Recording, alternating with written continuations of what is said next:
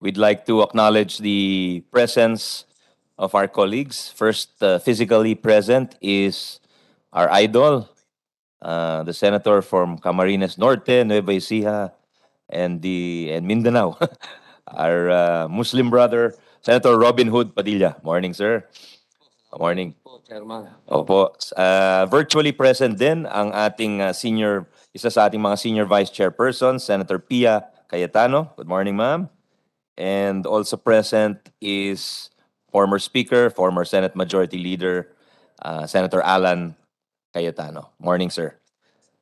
We hope others will join us, but of course, we also have a Commission on Appointments meeting, so we expect some of our members will be coming in and out. Pasok-labas po sila.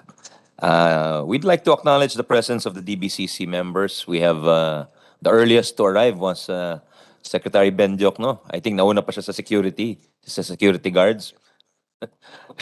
Si Sec Amina Pangandaman of DBM, Sec Arsenio Balisacan, Monetary Board member Bruce Talentino is also here. We received the letter because nag-reschedule nga ang committee a few times. Unfortunately, si Governor Medalla is abroad, but he was here for if we were to push through nung Monday with our original, well, that was already the second original schedule, no? Pero na-move tayo for various reasons. We'd also like to acknowledge Senator Bongo, also a vice chair of the committee. Andito po siya virtually. Morning, sir. So just try to get rid of a few preliminaries before we proceed to the briefing, Your Honors. Ang jurisdiction po ng ating komite ay all matters relating to funds for the expenditures of the national government for the payment of public indebtedness, auditing of accounts and expenditures of the national government, claims against the government, intergovernmental revenue sharing, and in general, all matters relating to public expenditures. Kung wala naman objection, i-adapt na lang po namin yung rules nung nakaraang mga taon. Kung okay lang po yun, hihingi ho kami ng motion sa ating kasamahan. Sinusunod ko po at sinusuportahan ko po ang inyong hakbang, mahal na tagapangulo. Yes, thank you. There's a motion to adopt the rules of the Committee on Finance in the previous Congress, as well as the supplementary effect of the rules of the Senate.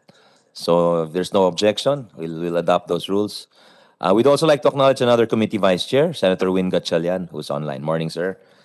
So just for the record, aside from this representation, our senior vice chairpersons are Senator Pia Cayetano, Senate President Pro Temp Lauren Legarda, Senior Vice Chair Amy Marcos, and vice chairpersons are Cynthia Villar, Ronald Bato de la Rosa, Sherwin Win Gatchalian, Christopher Lawrence Go, Risa Hontiveros, Maria Lourdes Nancy Binay, Senator Grace Poe, Senator Francis Tolentino, Senator Mark Villar, Senator J.V. Ejercito, and members, Senator Alan Peter Cayetano, Senator Chis Escudero, Jingo Ejercito Estrada, Manuel Lito Lapid, Robin Hood Padilla, who is present with us today, Senator Ramon Bong Revilla Jr., Senator Rafi Tulfo, and of course, our ex-officio members, as mentioned already, our pro temp, Senator Lauren Legarda, Majority Leader, Senator Joel Villanueva, and Minority Leader, Aquilino Coco Pimentel III. So thank you, Your Honors. I'd like to greet again Senator Gatchalian, who just entered. Morning, sir. We'll turn it over. We'll just for the rules of the questioning, I would ask the indulgence or beg the indulgence of our colleagues if we could allow all of the resource persons present to present, and then we'll open the floor for questioning. But of course, we'll allow a brief opening statement from our colleagues present in order to set the tone for the hearing. I think that's been the custom, but we'll follow the order of arrival. And that is, well, I won't exercise my prerogative. Periodically, I hope our colleagues don't mind. I will maybe interject on points just to pursue them further. But in order of arrival, the first is... So, yeah, I think the rule is that those physically present will get a priority. So that's... Senior vice chair. Senior vice chair. Or speech out, di ba? Yeah, well, there's also some traditions in the Senate. Oh. The four officials of the Senate, the Senate President, the Pro Temp, the Majority Leader, and the Minority Leader have usually are given preference or priority in order because they're members of all the committees. Thus, they cannot afford to wait. But also the rules, informal tradition is that we also allow the vice chairs to ask questions ahead, and then we go to those who are physically present, and then in order of arrival, and those virtually present. I hope that sits well with our colleagues. So there's no question. I just hope that we'll be able to pass a budget that is responsive to the needs of our people in front of me, and I trust in them. That's why I'd rather hear them than in my own voice. So maybe our colleagues, our Senior Vice Chair, Senator Pia, I'd like to give her the floor. Perhaps she has an opening statement. Senior Vice Chair, Senator Cayetano.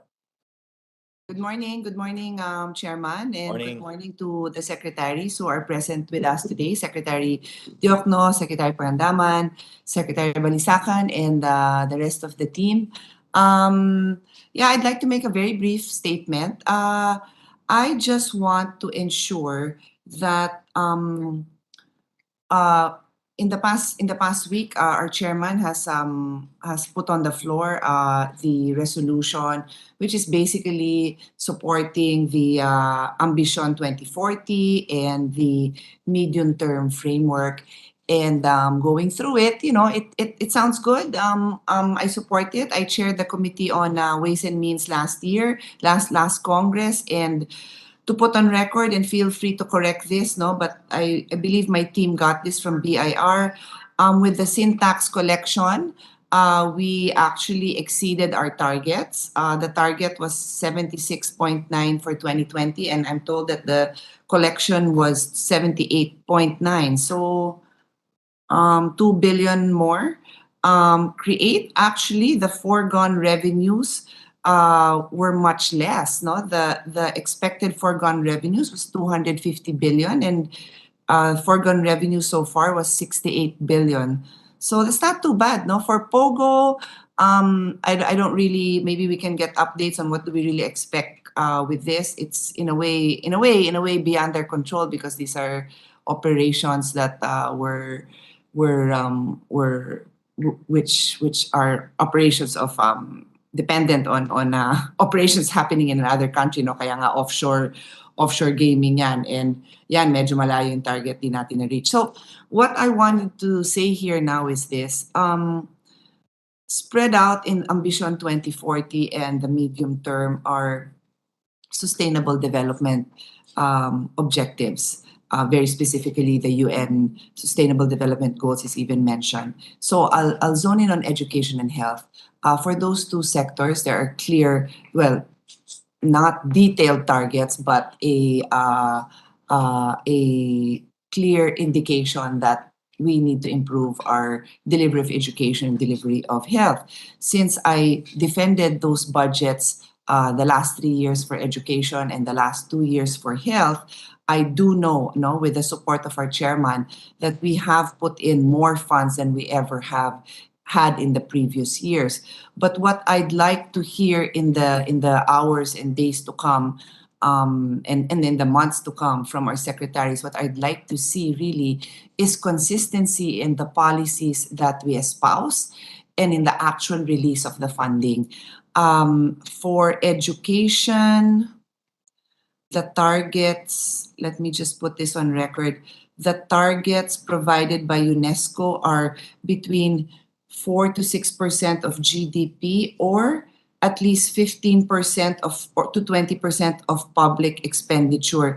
If you recall, Mr. Chair, last year, the number we came up with was close to 4%. But what I have now, and this is based on DepEd USEC Densing's statements, is it is 2.9% of GDP or 14.5% of the national budget. So that's still off the 4 to 6%. And since naghahabol tayo I don't think it's enough for us to say na malapit na yan sa 4. Let's say it was 3.8, no? Malapit na sa 4. Hindi, naghahabol tayo di ba? So I think we should be on the upper end. Let's be clear about that. And with health, the recommended spending is 5% of GDP, and our actual is 1.38% in 2021. And for the net, it's 1.37%. So I think we need a lot of clarity here. And to just show, to give an example, I'd hate it that we're trying to spend, trying to scrounge and look for funding for these programs, as I know that is the intention. But with our left hand and then with our right hand, we're being careless, outrightly careless, or outrightly supporting programs that are not supportive of our direction for health and education. And the example that is perfect for this is removing from the FDA the authority over regulating e-cigarettes. I need to mention this because the health sector, the Department of Health, the FDA, the DepEd had all asked for the repeal of this the sin tax law that had removed the authority of FDA and gave it to DTI, but I did not hear anything from the economic team. And this should matter to you because at the end of the day, the funding for health will be depleted for health-related issues when we are not being supportive of programs that no less than the Department of Health are asking us to support. So that's just an example. I leave it at that. I'll be listening diligently for the next 2 days and hopefully engaging so we can achieve the Ambition 2040 and the medium-term goals that this team wants us to support. Thank you, Mr. Chairman. Salamat po, Senior Vice Chair Pia Cayetano, Senator Pia Cayetano, and we agree with her points regarding the SDGs and the need to focus on health and education dahil tama po siya, naghahabol po tayo. So maybe we can reconcile our figures because what we have for public education expenditure for 2021 is 3.97%. Baka yung 2.9 ng DepEd is pertaining to basic education. Maybe they didn't include the funds for TechVoc and other things. So that we can ask the committee to reconcile that. The SUCs also, yeah. Actually, Mr. Chair, we did have figures closer to 4% last year, remember? We had a discussion on that also. So, and may LGU figures yan eh. So we really need the Right. agencies to help us put together the right figures, no? But again, the argument is at this point naghahabol tayo, we want to be on the higher end. I think Yes, you're absolutely correct. You're absolutely correct, Your Honor. I totally agree with you. Well, let's not settle, in other words, is what you're saying. Let's aim high. I agree. Next, I don't know if we'd like to acknowledge the arrival of some of our colleagues virtually. We have the Minority Leader, Senator Coco Pimentel, and Migrant Workers and Energy Chair, Senator Rafi Tulfo. They're both with us virtually. So I think the tradition dictates that we give the floor to one of our officers. So Senator Coco Pimentel, Minority Leader, are you online, sir? Good morning, Mr. Chairman. Good morning, sir. Yes, You have the floor, sir. I'm If you just here to for any listen. opening statement, sir, if you wish. Wala po. Thank you. Thank you Okay. very much. Okay. Any other colleagues would wish to have any opening statements? Senator Win? Senator Robin? May gusto ko niyong mag-statement before we give the floor to our resource persons? Department heads. Mahal na tagapangulo, wala muna po. Ang gusto ko po ay makinig sa ating mga bisita kung paano po ang ating budget. Tama po, ako din po. Salamat, Your Honors. In my excitement, I forgot to ask the Committee Secretary, David, to acknowledge the other resource persons present. My apologies. Could you acknowledge ComSec David, our other resource persons present? Again, a good morning to everyone.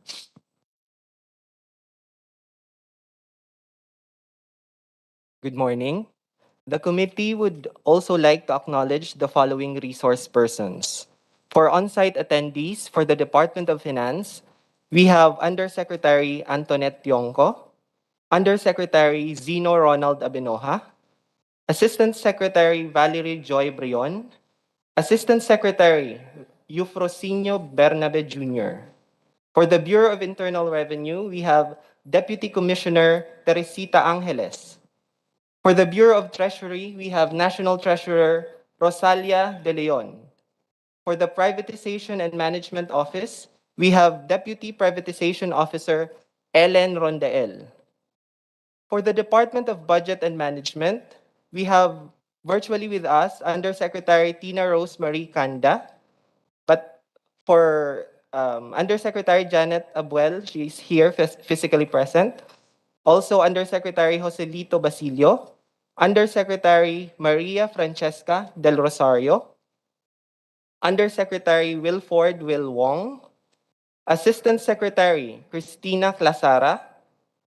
For the National Economic Development Authority, we have Undersecretary Rosemary G. Idelion, Undersecretary Melbourne Pana. For the Bangko Sentral ng Pilipinas, we have OIC of the Department of Economic Research, Dennis Lapid. OIC for the Supervisory Policy Research Department, Maria Cynthia Sison. For the Office of the President, virtually present with us is Laura Jean Alamin, Acting Deputy Executive Secretary. For the Department of Finance, we have Undersecretary Maria Edita Tan. For the Bureau of Internal Revenue, we have Deputy Commissioner Romeo Lumagi Jr., Deputy Commissioner Marisa Cabreros. For the National Tax Research Center, we have Executive Director Marlene Lucero Calubag. For the GSIS, we have Attorney Giovanni Lynn Kikoy Marin and Vice President Juliet Bautista. For the Philippine Tax Academy, we have President Gil Beltran. For the Development Bank of the Philippines, we have Executive Vice President Fe Susan Prado. For the Insurance Commission, we have Deputy Commissioner Erickson Balmes. We also have Assistant Secretary Clarito Alejandro Magsino. For the PSDBM, we have Executive Director Dennis Santiago. For the National Economic Development Authority, we have, for the Tariff Commission, Chairperson Marilu Mendoza. For the Philippine National Volunteer Services Coordinating Agency, we have Executive Director Donald James Bawe. For the Philippine Statistical Research and Training Institute, we have OIC Executive Director Maria Praxedes Peña. For the Public-Private Partnership Center, we have Joanne Mendoza.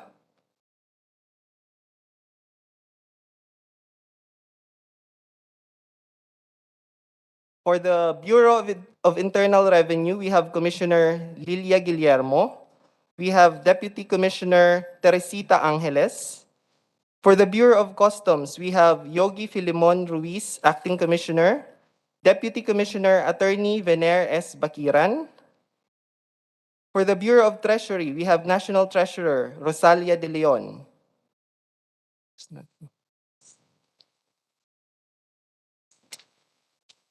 For the Bangko Sentral, we have Maria Ramona Gertrude Santiago, Senior Assistant Governor.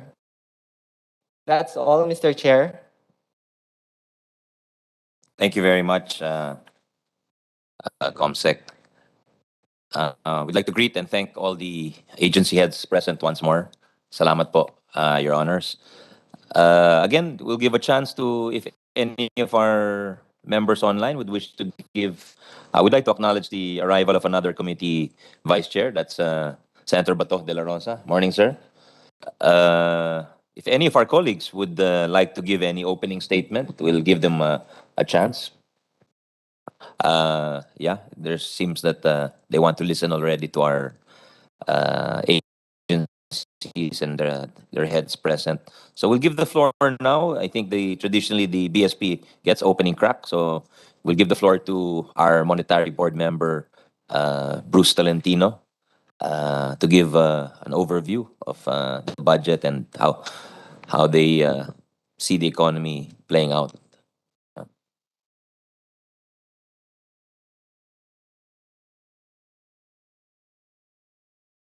Pakiayos lang yung mic. Parang Una pa lang, ayaw. ninenervyos yata yung mic. 2 trillion daw. Baka yung sa tabi, hiramin na lang muna. Yung kay Yusek Adilion, baka pwedeng hiramin. Abot pa.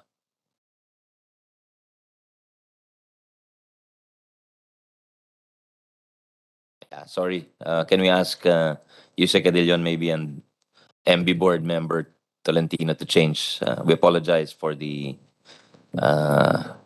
things happen once in a while, not often. The meantime, Senator Bato will sing us a song. It's,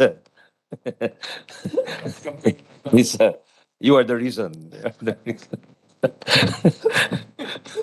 Crowd favorite.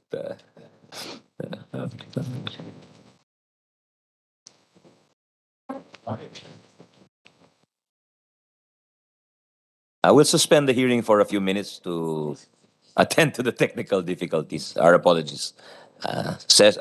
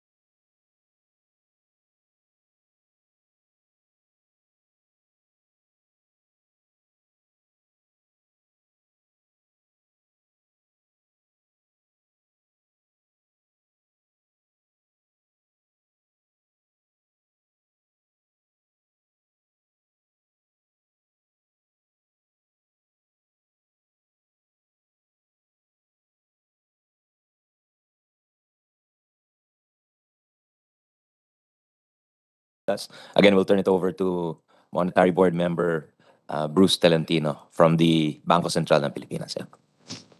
Thank you, Mr. Chairman. Committee Chair Sani Angara and the members of the Senate Committee on Finance, good morning. Again, I convey the apologies of Governor Philip Medalla. He was supposed to be available for the meeting, but the changes in the schedule did not allow him to. He's now representing the Philippines the meetings of the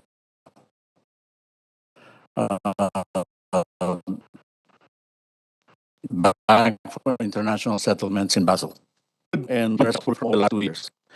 Over the last 2 years, in response to the COVID-19 pandemic, particularly the lockdowns that crippled our economy and the economies of many countries across the globe, the BSP undertook swift and decisive measures that have provided crucial support to the economy, particularly to ensure ample liquidity in the financial system, restore financial market functioning, and ensure that the markets have confidence in the Philippine economy. These measures include, number one, cuts in the policy rate, the reverse repurchase rate, that have added 0.7% of GDP to the economy, and the provisional advances to the national government. These are not unusual. These are not conventional, but these are unusual for the BSP. But the BSP charter does allow the BSP to lend to the national government in a time-bound mechanism and for limited periods only, very short. These advances to the national government were refreshed at least twice over the last 2 years and settled by the national government before the end of the Duterte administration. In total, the BSP's policy and liquidity easing measures injected into the financial system about 11.3% of the country's full year nominal GDP, translating to something like 2.2 trillion pesos into the economy, or roughly about 11.3% GDP. The BSP, as part of these liquidity enhancing measures, also went into the secondary market to purchase government securities. This was the largest market intervention that the BSP undertook over the last 2 years. In the first rounds, the BSP picked up something like 74.3% of the available securities, and again 41.9% in 2020 and 2021. But over time, the average daily participation of the BSP in the securities market has declined. Now that this has declined, the BSP is ready to normalize the situation. The enhanced liquidity measures now need to be normalized so that we can adjust to the new situation that is now facing us. The BSP, for example, brought down the policy rate to a historic low of 2% over an extended period.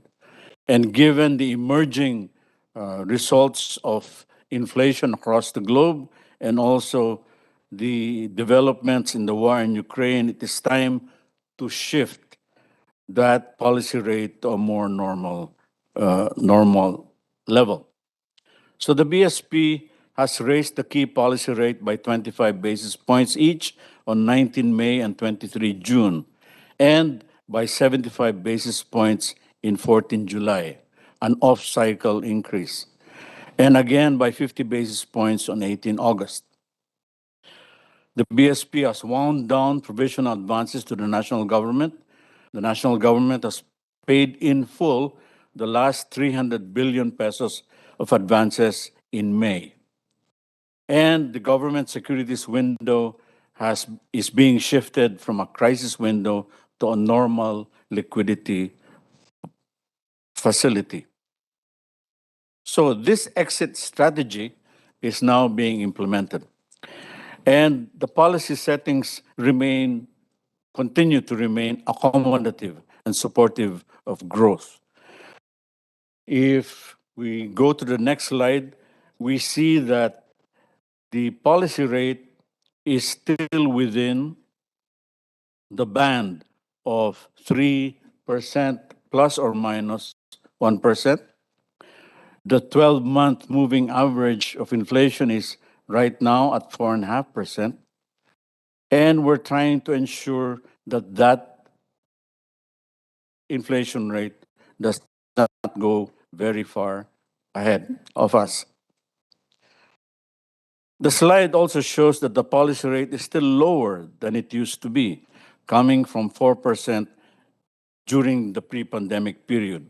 At the same time, the real policy rate at minus 2.55% as of August 2022 continues to be negative. Now looking forward, the latest baseline inflation forecast as of 18 August 22 Monetary Board meeting indicate inflation averaging at 5.4% in 2022 and declining to 4% in 2023 and 3.2% in 2024.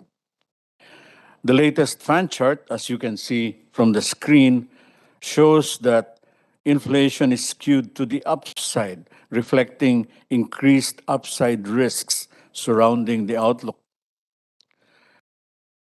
At the 90% confidence interval, as you can see on the right side, the estimates indicate that the probability of inflation breaching the high end of the target rate is at 100% for 2022 and over half, 52%, in 2023 compared to the previous round. For 2023 and 2024, the probability of inflation settling within the target range is at 43.5% and 52.7%, respectively.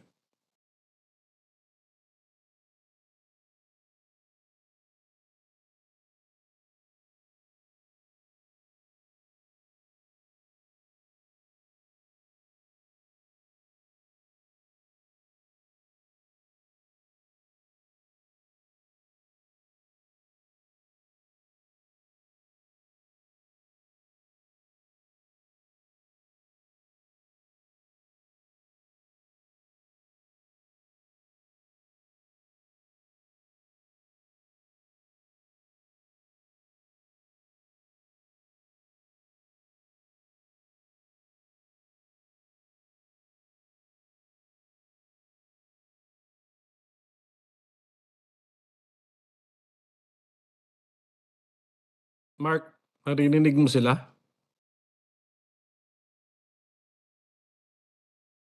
Wala. Nothing.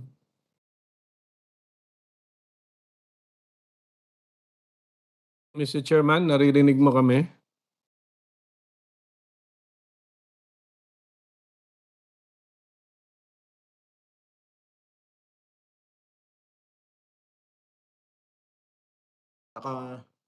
Wala akong marinig. Wala, oo. Tawagan ko si ano.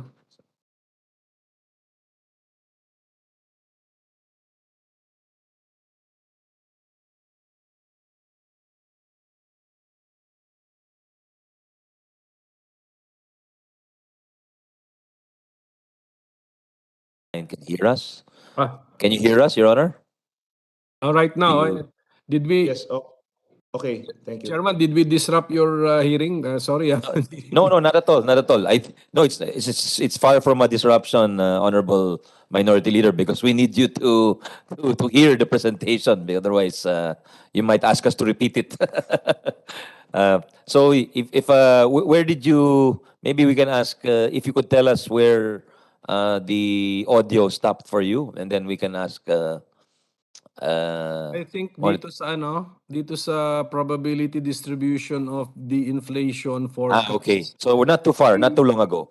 Yeah, that's about 43.5%, parang ganun, no? yeah. So if it's all right, just repeat what you said about the commodities, the food, the fish, the sugar, please. Thank you, Mr. Chairman. To continue, the risks to the inflation outlook appear to be tilted to the upside for 2022-2023 and is seen to be broadly balanced for 2024. Should the risks materialize, the inflation forecast will move further away from the inflation target in 2022 and 2023. These potential risks are higher global non-oil prices, particularly food, higher fish prices, the sharp increase in sugar prices, and the possible transport fare hikes due to higher oil prices. These are the major upside risks over the policy horizon. Meanwhile, the potential impact of a weaker than expected global recovery, because many other countries also are facing problems, as well as the delayed lifting of restrictions in some regions, continue to be the main sources of downside risks.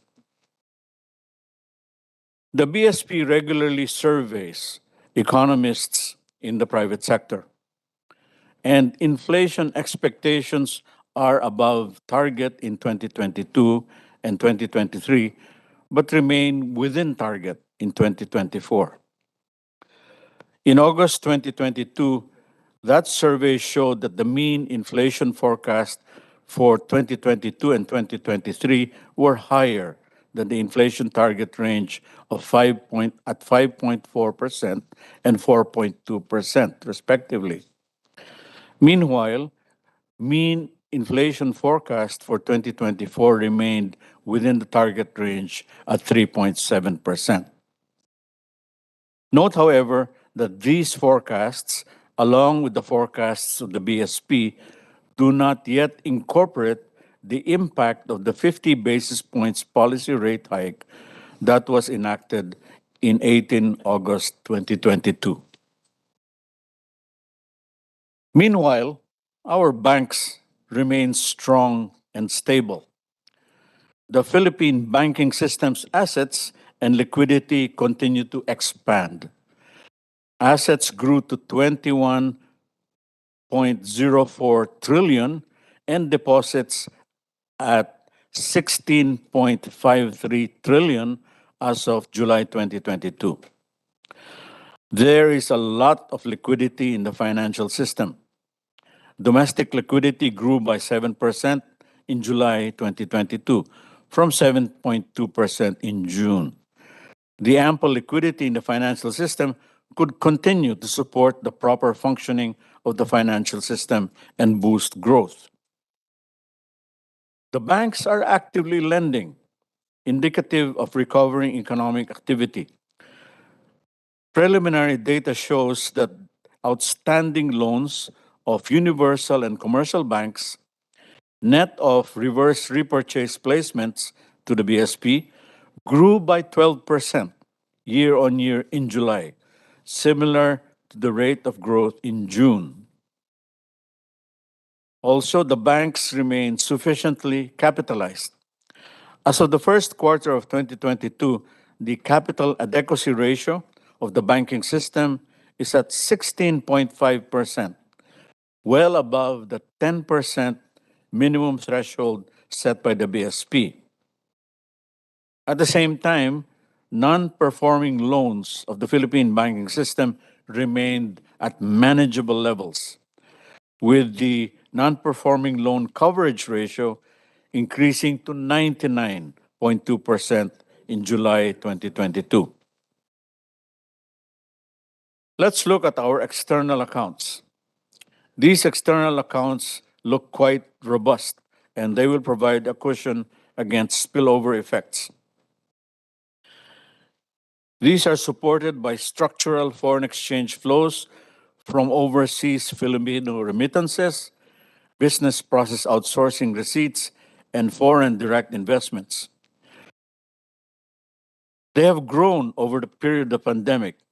In 2020, it was $31.4 billion. The first half of 2021 was $14.9 billion, and the first half of 2022 displays more growth at 15.3%.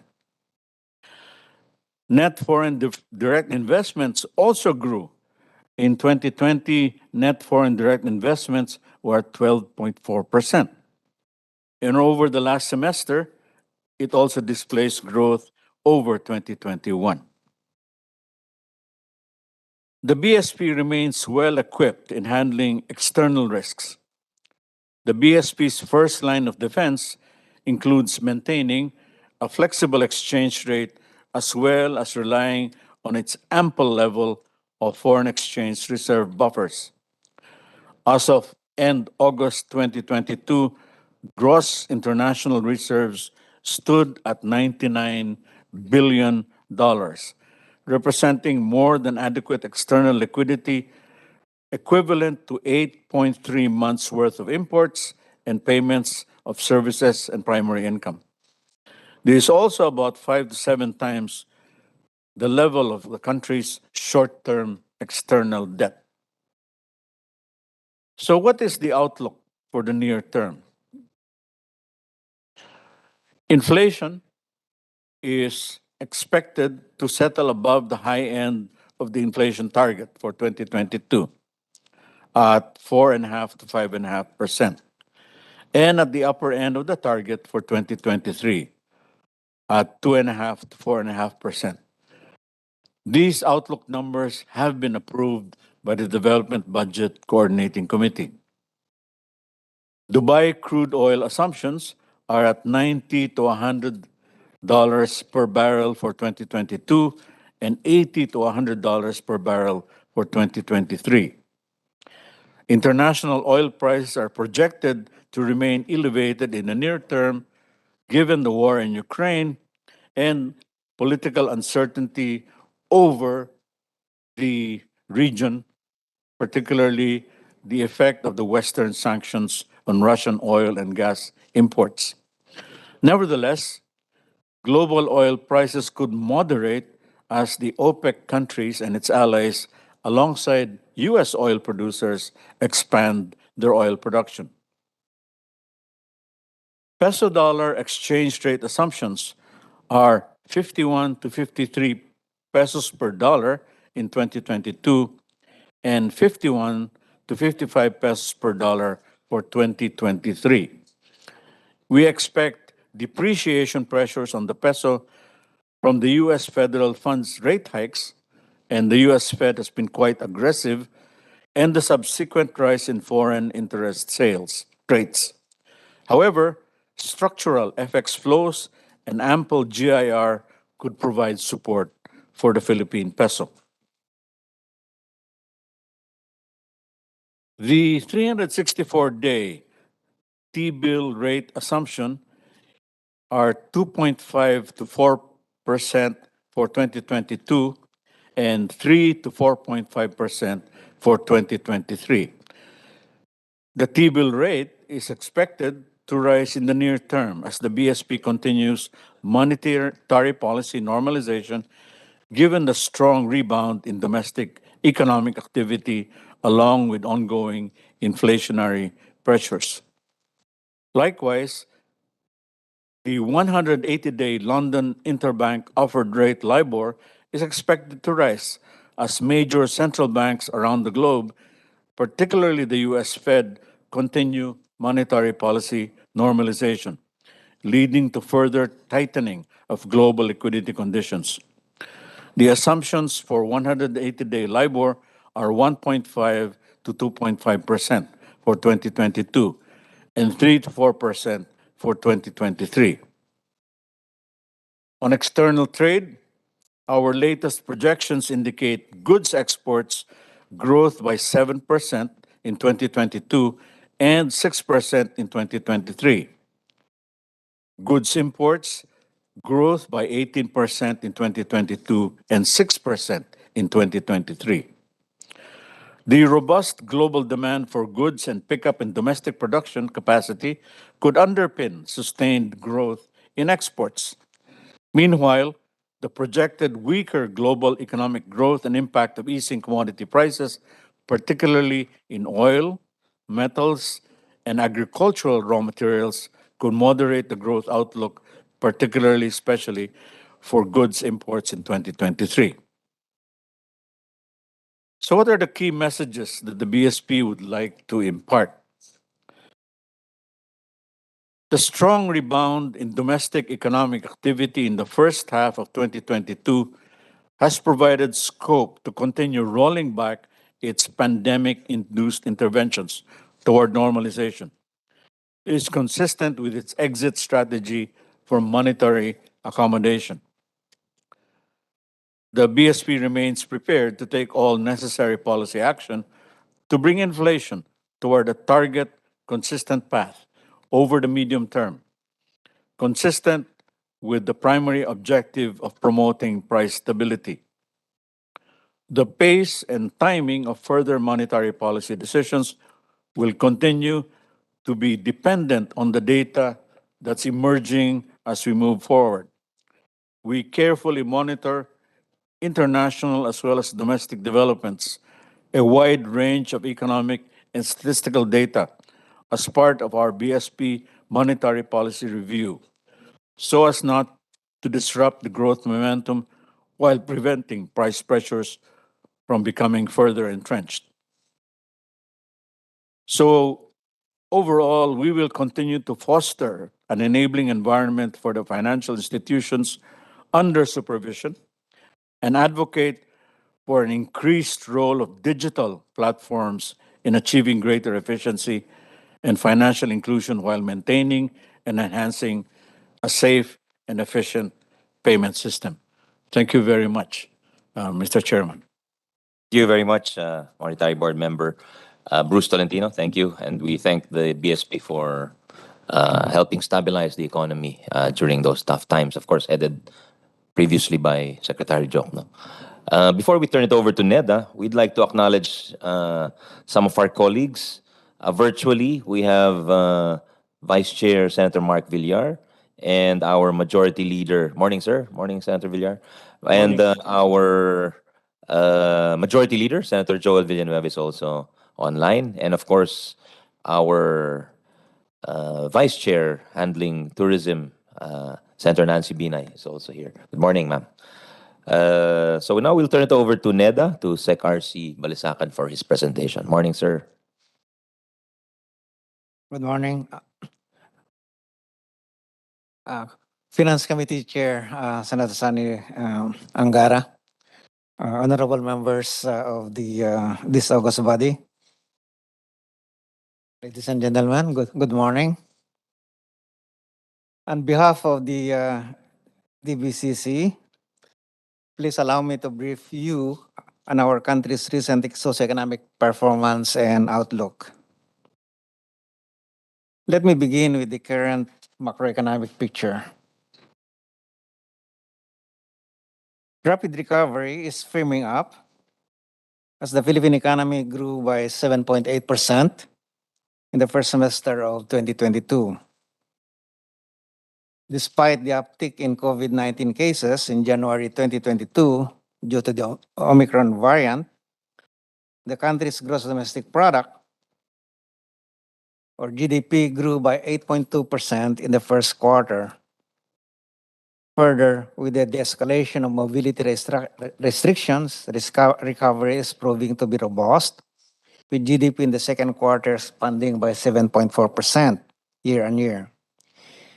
Indeed, among major Asian economies, the Philippines posted the fastest expansion in the first semester, outperforming Vietnam, Indonesia, and China.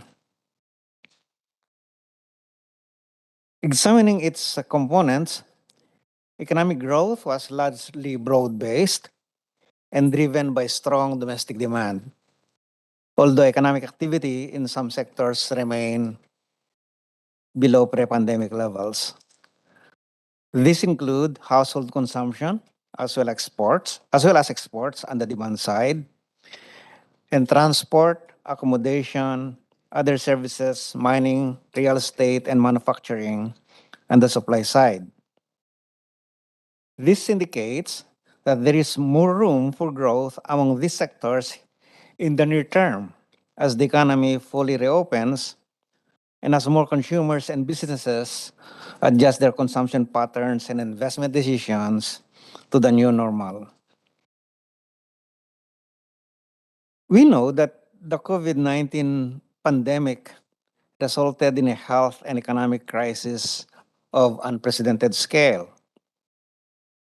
The government adjusted its policies over the past 2 years as lockdowns were gradually lifted and a more calibrated approach was taken to ensure the recovery of economic activity. Due to the sharp reduction in 2020, real GDP per capita in 2022 remains below its pre-pandemic level in 2019.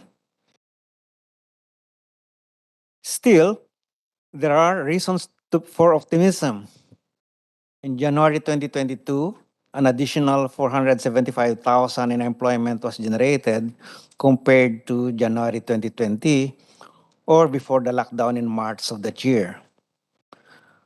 More recently, the unemployment rate slid to 5.2% in July 2022 from 7.2% the same month last year. Underemployment in July 2022 likewise eased to 13.8% from 21.0% in July 2021, equivalent to about 2.2 million Filipino fewer underemployed year on year. These figures indicate significant improvements in labor market conditions. As we move towards a full reopening of the economy, the availability of more job opportunities will help temper the impact of global inflationary pressures on the purchasing power of Filipinos. For 2022, Multilateral institutions such as the IMF, ADB, and the World Bank expect the Philippines to grow faster than major Asian economies such as Malaysia, Indonesia, Vietnam, and Thailand. As I mentioned, the further reopening of the economy and strong domestic consumption will be the main driver of growth in the near term, provided that risks such as inflation in food and transportation are effectively managed. For 2023, the Philippines' economic growth is projected to moderate. However, key policy actions laid out in the 8-point development or socio-economic agenda, which we will discuss later, will be critical in sustaining our recovery to the rapid growth trajectory we had been following pre-pandemic. The poverty statistics show us that we made significant strides in poverty reduction between 2015 and 2018. Indeed, we observed a 6.8% percentage point decrease in poverty incidence between these two periods, quite fast by our historical standard. However, the effects of the pandemic and policy response challenges resulted in a 1.4 percentage point increase in poverty. That is from 16.7% in 2018 to 18.1% in 2021. This translates to about 2.3 million more people, more poor Filipinos relative to 2018. Socioeconomic scarring, especially in human capital such as health and education, is expected to linger unless this is immediately addressed. The following are key observations on the current macroeconomic picture. First, recovery is underway, with robust domestic demand driving the country's growth momentum. Second, on the demand side, consumption accounts for 85% of the 7.8% growth recorded in the first semester of 2022. On the supply side, the services sector contributed nearly 2/3 of that expansion. Furthermore, we expect that the improvements in mobility and business confidence, the promising return of domestic and foreign tourism, and the steady inflow of remittances will buoy the economy despite external headwinds. Thus, Mr. Chair, the country's domestic activity can serve as a strong anchor for the economy, at least in the near term. For the medium term, the following are the major socioeconomic targets of the Marcos administration, plus on the screen, which the President has already announced in his State of the Nation address. No doubt, these targets are ambitious. They are not, however, impossible to reach, even with the challenges we face today. The economic team is well aware of our economy's domestic and external risk. These include factors that could disrupt our food supply, including elevated commodity and input prices aggravated by geopolitical and trade tensions, the spread of infectious animal diseases, inclement weather, and issues in global value chains. The slowdown of major trading partners and the emergence of new public health concerns may also result in weaker demand for goods and services worldwide. The tighter fiscal space and limited absorptive capacity of implementing agencies may also result in challenges in assisting vulnerable population segments. However, with the right priorities in mind and the correct policies moving forward, the economy can be steered through these turbulent waters and back onto its high growth trajectory. The plans and programs of the Marcos administration are framed by its 8-point socioeconomic agenda. The agenda identifies priorities and actions for near-term issues such as arresting inflation and protecting the purchasing power of families while addressing the vulnerabilities from the socioeconomic scarring inflicted by the pandemic. This will be complemented by policies and initiatives that ensure macroeconomic fundamentals and government processes.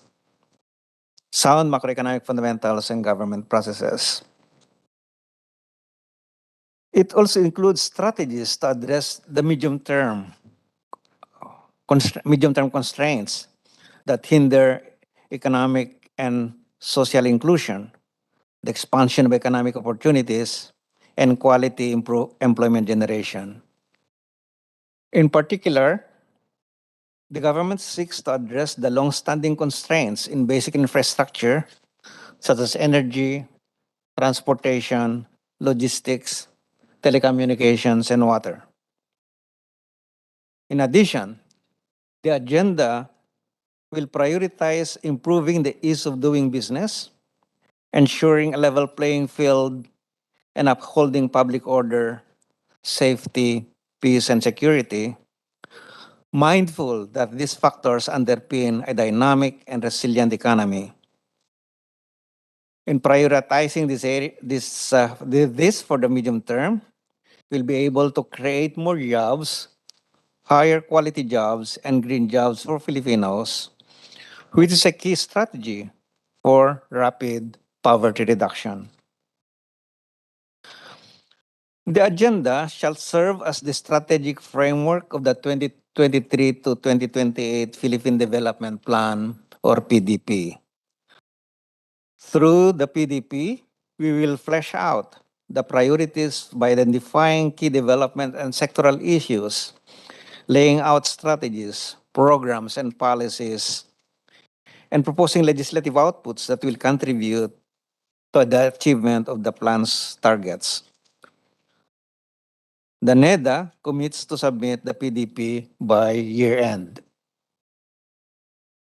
Let me conclude, Mr. Chair, by saying that there is no compelling reason to believe that our country cannot reach the goals we have set for ourselves. With this in mind, we can take the necessary steps to transform our economy and society into one that is prosperous, inclusive, and resilient. Thank you.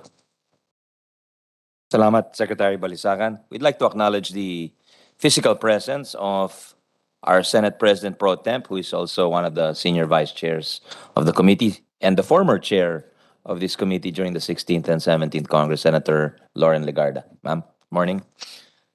Now we'll turn it over to Secretary Ben Joknel of the Department of Finance. Sir, morning. Finance Secretary Chair Sani Angara and other members of the Senate Finance Committee. Before I begin my presentation, I'd like to extend our deep appreciation to the Senate for passing key structural reforms in the 17th and 18th Congresses. With your decisive actions, you've made the tax system simpler, fairer, and more efficient. The previous administration left us with a superior tax system and a much more open policy environment that will help our economy compete with our regional peers and return to its high growth path. These structural reforms will provide a basis for a strong recovery and sustained growth. Now, my presentation today covers the current state of our economy, followed by updates on our fiscal performance and borrowing efforts, an overview of the medium-term fiscal plan, and the DOF's legislative priorities. The economy grew by 7.8% for the first half of the year. This is already above the full year target of 6.5 to 7.5% for 2022. In order to attain the lower bound of our forecast growth for the year, the economy has to grow by only 5.2% in the second half of 2022. And to hit the upper bound of our target, the economy has to expand by 7.2%. Both targets are very much achievable. As explained by Secretary Balisacan, the expansion in the second quarter was broad-based with positive contributions from all three major sectors: agriculture, industry, and services. Investor confidence is on the rise. In 2021, we achieved record high foreign direct investment inflows amounting to $10.5 billion US. And for the first half of this year, FDI inflows reached $4.6 billion US, up by 3.1% from the previous year's level. With the successful reopening of the economy and robust economic activity, we are seeing green shoots in the jobs market. The 5.2% unemployment rate in July is the lowest since the pandemic hit. Furthermore, the labor force participation rate, employment rate, and average weekly hours worked were all higher in July compared to the previous month. Now let me go to the updates on fiscal performance and borrowing efforts. Our revenues are on a steady surge. From January to July, national government revenues hit 2.04 trillion pesos, posting a double-digit growth of 17% compared to the same period in 2021. This significant increase was driven by the double-digit growth of both tax and non-tax revenues at 16% and 24% respectively. We have sustained above target revenue collections. Total revenues from January to July 2022 exceeded the Dbcc approved program of 1.9 trillion pesos by 6%. Our stellar collection performance is steered by increased economic activity due to the full reopening of the economy, complemented by the digitalization of our revenue agencies. With these revenue drivers in place, we expect our revenue collection to reach our 3.3 trillion peso target this year, which is 10% higher than in 2021, and it will exceed the pre-pandemic level of 3.1 trillion pesos. Meanwhile, our latest fiscal ratios show that we are on track to achieving our revenue and tax effort targets for the year. In the first half of the year, our revenue effort, defined as revenues as percent of GDP, rose to 16.7% of GDP. This is higher than the full year target of 15.2%. Meanwhile, our tax effort, defined as taxes as percent of GDP, stood at 14.9% in the first half of 2022. This is above our full year target of 14.5% and is at par with our pre-pandemic performance. The total fiscal deficit for the first 7 months of the year reached 761 billion pesos. But this is 9% lower than the same period in 2021. We are committed to stabilizing our debt in the medium term. This year, the total national government debt is expected at 62% of GDP. In pursuit of prudent debt management and domestic capital market development, around 75% of our borrowings will come from domestic sources. This strategy will minimize the country's foreign exchange risk resulting from ongoing global uncertainties. In the first 7 months of 2022, our gross borrowings reached 1.25 trillion pesos. Domestic borrowings comprise 73% of 909 billion pesos, while the remaining 27% or 336.5 billion pesos were drawn from external sources through global bond offerings and official development assistance. The total actual gross borrowing for January to July is at 56% of the program borrowings, which amounts to 2.2 trillion pesos. This is 13% lower than the 2.6 trillion peso gross financing incurred in 2021. Now, let me talk about the overview of the medium-term fiscal plan. The Marcos administration is laying out a comprehensive 8-point socio-economic agenda to help the country attain a faster, greener, and more inclusive growth that will benefit all Filipinos.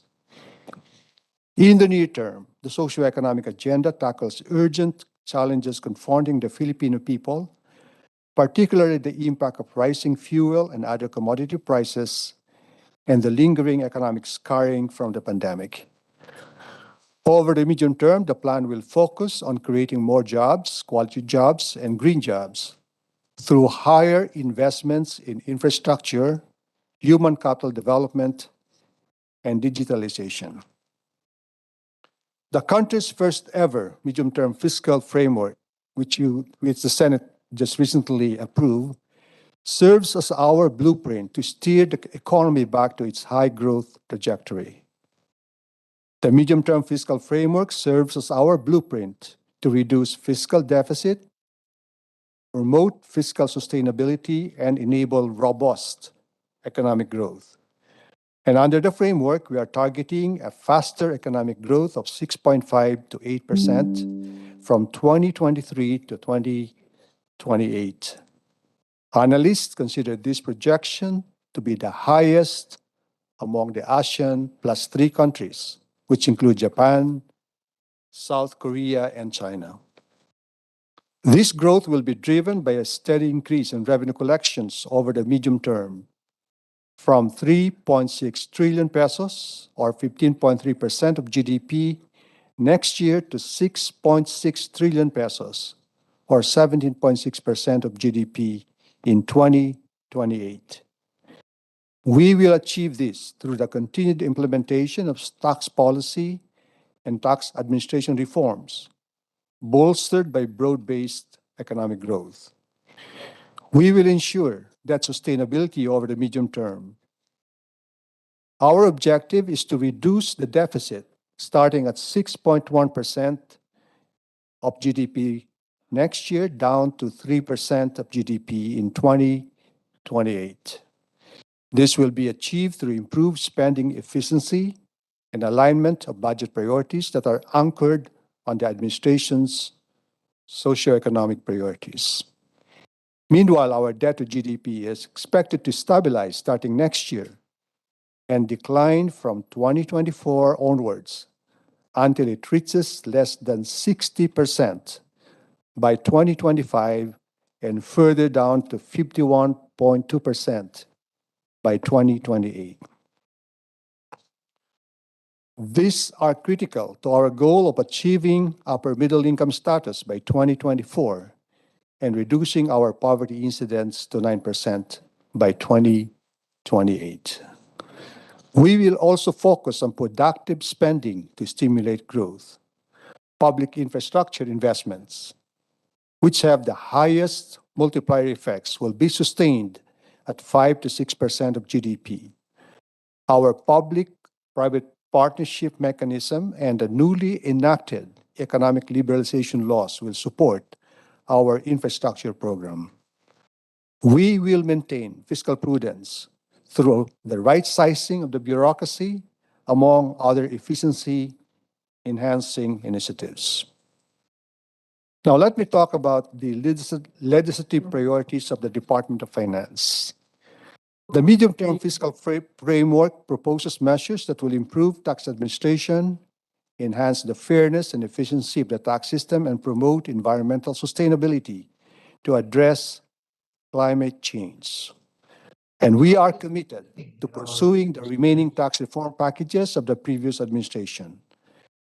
First is the Real Property Valuation and Assessment Reform Bill.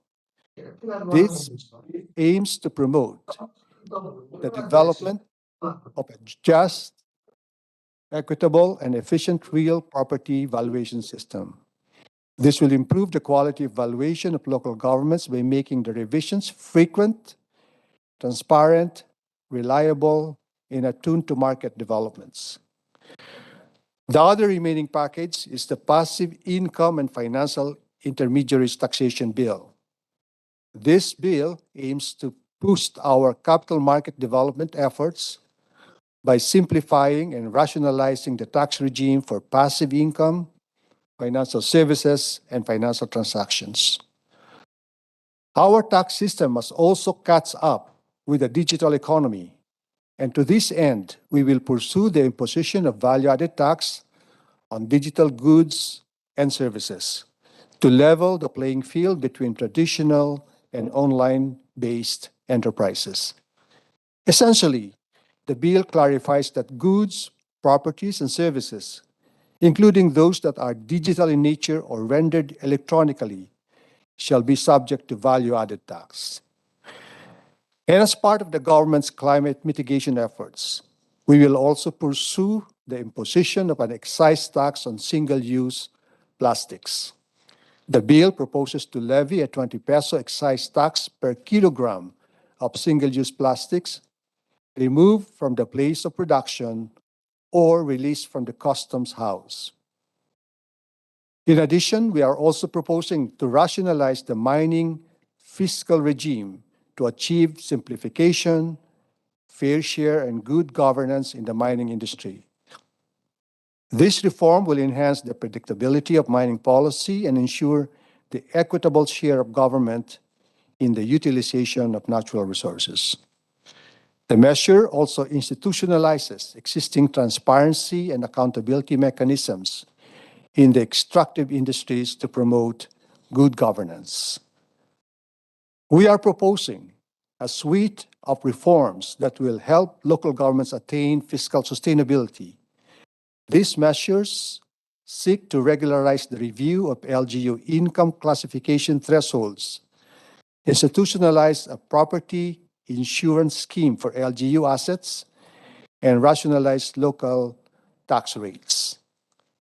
The Department of Finance will also support the passage of the Military and Uniformed Personnel Pension Reform Bill, the Capital Market Development Bill, the Livestock Development and Competitiveness Bill, and amendments to the Land Bank and the Philippine Crop Insurance Corporation. In closing, allow me to assure you, the honorable members of this chamber, that the President's proposed 2023 budget is supportive of the country's bid for strong recovery and accelerated growth. With capable leaders and a robust economic plan to guide us in the next 6 years, we are fully confident that we will achieve the Marcos administration's bold socio-economic agenda. We look forward to working closely with you in pursuing appropriate and timely policies to make the country one of the fastest rising economies in the region. Thank you. Thank you, Secretary Ben. I'm sure Vice Chair Gatchalian who's the chairman of the Committee on Ways and Means, will ask you about the new taxes later. We'll now turn it over to the DBM, Secretary Amina Pangandaman. Morning, ma'am. Good morning, Senate Finance Chair, Vice Chairs, and members of the committee. I am presenting today the proposed National Expenditure Program, or the National Budget for fiscal year 2023. We are one with the President in moving the country forward through united efforts for economic transformation. Hence, our National Expenditure Program is anchored on the theme Agenda for Prosperity, Economic Transformation Towards Inclusivity and Sustainability. Our economic transformation will be propelled by programs for infrastructure development, including the Build Better More program, as well as digital and social infrastructure, agriculture productivity, and socio-economic empowerment. Yet, we will ensure inclusivity, that no Filipino would be left behind, and sustainability, that our growth takes into consideration sustainable development goals. The proposed national budget is 5.268 trillion. This was crafted based on and in support of the administration's medium-term fiscal framework, as previously approved by Congress and the Senate of the Philippines. Overall, the budget is consistent with the priorities outlined by the President during his State of the Nation address. This budget is a springboard for the economy's full-speed recovery and meaningful structural reform. Hence, it is classified into four main pillars. First, strengthening the purchasing power of Filipinos. Second, reducing vulnerability and mitigating the scarring from COVID-19 pandemic. Third, enhancing bureaucratic efficiency. And last, providing support to local governments. Here are the key aggregates and dimensions of the fiscal year 2023 budget. We receive a total of 8.66 trillion worth of agency budget proposals for 2023. The DBM evaluated the proposals to accommodate the priority programs of the national government, considering the Dbcc approved expenditure ceiling of 5.268 trillion. The proposed budget is 4.9% higher than this year's budget and is equivalent to 22.2% of GDP. By expense item, personal services expenditure will have the largest share of the proposed budget at 31% or 1.631 trillion. This is 16.1% larger when compared to this year's GAA level because of the implementation of the fourth and last tranche of salary standardization law next year, pension requirements, creation and filling up of positions, and allocation for the implementation of the national government right-sizing program. Capital outlays will get the second largest share at almost 18.6% or equivalent to 980.3 billion and expanding by 0.3% year-on-year for various infrastructure projects of the national government such as road and transport infrastructures.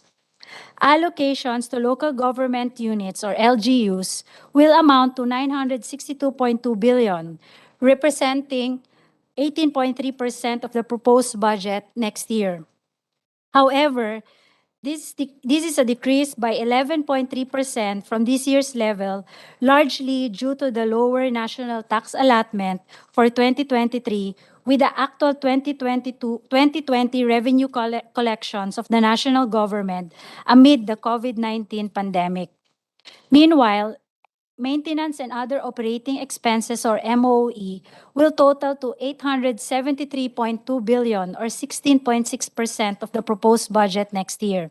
This will mainly fund the implementation of various education, health, and social protection programs of the national government, as well as the operations of the line departments and agencies.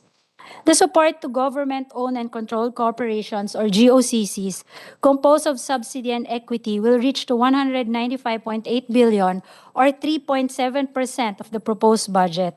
This will grow by 8.4% owing mainly to the higher subsidy requirements of the Philippine Health Insurance Corporation, National Food Authority, and the National Irrigation Administration. Meanwhile, debt burden will be provided with 611 billion or 11.6% of the proposed budget. This consists of the 28.7 billion net lending assistance to GOCCs and 582.3 billion interest payments. Tax expenditures will be allocated with 14.5 billion, the same level as this year. By recipient unit, the national government agencies will capture 66.4% of the proposed budget or equivalent to 3.499 trillion. This will fund the operations and implementation of various programs and projects of line departments and agencies. The LGUs will get 18.3% of the proposed budget with 962.2 billion, composed largely of the 820.3 billion NTA and the 64.8 billion Bangsamoro Autonomous Region in Muslim Mindanao BARM Block Grant. Meanwhile, GOCCs will be allocated with 195.8 billion or 3.7% of the proposed budget. Next slide. In terms of the sectoral breakdown of the proposed budget for 2023, the biggest allocation will be provided to the social services sector, amounting to 2.071 trillion or 39.3% of the 5.268 trillion expenditure program. This is followed by the economic services sector which will receive 1.528 trillion or 29%, as in previous years and consistent with the current administration goal to reduce poverty, usher in economic transformation, and accelerate economic recovery. These two remains to be the top government priorities. Meanwhile, the general public services sector will be allocated with 807.2 billion or 15.3%, debt burden with 611, and defense with 250.7 billion or 4.8%. Of the total 5.268 trillion proposed budget, 3.011 trillion or 57.1% will be directly allocated to the regions. In terms of regionalized budget, NCR will get 989.8 billion or 18.8%. Per major island group, Luzon will receive 954.5, 18.1%, Visayas with 437.6 billion or 8.3%, and Mindanao with 628.7 billion or 11.9%. The remaining of 42.9% or 2.257 trillion will go to the non-regionalized budget. This is composed of the nationwide and central office allocations, amounting to 1.869 trillion and 388.7 billion respectively.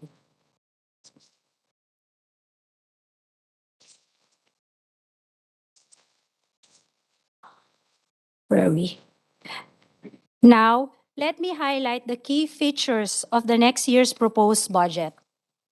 The fiscal year 2023 proposed budget is a tailor fit according to the 8-point Socio-Economic Agenda, which outlines intended to address the immediate issues of inflation, socioeconomic scarring, and low income. To arrest inflation, constraints in food, energy, and transportation and logistics sectors will be holistically addressed to ensure that there is enough supply of basic goods and services that is affordable and accessible to all. To reduce vulnerability and scarring from COVID-19, the government will continue to implement risk-managed intervention to fully reopen the economy and ensure the unimpeded and adequate delivery of social services such as health, education, and social protection.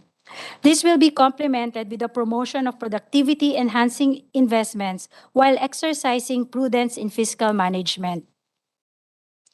The first pillar of the proposed budget aims to strengthen the purchasing power of the Filipinos, considering the continuing inflationary pressures from both global and domestic sources.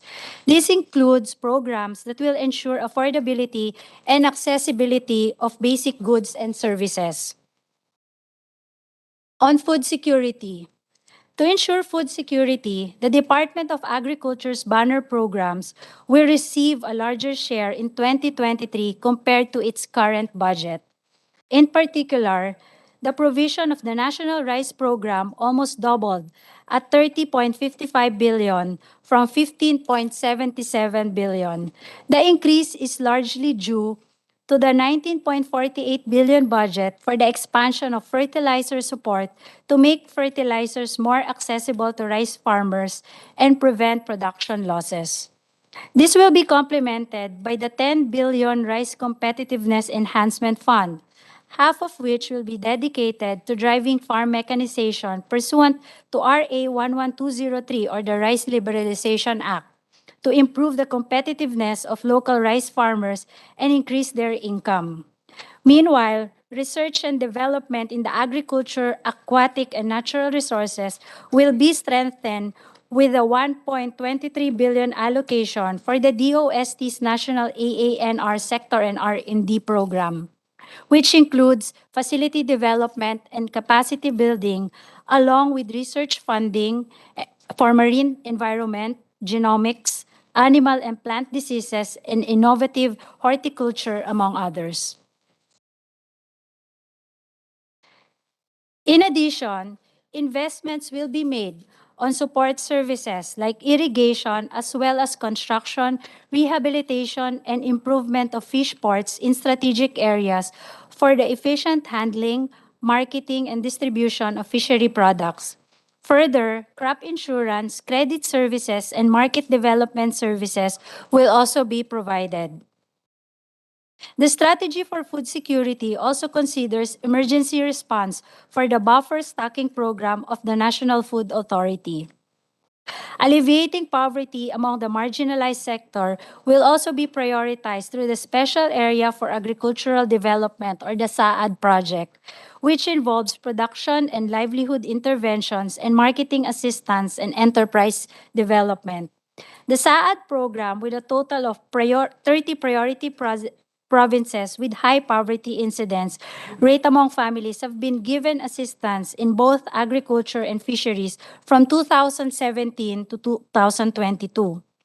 Starting fiscal year 2023, the continuation of the project will help additional farmer beneficiaries across 612 municipalities categorized as poor or those living below the poverty threshold. The Department of Agrarian Reform's support to parcelization of lands for individual titling or split will receive 6.14 billion pesos to provide individual line titles to 358,258 beneficiaries, while 3.52 billion will be allocated under Land Tenure Security Program for land acquisition and registration of 27,942 hectares and distribution of 27,101 hectares of private agricultural and government-owned lands.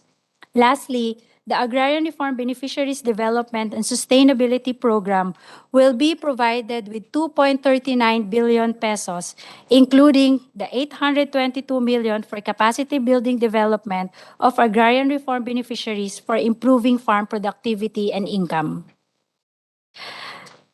To sustain the administration push for infrastructure development, the Build Better More program, or the expanded Build is allocated a total of 1.19 trillion, or equivalent to 5% of GDP. This is within the target of 5 to 6% of GDP annual appropriation for infrastructure in the next 6 years, 2023 to 2028. Also presented are the top 10 departments receiving bulk of the proposed infrastructure budget, with DPWH and DOTR leading the list. In terms of sub-object, the bulk of the proposed infrastructure project is intended for road networks, rail transport, flood control infrastructure, buildings, right-of-way acquisition, and irrigation systems. A significant amount is also provided for social infrastructure, covering hospital and health centers, school buildings, housing and community facilities. Similarly, for the agriculture and environmental sectors, support will be provided for irrigation systems and reforestation projects. For DPWH, some 272.87 billion will be used to finance the provision of an efficient transport and logistics system for goods and services. On the other hand, the DOTR will be provided with 167.12 billion for the establishment of an efficient and reliable mass public transportation system. The rail transport program will receive the chunk of the budget at 113.99 billion to implement the ongoing rail projects such as the North-South Commuter Railway System with 75.11 billion. In addition, here are some of the flagship projects under the DOTR Land Public Transportation Program, namely EDSA Greenways Project with 775 million, Cebu Bus Rapid Transit, 700 million, and the EDSA Busway Program project with 211.2 million. Aside from the transport projects, there are logistic projects meant to lessen the cost of transporting agricultural goods. Pareho silang reimbursable. Can we ask the party line to... Akala ko wala na pong party line. meron pa po pala. Could we ask people to mute their computers, please? Yeah, go ahead, Secretary. Thank you. This includes This includes FMR project under DA with 13.15 billion, the Philippine Rural Development Project with 5.98 billion, and the Sugarcane Industry Development Program with 1 billion. In addition, the DTI's Export and Investment Development Program is provided with 773 million for programs directed towards the development, facilitation, and promotion of exports and investments, both domestic and foreign, as well as the formulation of strategic plans and policies. To provide affordable and clean energy, the budget takes into consideration the commitment to reliable and secure mix of energy resources through the DOE's Renewable Energy Development Program, Energy Efficiency and Conservation Program, and Alternative Fuels and Technologies Program, with a total allocation of 476 million. This will be complemented by the continuation of the NEA's CTO Electrification Project, which aims to energize 1,085 CTOs in 2020 with a proposed budget of 1.63 billion. Meanwhile, with the expected continuing elevated cost of fuel, the budget for the DA's fuel assistance for farmers and fisherfolk will be doubled at 1 billion. 510.45 million will be allocated towards the corn farmers, while the remaining of 489.55 will be allocated for fisher folks. In addition, 2.5 billion is allocated for the DOTR's fuel subsidy program for the transport sector affected by the rising fuel prices. To accelerate MSME development, the budget strengthens the MSME's linkages to local and international markets through the DTI's 1.53 billion worth of programs and projects to support MSME. For additional financing options for micro-entrepreneurs, for 2023 proposed budget provides 1.5 billion to the Pondo sa Pagbabago at Pag-asenso or the P3 program to cover 40,000 MSME borrowers. Aside from being affordable and cost efficient, the P3 program also aims to stabilize informal lending and protect micro-entrepreneurs from lenders.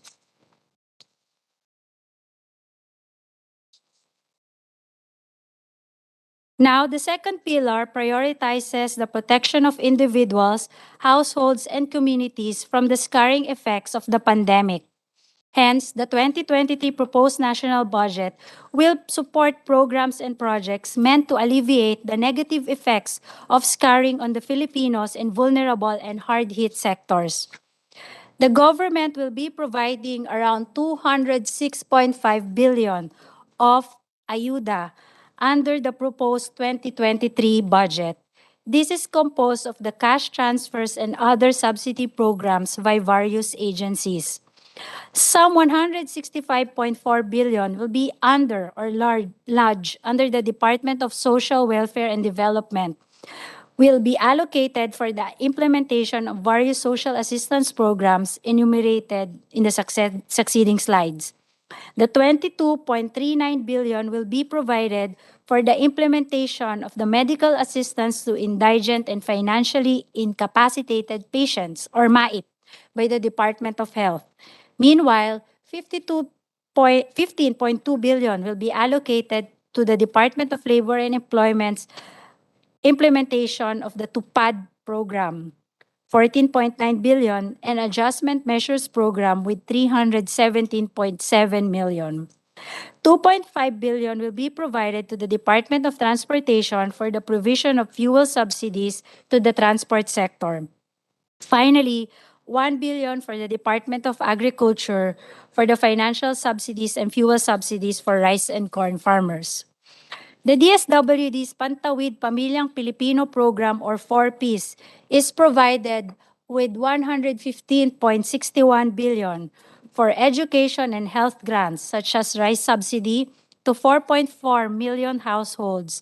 This will also cover the provision of the data validation for Listahan 3 for a better beneficiary targeting system.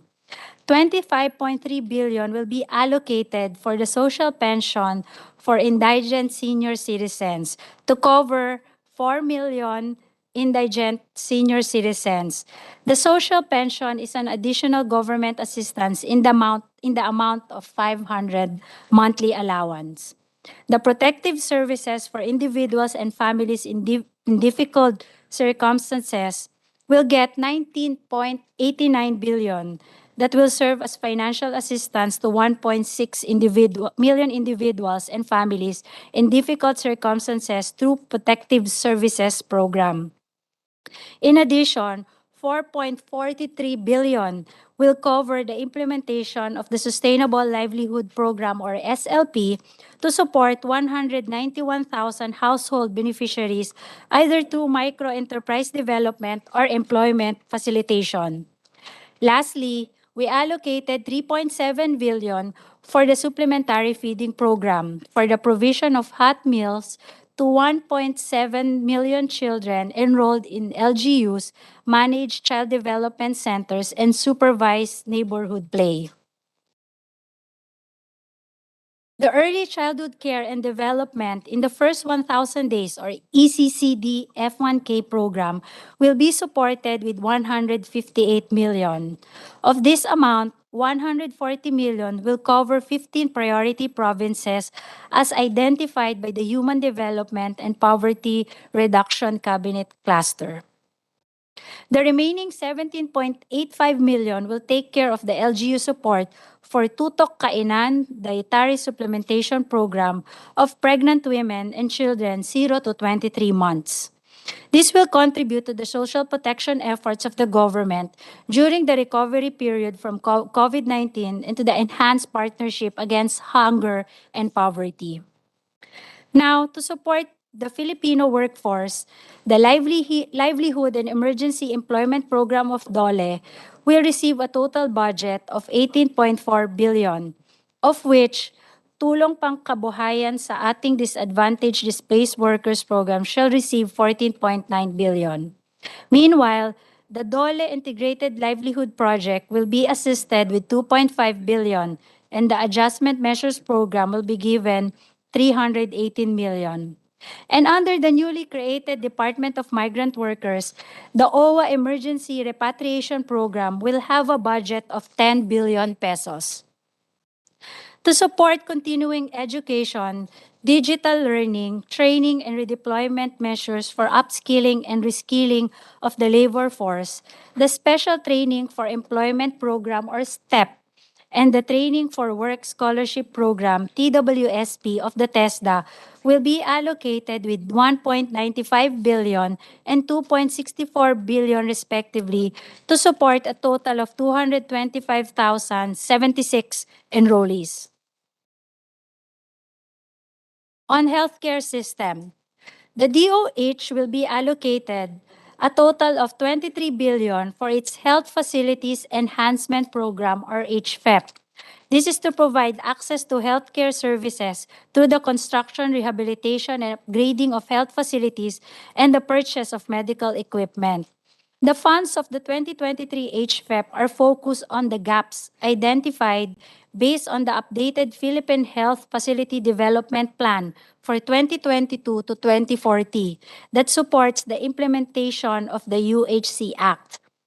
As part of strengthening the monitoring and surveillance capacity in the health system, 720 million is allocated for the National Surveillance Network that will include transitioning of the COVID-19 surveillance system to regular surveillance activities and redesigning the health statistical systems and programs to better address the data and information needs. Prevention and control of communicable diseases is provided with 5.84 billion. This includes, among others, provision for the purchase of Gene Expert cartridges and for the procurement of personal protective equipment for DOH hospitals, centers for health development, laboratory facilities, and community facilities and isolation units. And lastly, some 22 billion is provided for the procurement of vaccines under the fiscal year 2022 and program appropriations. To further strengthen the delivery of services in the health sector, 16.95 billion will be set aside for the National Health Workers Support System. This will augment, redistribute, and retain health workers in the country and thereby enhance the access of the public, especially those in marginalized areas, to basic health services. To cover funding requirements for the implementation of RA 11712, or the Public Health Emergency Benefits and Allowance for Healthcare Workers Act, an amount of 38.92 billion is provided for the Health Emergency Allowance and COVID-19 compensation package for healthcare and non-healthcare workers. In addition, 22.39 billion will be spent for medical assistance to 1.6 million indigent and financially incapacitated patients. The National Health Insurance Program will also be provided with 100.23 billion for social health protection. To ensure prompt identification and timely response to outbreaks, the R&D projects for the Virology Institute of the Philippines will be given 419.3 million, since the establishment of each structure is already provided for in 2022. Projects of the UP system relating to the Philippine Genome Center will have a budget of 25 million for 2023, which will be spent for the construction and furnishing of Regional Research Center Phase 4 in UP Visayas and funding requirements for the new UP Mindanao Infectious Disease Laboratory. An amount of 6.17 billion will also be provided for the operations of Philippine General Hospital. To ensure safe reopening of in-person education in light of the challenges brought about by the pandemic, the following programs and projects in the education sector will be prioritized.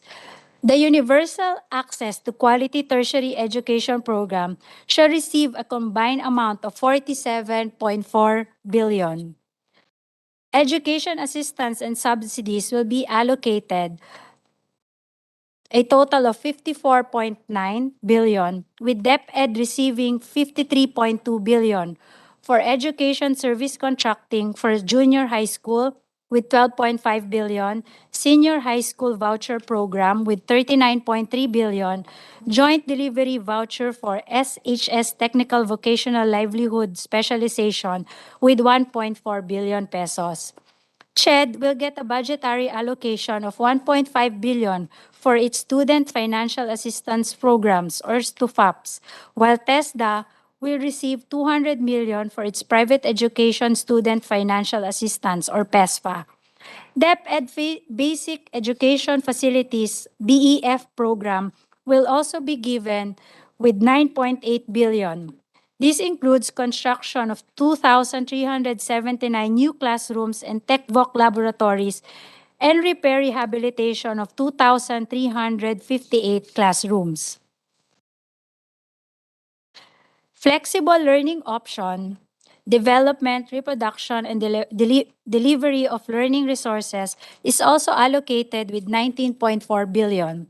DepEd Computerization Program is allocated with 8.9 billion. The school-based feeding program with 5.7 billion, and the ALS, or Alternative Learning System, with 562 million pesos. Students in STEM will continue to be supported by the government with a budget of 7.06 billion.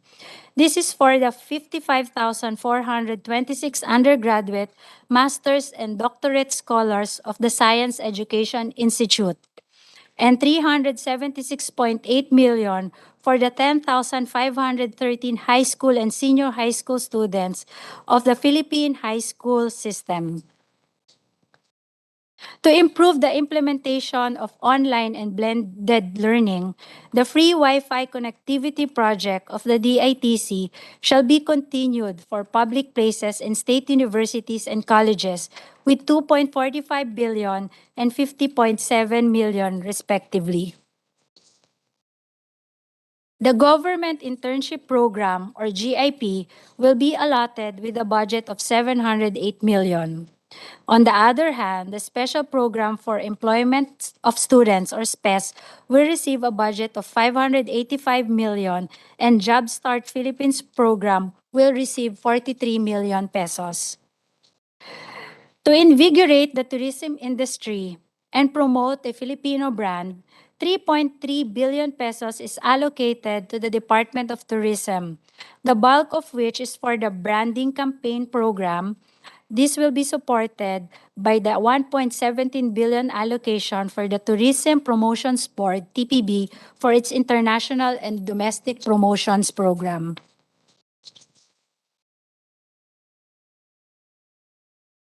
Marketing the Filipino brand will be useless if the country is unable to take steps against climate change.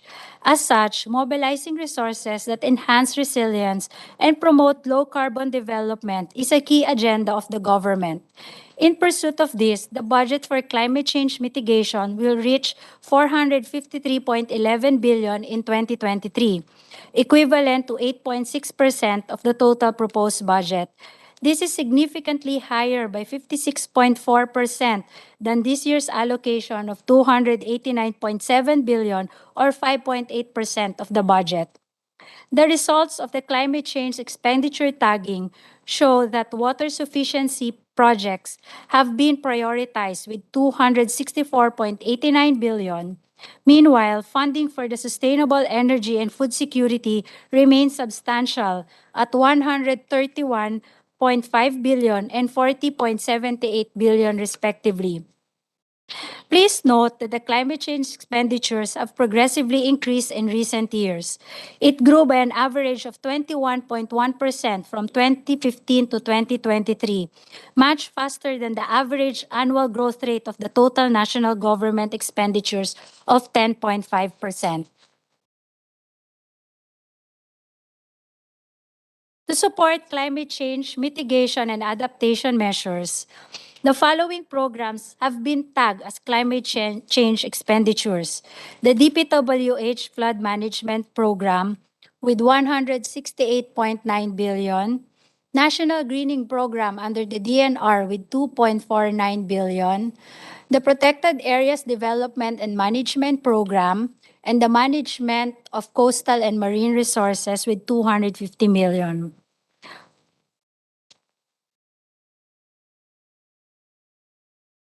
While we strengthen climate budgeting, we recognize the need to develop the country's response to natural and human-induced disasters. The Resiliency Program, a convergence program aimed to strengthen crisis management and adaptive capacities, is proposed to receive 344.2 billion for 2023 for the implementation of measures to adapt to and mitigate the effects of climate change in the Philippines. As the Philippines is at high risk for tropical cyclones and flooding, the DPWH will provide 172.6 billion for the construction, rehabilitation, and maintenance of various flood mitigation and control structures, as well as for water supply, septage, and rainwater collection infrastructure. Significant amounts will also be provided for the increased resiliency of critical infrastructure to the transport infrastructure programs of the DOTR and the agriculture production support and infrastructure programs of the DA. On top of the RRP, the National Disaster Risk Reduction and Management Fund will be provided with 30 billion pesos for the reconstruction, rehabilitation, repair, aid, relief, and other services in response to local disasters such as natural and human-induced calamities and epidemics.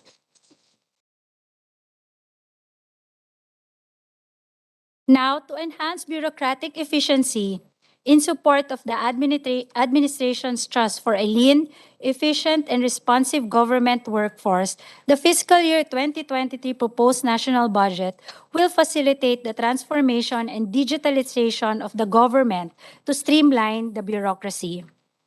To this end, the government will pursue investments in information and communications technology, or the ICT, in order to transform and digitalize government processes, records, and databases through e-governance.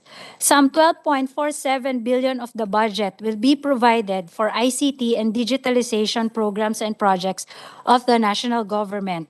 The improvement of revenue collection through digitalization will also be a priority, as the DOF and its attached agencies, BIR and Bureau of Customs, will receive 3.56 billion, or equivalent to 28.6% of the total ICT proposed budget for their digital transformation programs.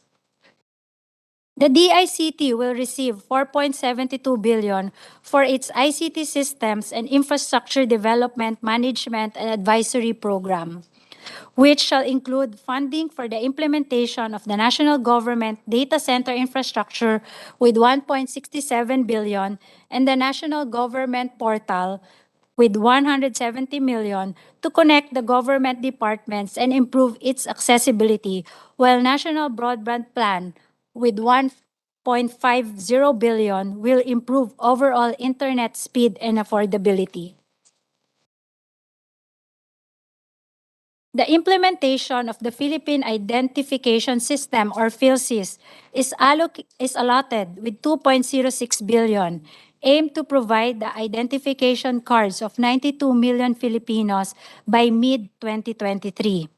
Likewise, the DTI's program on the development, facilitation, and promotion of exports and investments and the registration and supervision of investment projects will be provided with 770 million and 0.12 billion respectively.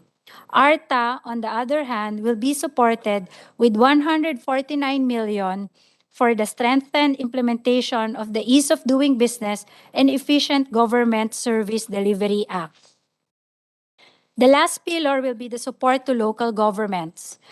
It will strengthen the national government's coordination with LGUs, while simultaneously capacitating and empowering them to autonomously deliver essential services to the constituents. In light of the implementation of the Supreme Court ruling on the Mandanas-Garcia cases, the determination of the just share of the local government units should not be based solely on national internal revenue taxes, but on all national taxes starting fiscal year 2022. This effectively means an expansion of transferred resources from the national government to LGUs. Based on the certifications issued by the BIR and Bureau of Customs and the Bureau of Treasury, the total national tax allotment of LGUs for fiscal year 2022, consistent with the SC ruling, amounts to 959.04 billion.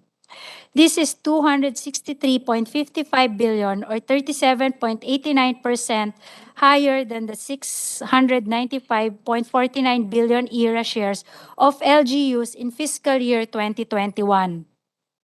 While the shares of LGUs are substantially increased with the implementation of the ruling, it is noted that the NTA for 2023 is relatively lower to the 2022 level. This is due to lower actual revenue collections in 2020 caused about by muted economic activity brought about by the COVID-19 pandemic. The NTA for LGU's 2023 amounts to 820.27 billion, or 14.47% lower than the 2022 level. The 2024 NTA is expected to register an increase as economic conditions improve in 2021 relative to 2020 outturn. On top of the 820.27 billion NTA that the LGUs will receive in 2023, the national government will also be supporting them with 28.88 billion worth of local government support fund. This is around 10.91 billion higher than the 17.97 billion appropriated in 2022, broken down as follows. 10 billion will be for NTFL CAC, 13 billion will be provided for the Growth Equity Fund as financial assistance to the poor, disadvantaged, and lagging LGUs pursuant to EO 138, and 5 billion for the financial assistance for all level of LGUs except those under BARM. These projects will now be focusing on the following: implementation of agriculture-related programs and projects, information communication technology systems and infrastructure development, construction, maintenance, and other rehabilitation of green open spaces, infrastructure for active mobility, and elevated and upgrade pedestrian footpaths and walkways, and implementation of programs, project activities for disaster response, rehabilitation, and recovery. That said, together with our partners in the Senate, we hope to usher in prosperity through economic transformation towards inclusivity and sustainability. Maraming salamat po. Thank you very much, Secretary Mina, for a very comprehensive presentation. You must have gotten a high grade from Secretary Ben and Secretary RC, your professors at Uno. the UP School of Economics. Uno. Before I turn it over to our colleagues, I just like to make the observation that I'm happy that despite the smaller increase in the budget, there have been increases in the budgets of health, education, agriculture, even in the calamity fund. So I think these are positive developments. But whether it's enough, that's something we'll discover we'll be debating in the coming days and weeks. So before I turn it over to our colleagues for the order of questions, again, we'll ask if there are preliminary statements. I think our former majority leader, former Speaker of the House, Senator Alan, wishes to make a brief Yes. preliminary statement. Thank Go ahead, you. sir. Thank you, Mr. Chair, and magandang umaga po sa ating DBCC family. I actually prepared some slides. So instead of an hour of questions, nilagay ko na rin sa opening statement, and then later on na lang siguro sa budget process natin. Can you put on the presentation? So while they're putting it on, let me start with Proverbs 29:2. When the righteous are in authority, the people rejoice, but when the wicked rule, people mourn. And I'm hoping that this DBCC will be something that people will rejoice about. Next slide. Magandang umaga po. So next slide. So Mr. Chair, I'd just like to bring up three things. Good governance, which includes corruption and anti-corruption. And again, I'll ask the questions in the individual departments, not today. Efficiency, fund utilization, and lastly, yung ayuda. Next slide. Maybe all previous administrations have talked about corruption. Unfortunately, many administrations have also been hounded by corruption. So let's just take a look at the statements, next slide please, of President Duterte said that corruption is like a leech, parang linta, that it bleeds the government of funds program for its infrastructure and social development projects.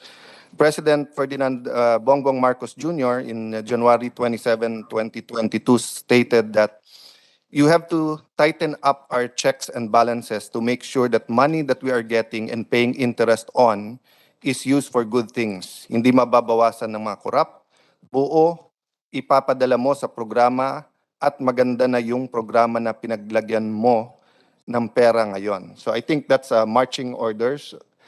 Next slide. Just scanning the internet, Google lang natin or we look at yung pong mga statements, makikita nyo po dito, 700 billion, sabi ng business leaders, ang nawawala sa corruption. Next slide. Between 1960 and 2011 daw, $410 billion ang nawala sa atin. Sabi nung iba, 1 out of every $4 unreported sa customs officials. Next slide. 100 billion nawala, no?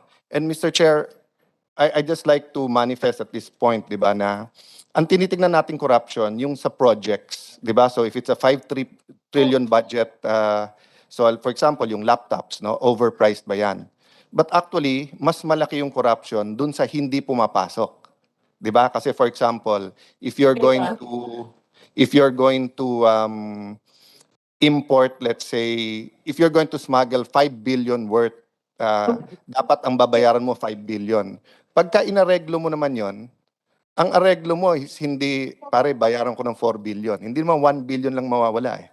Ang areglo mo dyan is, sir, I'll pay you 100 million, 200 million, hati tayo, 100 sa gobyerno, 100 sa akin, then you save whatever, no? You save 2 billion, 3 billion, ganun din sa BIR. If there is, I'm not saying na lahat, but if there is, so if someone is supposed to pay 100 million in taxes, pwede ba nating ayusin yan? Hindi naman naayusin yan na 90 million, 80 million. Sabihin, bayad ka na lang ng 15, bigyan mo ko 10, you save 75, no? So malaki din talaga yan. So next slide. So I think we can all agree that prevention is better than a cure. And next slide. I'd like to thank the President Duterte's economic team, including Secretary Joknos here, of course, Secretary Dominguez, Secretary Pernia, the rest of the team, no? Why? Next slide. Creative mechanisms like this, putting markers sa oil, saved the government 378 billion in taxes. So grabe po talaga yung smuggling sa oil, and we were focusing before on Coast Guard ships, but there was a creative way of doing it that the economic team did. Next slide. Actually, I was looking, I think it's much bigger than this, no? Yung ginawa ng reforms ni Sec Dominguez and Sec Jokno sa cigarettes, I think it's part naman of their record and report na billions of billions ang na-save nila dahil nga dun sa hindi tinatax, no? Next slide. UNODC, and then next slide, even the Department of Science and Technology, no, through digital imaging has helped here, no? So which brings me to my main point this morning. Next slide.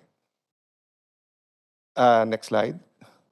I don't know how hard it was for you to park your cars dito sa Senate. Wala kaming parking slots. So especially tatlong secretary ang aming i-confirm today. Having said that, I'm not talking about parking of cars, but I'm talking about parking of funds. And I feel comfortable bringing it up to the DBCC because I don't think any of you are involved. I think that between the House, the Senate, the CA, and the Blue Ribbon Committee, baka pinaka-unbiased na tumingin sa problemang babanggitin ko ngayon will be the DBCC because at the start of the administration, you have everything to gain.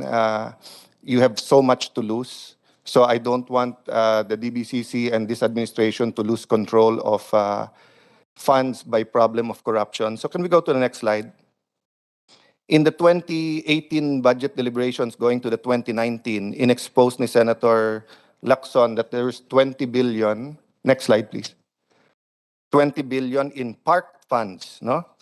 Dinefine ito, at least dito sa Inquirer.net article, refers to allocations that are initially placed in a certain legislative district or department before they are siphoned off to a favored district or projects chosen by a legislator, no? So don't get me wrong, the budget under the Constitution is passed by Congress. So anyone in Congress can advocate, can lobby. But we're talking here about ilalagay mo yung pondo sa isang district o departamento, then may favored contractor ka na. Magsasabi ka kung saan ilalagay ito. Kaya parking because it's not really for that department or that district. Or supposedly, kahit nasa distrito na yan, in colloquial, no? Meron may-ari nung project na yan. So next slide. So if we look at the GAA and NEP, of course, it will not be apples to apples dahil I think historically, nadadagdagan talaga ang DPWH after the GAA. But it's almost the same, no? Maybe a 10% difference from 785 billion to 717, no? Unless I'm wrong. Next slide. So I just got randomly, well, I selected 10 districts just to show the DBCC. So in sample district number 1, these are congressional districts, from 2.5 billion, nabawasan ng 555 million, naging 2 billion. 21% ang dinecrease. Why is this significant? Because now Senator, then DPWH Secretary Mark Villar made a policy kung ano ang level ng spending ng congressional district at region na yan, hindi dapat lumayo. Because it takes so much to build up the capacity to implement sa engineering district and sa region. So you should not have 10 million this year, 50 million the next year, 1 billion next year. More or less, dapat pareho yung level. So let's go to sample district number 2. 2 billion, nabawasan ng 25%, 1.499 billion na lang natira. District number 3, 2 billion, nabawasan ng 28% or 597 billion, 1.494 billion natira. District number 4, 1.381 billion, nabawasan ng 420 million which is 30%, 961 million ang natira. Next slide, 1.186 billion, decrease 45%, 534 million ang natanggal, 651 million ang natira. District number 6, 1 billion, natanggalan ng 56% or 614 million, 477 na lang natira. District number 7, 5.9 billion, 64%, 3.8 billion ang tinanggal, 2 billion ang natira. District number 8, 5.1 billion, 74% ang tinanggal, 3.8 billion, 1.3 billion ang natira. District number 9, medyo extraordinary dahil malaki ang pondo nito, 13 billion, 88% ang tinanggal, 12.3 billion. These are existing continuing projects, unfinished projects na hindi popondohan in 2023. 1.5 billion ang natira. District number 10, 2.3 billion, 93% ang tinanggal, 2.1 billion, 160 million na lang natira. So, what is the problem before we go to next slide? The problem is there is a group going around telling these districts na ibabalik namin yung pondo nyo, pero contractor nila ang gagawa. So the parking scheme is back with a vengeance. And I do not know if Secretary Bonoan is in control of his department. Next slide. Sample region. Isang buong region ito. 44.380 billion ang kanyang budget in 2022. Ang nawala is 19 billion or 44%. So 24 billion, 0.5 na lang ang natira. Is that a policy? How can we take out 44% from the whole region? Next slide. We already defined the fund parking is the realignment of budget allocations to areas beyond their intended jurisdiction, which would later be used for projects undertaken by favored contractors. This used to be done in the bicameral level and usually in smaller amounts. That's why when I was Speaker, we worked closely with Senator Angara and Senator Ping Lacson, and they will testify. Before the passage of the BICAM, we gave them a flash drive with all of the projects and made sure that these are projects that have passed through the agencies and they are not parked funds. Yun ang ginawa po namin quietly.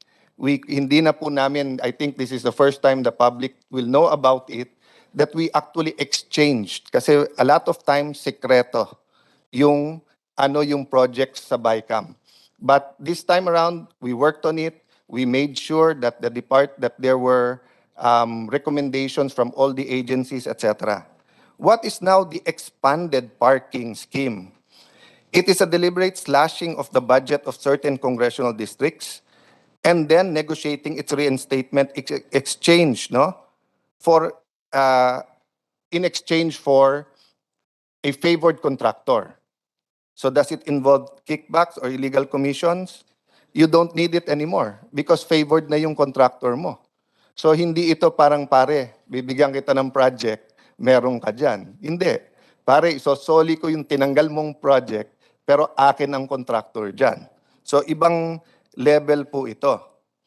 Now, there were districts that got billions more this year. I'm in the process of talking to those who are in the know in these districts because at least one former member of the House told me, Sir, ang laki ng budget doon. Pero hindi daw sa kanila yon. Meron daw may-ari nun. Sabi ko, iba ng klase yung mundo ngayon. No? Meron na, pati project, meron ng may-ari. No? Even before that. So, next slide. So, what am I saying? Are these just rumors? Baka naman discontent lang. Siyempre, ikaw ba naman, lugar mo, city mo, municipality, region, province mo, nawalan ng malaking pondo, baka naman frustrated or discontent lang. Or maybe this might be true. Pero baka 5 distrito lang, 10 distrito, isang region, isang city. Or baka naman may sindikato. And again, I don't know, and we need the collective wisdom here, sinong dapat tumingin dito. Kasi siyempre, kahit sino po na namamahala, gusto niya ng mas maraming proyekto. That's why I think the DBCC will be in a good position to just preliminary look into it, no? To, ask the right questions, to do it privately, whether sa cabinet or sa cluster, no? So, actually, hindi ako pwede magtanong dahil opening statement, but please look into it, sirs and ma'am, no? And again, I hope, no, these are coincidence, these are rumors, these are frustrations, pero grabe po ang balita tungkol dyan. Okay. The next point is only one slide, efficiency. Again and again, in bawat departamento, we will be looking at the utilization of funds. So, huwag mo munang gulpihin, Robin. Pa-imbestiga muna natin sa kanila. Gusto nang sugurin ni Robin yung DPWH. Huwag muna. Just for the information of the body, the budget hearing of the DPWH, the committee hearing is on October 13, Your Honors. Please Yeah, try so to we have- contain your excitement Yeah, we have less than a for that month. hearing. Yeah. We have less We'll than a- build up to it, Well- Your Honors. Well, Mr. Chairman, that is why I said prevention versus cure. Kung totoo to at mapigilan nyo, walang makukulong dito kasi wala pang nangyari.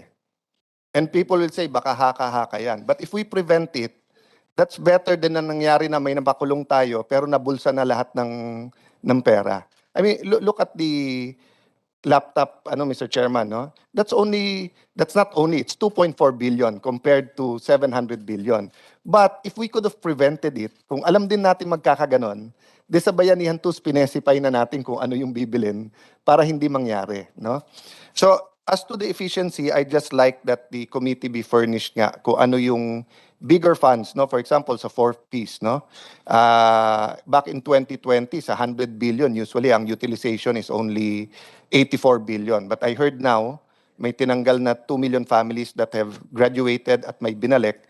So can we just look at the utilization, di ba? Yung railways, etc. Just so that we will be guided kung, kung 3-4 years, talagang masama na yung utilization ng isang pondo na yon, then baka dapat hindi doon, no? Your Honor. Next slide. Lastly, ayuda. Next slide. Secretary Jokno made the statement, pandemic ayuda, a waste of public funds. But before, again, I cannot ask a question, but even before I asked him something about it, next slide, he did say, he lists proposed measures to speed up economic recovery. So next slide. I think Secretary Jokno has always taught us that we should look who is the most vulnerable, anong sectors ang pinakanangangailangan ng tulong. Sa BSP, tinignan niya kung ilan Pilipino ang may bank account, tinignan niya yung digital wallet. Aside from the macroeconomics and the economic health, no, he looked at all of this. What are the industries most affected by the pandemic? So next slide. So the budget does contain programs for ayuda. The DSWD has AIX, Sustainable Livelihood Programs. DOLE has TUPAD. Next slide, please. Department of Health has MAIC, or the Medical Assistance. TESDA has training programs. So last slide.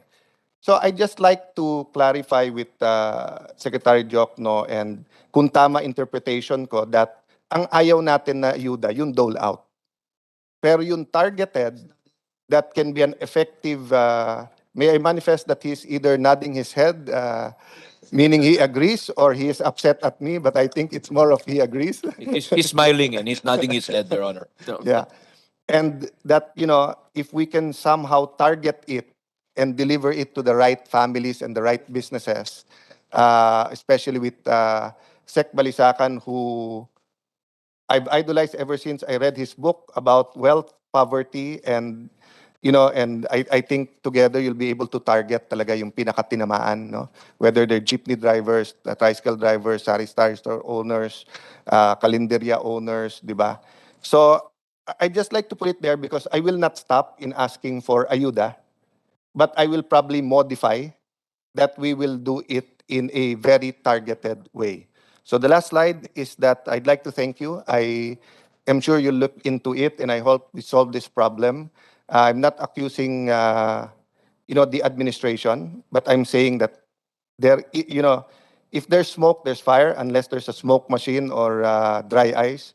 No, so there is smoke. So I think we should look into it. No, so thank you very much, and God bless. Thank you, Chairman, for this opportunity. Mr. Chairman, this is Yes. just a follow-up. Majority Leader. Yes, I'm sorry. I'll be very quick. First of all, good morning to our guests. I'm very good friends with some of our economic managers. I have very high respect to all of our resource With persons. the permission of Senator Legarda. Yes, with the indulgence of Senator Ligardo. This is very quick because I just wanted to find out from our good friend Senator Cayetano if he is asking for an investigation to look into this. Because, Mr. Chairman, I just want to put on record that this is not the first time that I have heard these stories. In fact, Mr. Chairman, I, for one, had the chance to talk to this person. And I heard it from from the horse's mouth that this is actually happening in Central Luzon. Specifically, I will point out the flood control programs of DPWH. So ako ho, from the very start, ayoko ng parking sa mga malls. Dapat libre yung parking sa malls eh. Pero itong parking na to, kalokohan ho ito, matagal na ho ito eh. This is not the first time that we have heard about this. In the previous administrations pa ho. I just wanted to find out because if that is the case, I am fully supporting. And I agree with Senator Cayetano that this group of itong DBCC natin, sila yung most neutral to look into this. Apolitical sila, they would really find out kung meron talagang nangyayaring kalokohan because I'm telling you, easily, meron talaga, totoo talagang nangyayari ito, no? I've seen it, I've heard about it. Someone actually approached me and it's ridiculous, Mr. Chairman, because as you and I know, for the past so many years here in the Senate with Senator Bato, I've been raising the issue of flood control program in my beloved province. And, to hear all of this, this is very disappointing, Mr. Chairman. So I hope someone, perhaps the DBM or whoever, Mr. Chairman, can look into this. If not investigate, just look and make sure that we are proactively addressing this very important issue. Thank you, Mr. Chairman. Thank you, Senator Ligarda. Thank you, Majority Leader Villanueva. Yeah, I think we'll ask the DBCC to have a look at that and maybe have a conversation with the DPWH Secretary Bonoan to see if this is happening, on what scale, and what can be done Mr. Chairman. about. Mr. Chairman, just Yes, on yes, that, yes, yes, sabi ni Senator. Senator Joel, kalokohan. In English, that's no joke. So who better than the team led by Secretary Jokno to investigate this? Yeah, you've not lost your touch, Your Honor. Thank you, and of course, as speaker, you speak with as a former speaker, you know this that you've spoken. You have a lot of friends in the house, so I think you've done your research. Thank you for that, Your Honor. Now we'll go to our Senate President Pro Temp and Senior Vice Chair, Mr. Chairman. Senator. Chairman. Manifestation. Chairman. Mr. Chairman, could I just respond? Chairman. Yeah, I Just think on- Secretary Jokno wants to Before speak. we Is leave that the all right topic, with Mr. you? Chairman. Yes. Will you permit that? Yes, of Yes. course. Secretary Thank you Yeah. very much. Again, we remind the party line to please Well, I just want to respond to Yes, go ahead, directly Secretary. to Senator Cayetano's point. Not on the parking. I don't want to touch that. On my remark that I said by the pandemic, the ayudas are is a waste of money. I would like to assert that. I mean, the pandemic-related ayudas at this time is a waste of fund because Very we have specific already. remark. It was a very Yeah, specific yeah, remark. it's Yes. in the nature of the Bayanihan 1 and 2, no? But the targeted assistance, to say the four Ps, those who are affected by the increase in the price of oil, the drivers, I think we should continue those. No, it's not a waste. It's really the giving away ayudas at this time in the same manner that we have given during the biennial 1 and 2. These are the pandemic-related ayudas. I think it's really a waste of money because we have other important projects. Even, for example, there's a recent law which was passed which increased the assistance to the seniors. Yeah. We don't even have the money for that in this budget. Okay, so I would rather put the money there rather than give a general ayuda in the pandemic sense, right? Because it's targeted. Right. Because it's targeted. It's targeted, and to tell the truth, Your Honor, I think we have recovered already. We have fully recovered, okay, in the economic sense. We're at this time where we have the economy is now at the 2019 level.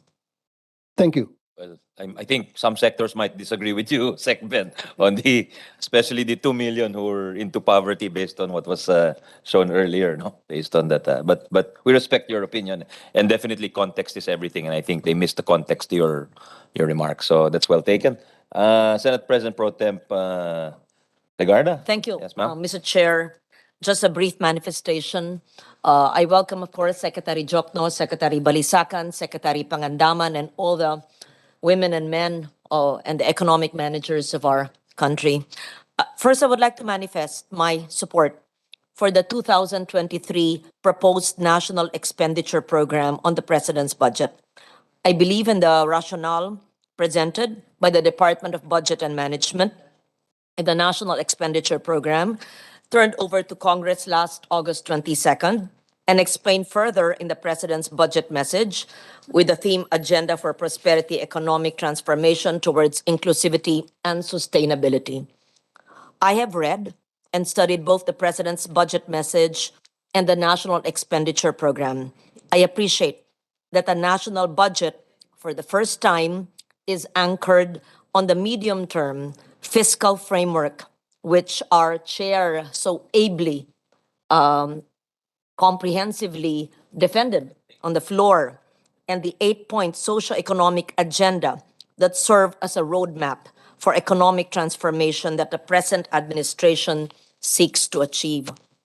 I am one with our economic managers in seeking to achieve the goals of 6.5 to 8% real GDP growth annually between 2023 and 2028, 9% or single-digit poverty rate by 2028. I hope we could bring it sooner and lower.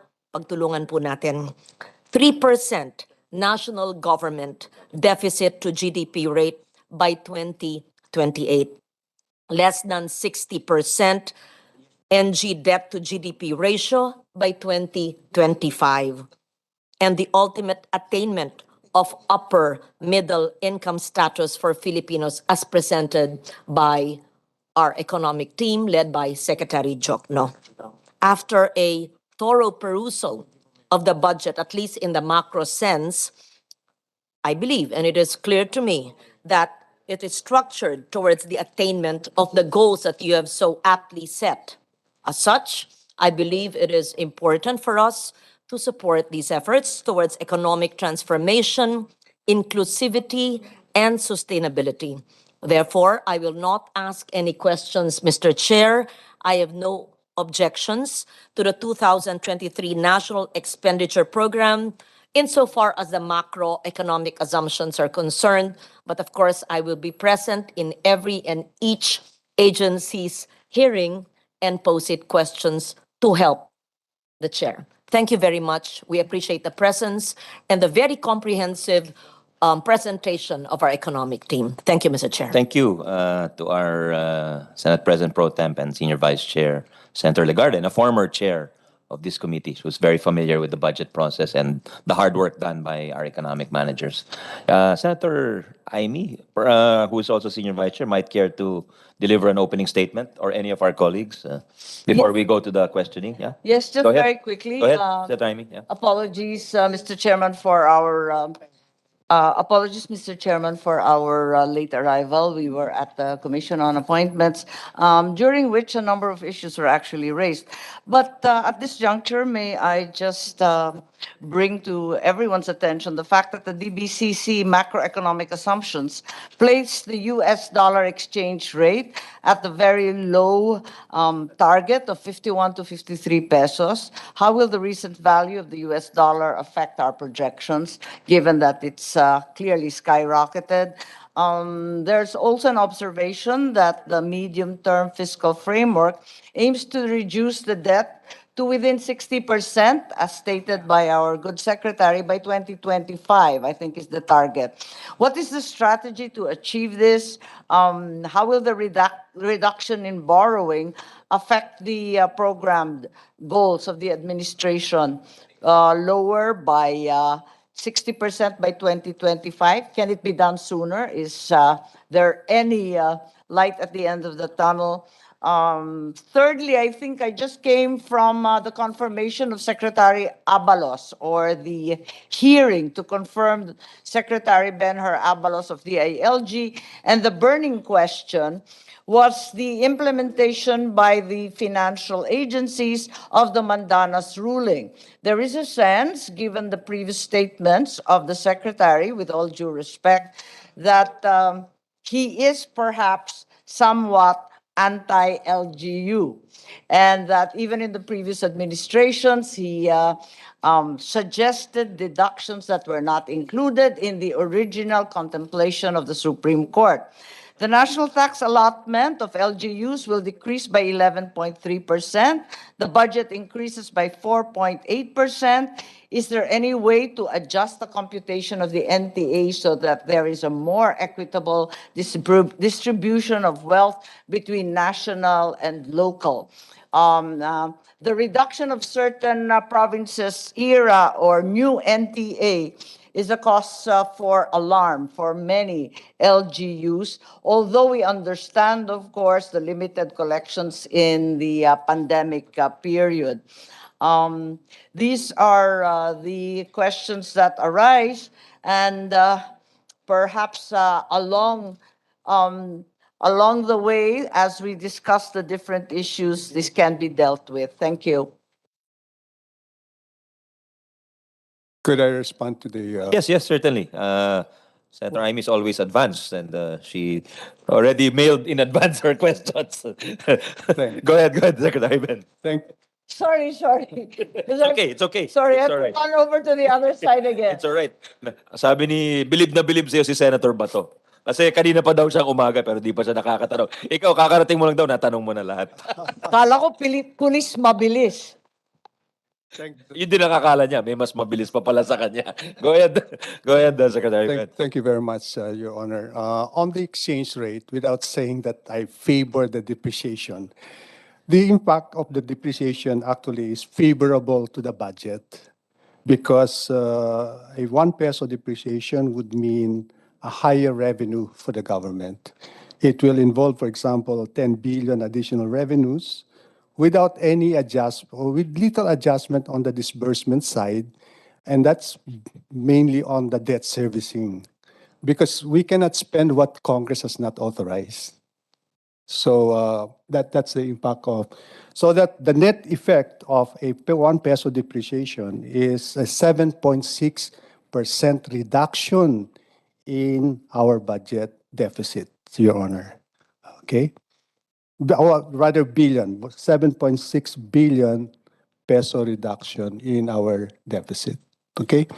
Now on the, did you say that I'm anti-devolution, Your Honor? I think the other question was the 60% debt burden. by 2025. The 60%. What are the specific strategies to achieve that goal? First of all, we expect the economy to grow much faster. We intend to outgrow our debt. Remember, it's debt to GDP ratio. Debt is in the denominator. So as long as the denominator is growing much faster than the debt, then we will be okay. And in fact, we intend to borrow less because I don't think we'll have the same pandemic because we really borrowed heavily during the 2 years of the pandemic. Hopefully, we don't have the pandemic.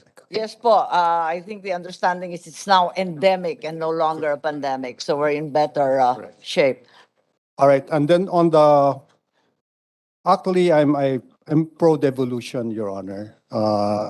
In fact, Why is the sense, therefore, that you're a centrist and that deductions to the NTA computation derived from your office, even in the previous administration? Actually, that was designed when I was already not in the DBM. I was already at the BSP when the Supreme Court decision was being addressed. We actually the fiscal authorities at that time decided to postpone, right? So in that sense, it is the leadership at the DBM at that time, not me, who are anti-devolution. But I'm at heart, Your Honor, in fact, I was one of those who sponsored this local government code of 1991. So we provided for 40% of the resources for LGUs.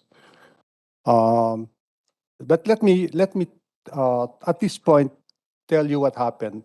At that time, what was proposed to be devolved is education. I told Secretary Ben-Hur about this.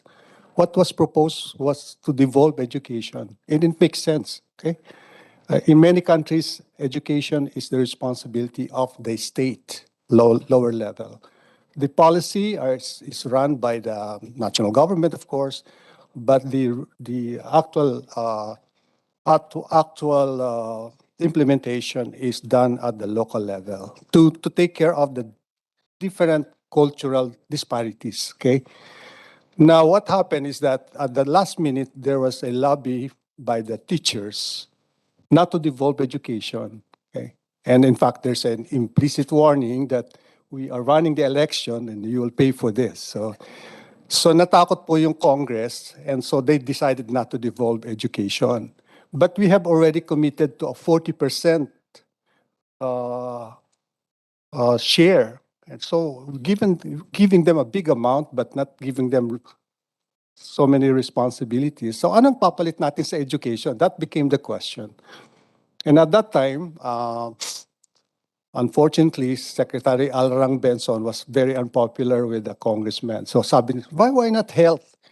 So biglang last minute po kumambyo naging health. In fact, it took us 3 years to devolve health because that is problematic. And looking back in hindsight, we should not have devolved health given this pandemic, because I think any citizen, regardless of where he lives, should get the same care. Kasi ngayon, na-favored yung mga taga Makati kasi marami silang pera, mga ganun. I think health should really be a responsibility of the national government rather than the local government. I don't know. Senator Gatchalian is... It's a long debate, Secretary. Yeah, so that's a big debate in I think, itself. I think at this time, we are going to reopen the local government code. I think you might want to consider this. That's the right time to acknowledge the arrival of the local government chairman, also vice chair of the committee, Senator Francis Tolentino, and of course, the main man of the Senate. I'm just here Senate, to give my support, to show my support to Senate President Miguel Zubiri. my father's name is Joe. Mr. Chair, Not Joe Zubiri is his father. And Dbcc Ninong. Mr. Chair, just That's Senator Amy. just moving forward and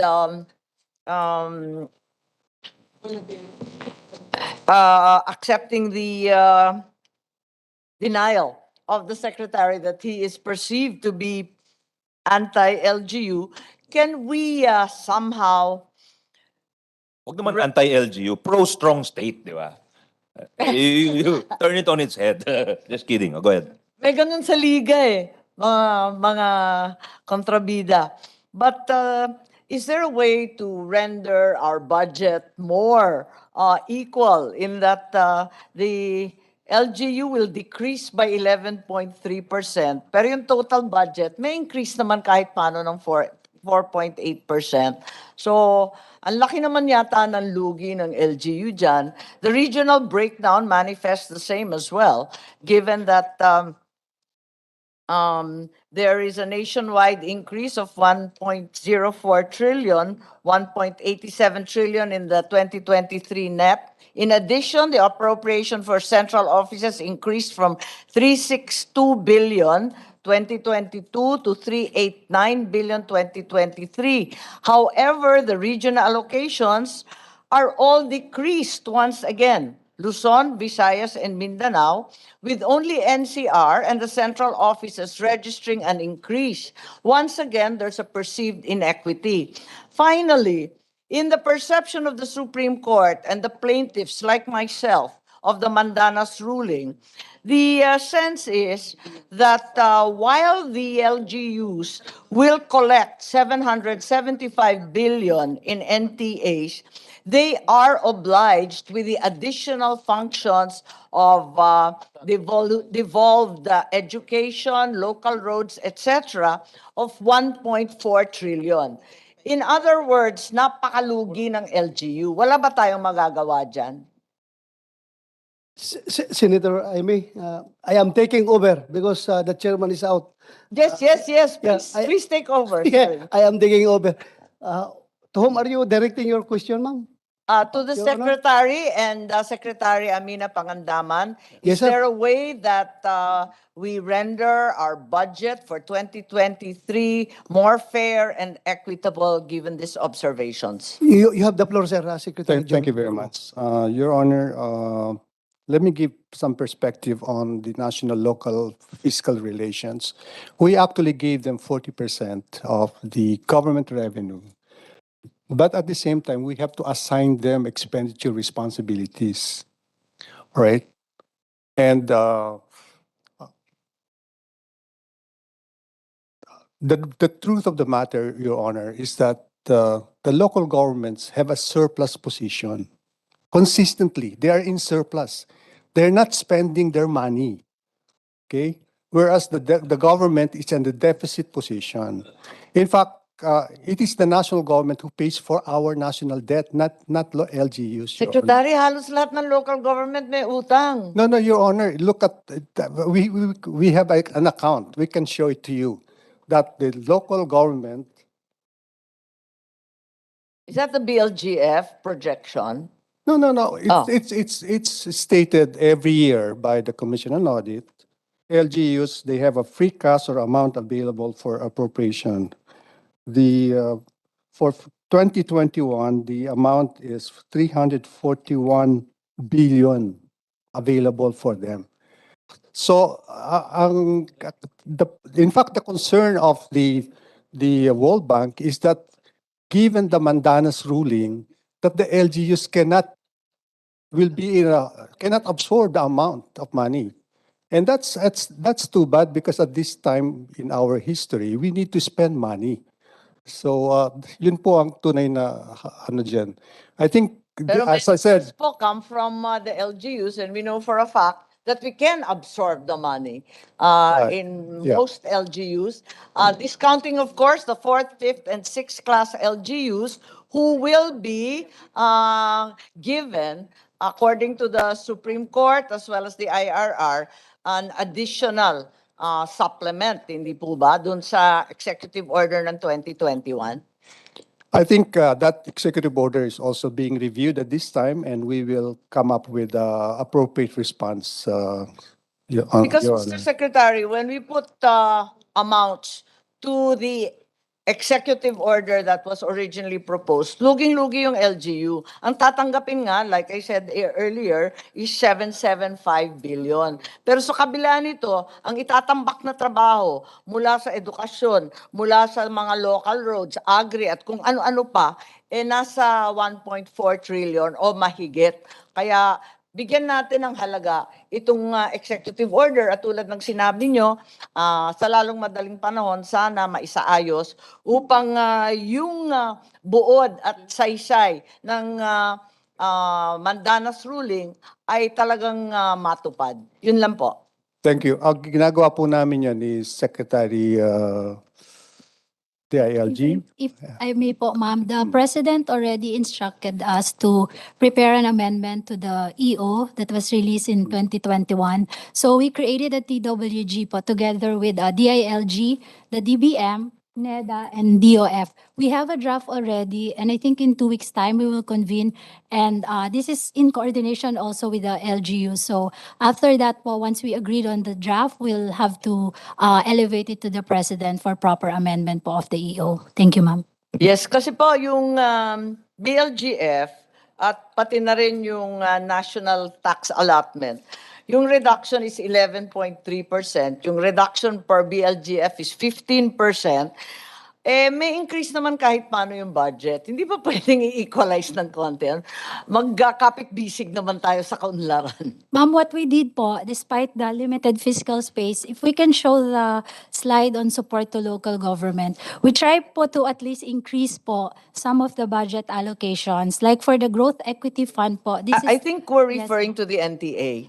Kasi yun ang hawak ng LGU. But I think po the NTA po kasi the formula po is per the executive, for the EO po. It's based on the EO. But we are trying, ma'am, to at least supplement po. Bawasan naman yung mga reduction. Never heard naman yung reduction. Wala namang ganun sa Supreme Court ruling eh. Yes. Ito po, ma'am, we will try, ma'am, to at least compensate po a bit for our LGUs po, given the limited fiscal space. We tried to increase po the Growth Equity Fund and even po the LCAC po. But yeah. Yes, Sige, ma'am. tanungin na lang ninyo sa mga senador. Napakadaming non-performing projects and programs sa iba't ibang department. Yun na lang ang tabasan. Wag naman yung LGU.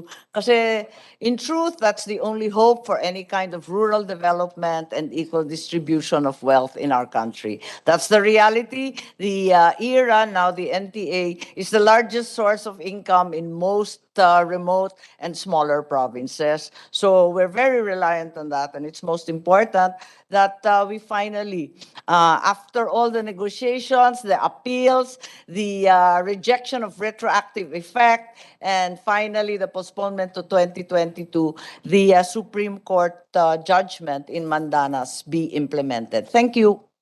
Mr. Chairman. Response? If there's no response, I'll thank you, Senator Senior Vice Chair Marcos. Vice Chair Chairman, Binay? Yes? This is not a question. Mr. Chairman, kasi nabanggit po ni Secretary Joc no, na may mga LGUs na may surplus. Tama po ba? Can you just submit po to the committee yung listings ng mga LGUs na may surplus? Para pag lumalapit po sila kay Senator Bato, pwede yung sabihin na may sobrang pera kayo. Yan lang po, Mr. Chairman. Allergic. May nagkakaroon ng allergy si Senator Bato to certain types. I think our chairman of a local government was raising his hand. I think he wants to make a point related to this, sir. Yes, go ahead, sir. Definitely germane. Former local government chairman. Sorry. It's Senator Ejercito now. Yeah, my apologies. Yeah, go ahead, sir. I associate myself with the manifestation of the former governor of Ilocos Norte as former LGU chief likewise. And Senator Marcos made my life easier. But I'm just curious on your recrafting of executive orders or circulars. There are new terms being inserted. Like for instance, the previous circular inserted a new term, interjurisdictional, blah, blah, blah. Wala po nakakaintindi nun. It's not part of the local government code. It's not part of existing laws. So if a new term crops up, nobody would understand. And it would require another I forgot. Nobody would understand, and it will require a clarification again from DBM or another agency, making life more difficult for our local chief executives. Try to retrieve that term. I don't know who invented that. It's not part of any Webster dictionary. It's not part of any legal algorithm. So yun lang po, Mr. Chairman. Just a quick manifestation, but I associate myself with Governor Amy Marcos. Maybe Secretary Abisado, former Secretary Abisado had a staff who was a major in creative writing, Your Honor. So anyway, any of our members want to do an opening statement? If not, we'll go to the Majority Leader for his questions, if he has any. Yeah. Any questions from you, Your Honor? Yes, please, go ahead. Yeah, we have 10 minutes for each member, Your Honor. Because you're a Senate officer, you have prerogative. You have the prerogative to go first. Kulang na nga yung pondo, kulang pa yung oras. Mr. Chairman. Thank you, Mr. Chairman. I hope dun lang sa time. No? Again, I'd like to thank our distinguished guests this morning. I'm very much aware of their competencies and the integrity of our economic managers. I would just like to ask some questions. Now, with the 10 minutes, I'm thinking ano yung pinaka mahalaga na 10 Senate minutes, Your Honor. So if it's 10 Senate minutes. Anyway, Mr. Chairman, I'd like to show uh,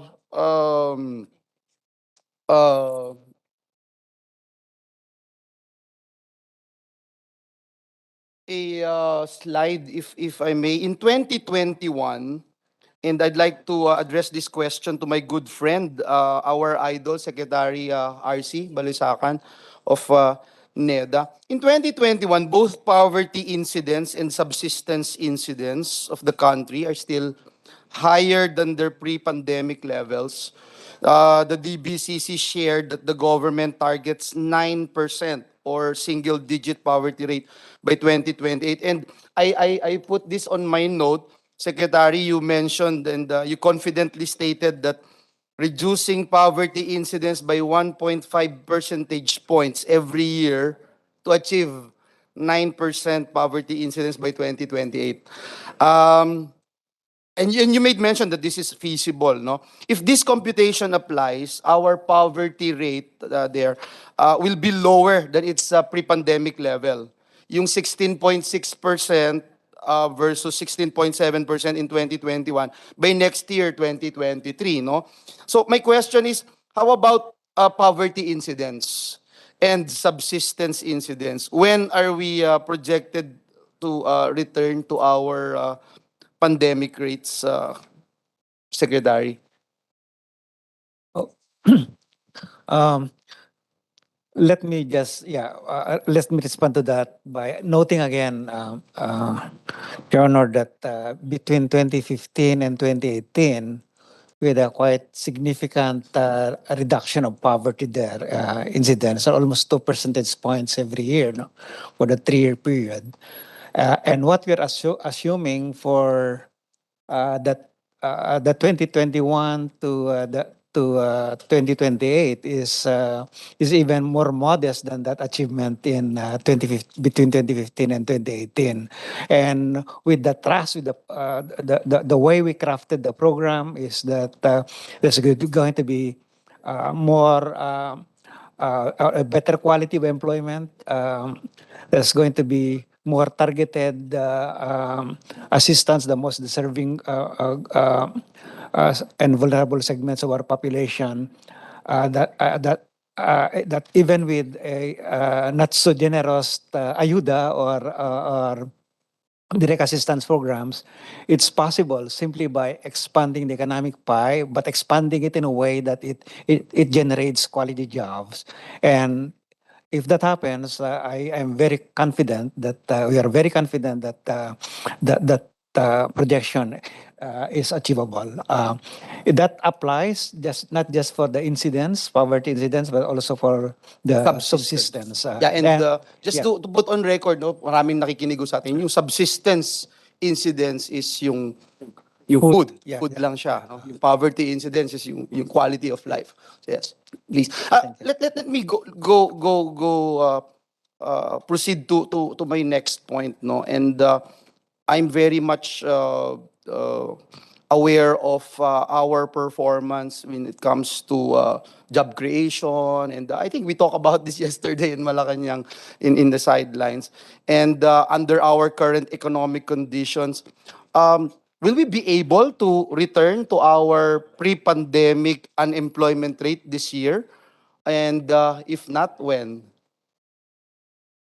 Yeah, again, the intention here, the way the program is crafted is that the not just the percentage of unemployment and the employment will decline, but also the absolute number of people who are unemployed and underemployed will decline, and that again the quality of employment is even more important. No, it's not just because kasi ang Because very our underemployment is a yeah. concern right now. Yeah, it's a very deceiving kasi din yung yung international standard and unemployment and underemployment kasi if you are employed for 1 hour in the reference period 1 week employed ka na, but yeah, that's the universal standard, no? Plus the But methodology, sir, that for example the 5 point something percent unemployment, these are our kababayans looking for job, but if they're not looking for job, they're not actually part of it.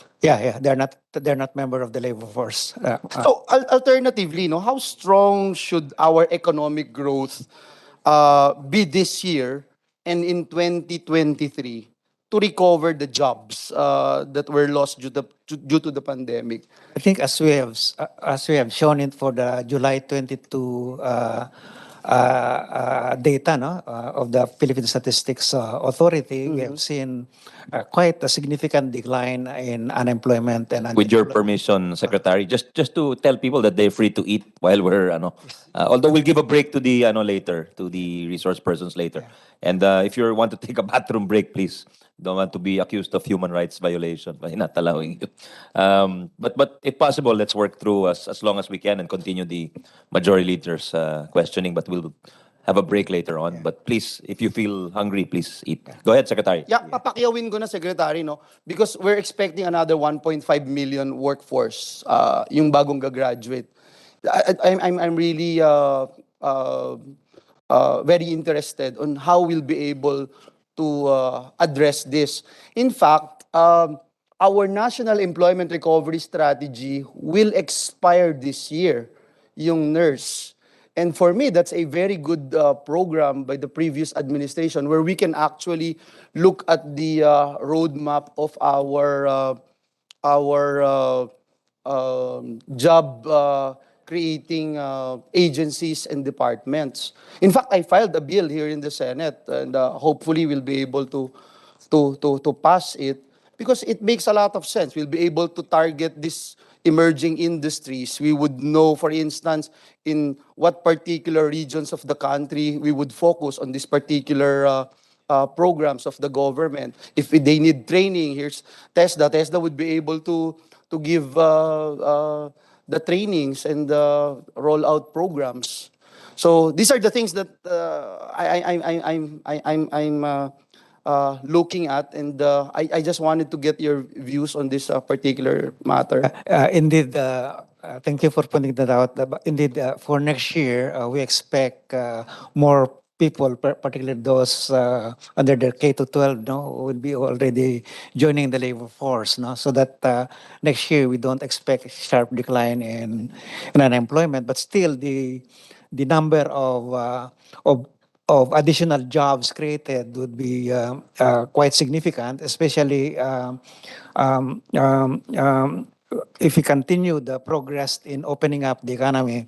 I think that as was discussed in the last cabinet meeting, we will continue to open up the economy, making sure that the next quarter would create more stimulus for job creation, like for example, now removing those or not requiring any more mask wearing in public places, and hopefully that will also will will include also indoor, provided that there are sufficient health safe protocols in place. No? With those, I think that will spur up more developments, more economic activities, particularly among small and medium enterprises.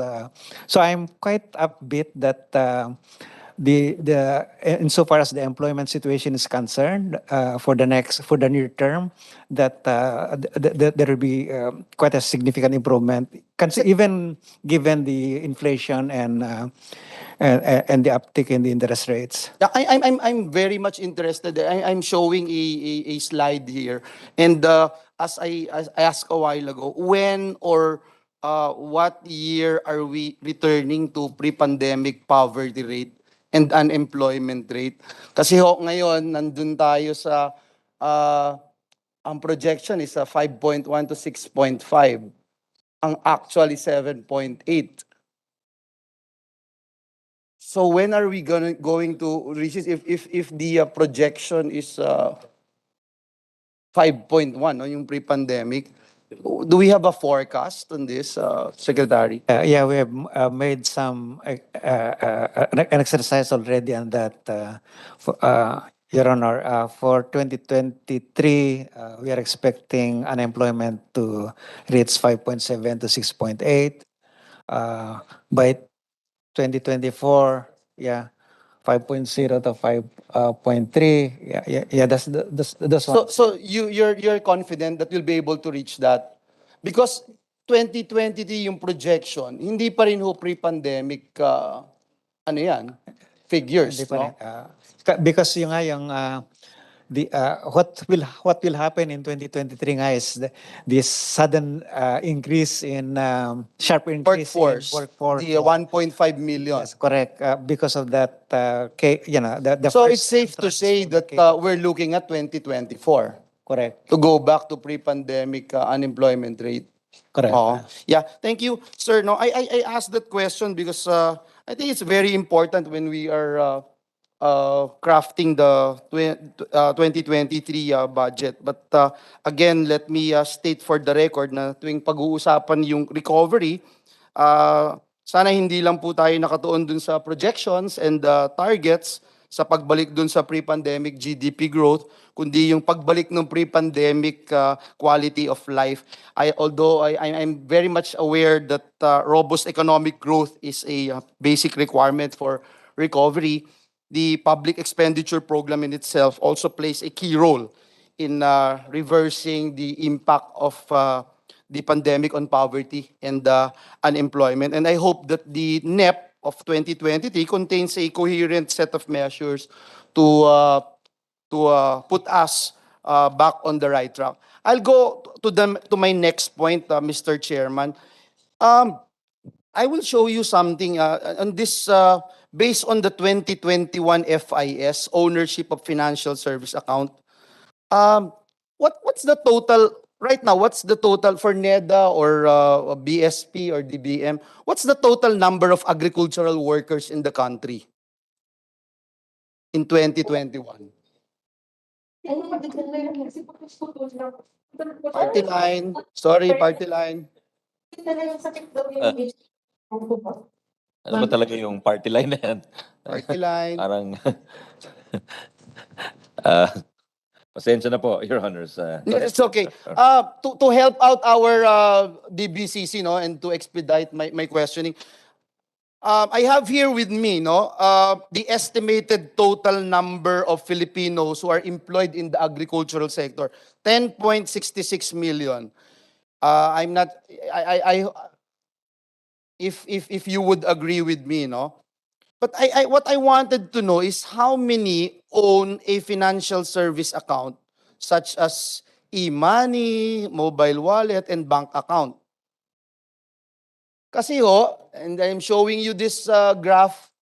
Imagine, Your Honors, Mr. Chairman, a farmer or worker in the agricultural sector, 27% lang ang meron. Mas malaki pa po, Mr. Chairman, yung not working, which is 48%. I am asking this question, Mr. Chairman, because in the past couple of years here in the Senate, we have been investigating mga kalokohan, etc., registration, ayuda na binibigay natin. 27% lang yung may account eh. So, what is our strategy? That's the million-dollar question. What's our strategy, Your Honors, as to how we'll be able to support this particular issue, on how we'll be able, kasi most financially they are the most financially excluded among all types of workers, yung mga nasa agri sector. So baka mabaliwala po yung mga... I May think I answer Secpen that? wants to respond. I Yeah, think the go key ahead. here is our national ID because we will, I think we'll be able to produce 90 million, right, by middle of next year. 90 million, sir? Yes, and then we also have in the banking community what is called the basic Yeah. deposit account, where you don't have Yung to make piso lang. piso lang, Yes. pwede na yun, no? So, Yes. but we will actually Yeah, accelerate with that, what is our projection? How much growth are we looking at with these initiatives? For example, let me ask this question. Ang estimate natin, how many agricultural workers right now are already part of the national ID system? Sige, sir, pwede po kayong sumagot. Please. May I, Mr. Chair? Yes, Secretary RC. As you may know, we are ramping up the digitalization with the issuance of national ID, and the target is to cover 92 million by mid next year, 50 million before the end of the year, and as of today, we are on target. The priorities right now are the potential and current beneficiaries of our financial assistance programs, including the ayudas for DSWD as well as farmers. I was told by the head of our Philippine Statistics Office authority that through the Land Bank, we have registered 8.3 million accounts already, and that starts from zero. From 0 to 8.3 million, and that's progressing fast. So I think with the progress that we are making in the issuance of national ID, because with the issuance of national ID for the farmers, that's the only ID that will be required, and that will facilitate this access to And Secretary, that's why I'm very much interested as to how many of them are right now part of the national ID, if we have the list. Mr. Senator, if I may add, there was a deliberate program for the issuance of the national ID, and as they get the biometrics on the national ID, Land Bank is there to issue a bank account for the recipient of the national ID. And this has been speeding up over the last year or so. Overall, there has been a major increase in the number of people who now have formal financial accounts over the last 2 years. Pre-pandemic in 2019, only 29% of adult Filipinos had a formal account. The most recent measurement in 2021 is now 56%, more than double the number of Filipinos now have a financial account. And the pandemic pressures saw to it that e-money ownership accounts have almost quadrupled. And working with the National Statistics Authority, we are now at the BSP speeding up the printing of the IDs as well as the processing of the data sets that will ensure that those who now have the biometrics can be issued the ID and the ID number as programmed by the NEDA. I will not belabor this issue, Mr. Chairman, but I think it's very clear.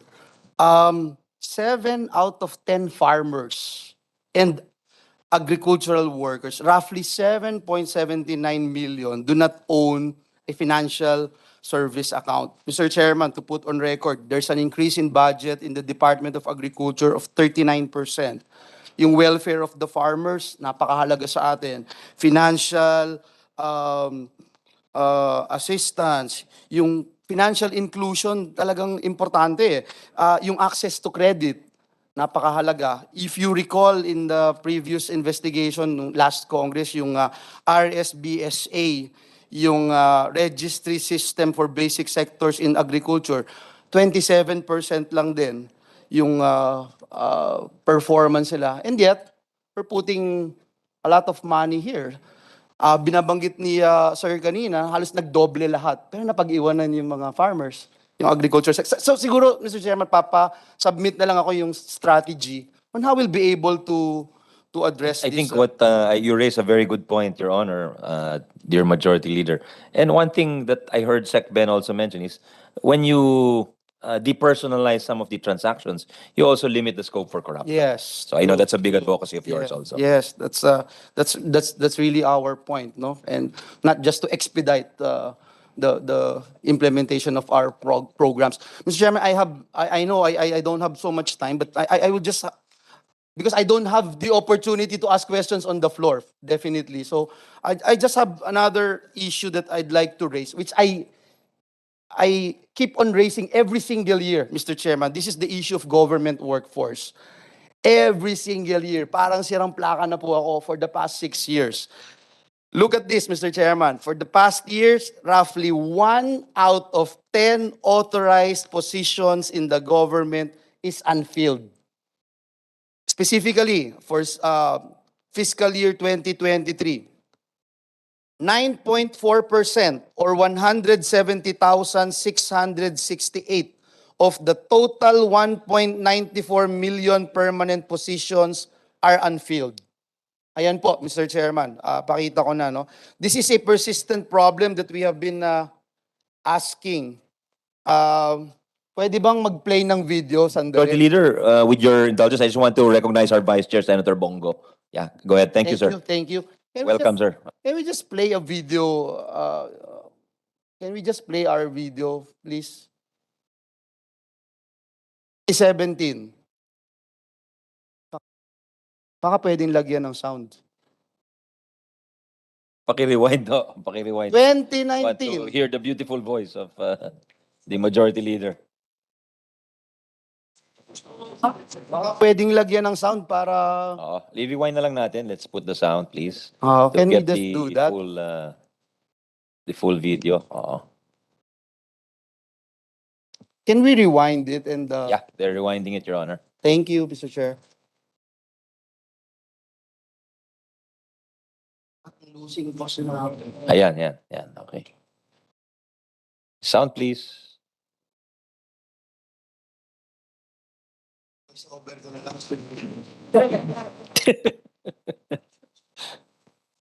Yung sound. Kailangan ng training dito sa Senate. Paano mag-operate ng... Parang, Mr. Chairman. Kailangan ng TESDA yata, ng training ng TESDA na how to operate technology. Mr. Chairman, pwede voice over na lang ni Majority Floor Leader. Siguro, sige, i-play na lang kung kahit na walang sounds. Just to point out, Mr. Chairman, every year I do this. Every single year. Despite the fact that I am pushing every single department, agencies of the government, to date,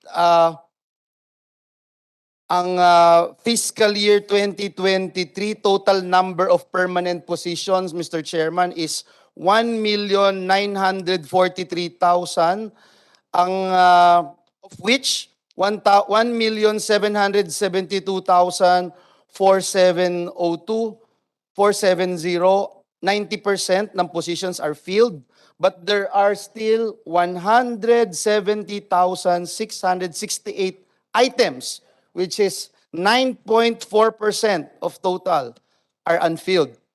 Roughly, Mr. Chairman, for example, 40% of these unfilled positions can be found in the Department of Education. Tingnan po natin yung Department of Education. Right now, sa DepEd, meron pong 47,034 na positions unfilled. Sa DOH, 21,038 unfilled positions. Every year, Mr. Chairman, can you imagine? Yung mga iba pong departamento dyan na bumaba na, it is because every single year, kinukulit natin sila, minomonitor natin sila. So again, ito yung mas nakakasakit, Mr. Chairman, and I just wanted to share this again with our Dbcc. And again, parang sirang plaka na po ako. Based on the inventory naman, Mr. Chairman, of the Government Human Resource, IGHRS, of the Civil Service Commission, sa Civil Service naman po, can you show the slide? There are a total of 642,077 workers in job orders and contract of service. Ulitin ko, 642,077 nasa job order, nasa contract of service, pero ang unfilled position ay 170,668. So, my question again, Mr. Chairman, what is the strategy of the government in addressing this concern? Anybody can answer, Mr. President? DPWH pala, Mr. President, 22,457 ang JO at contract of service. 22,457.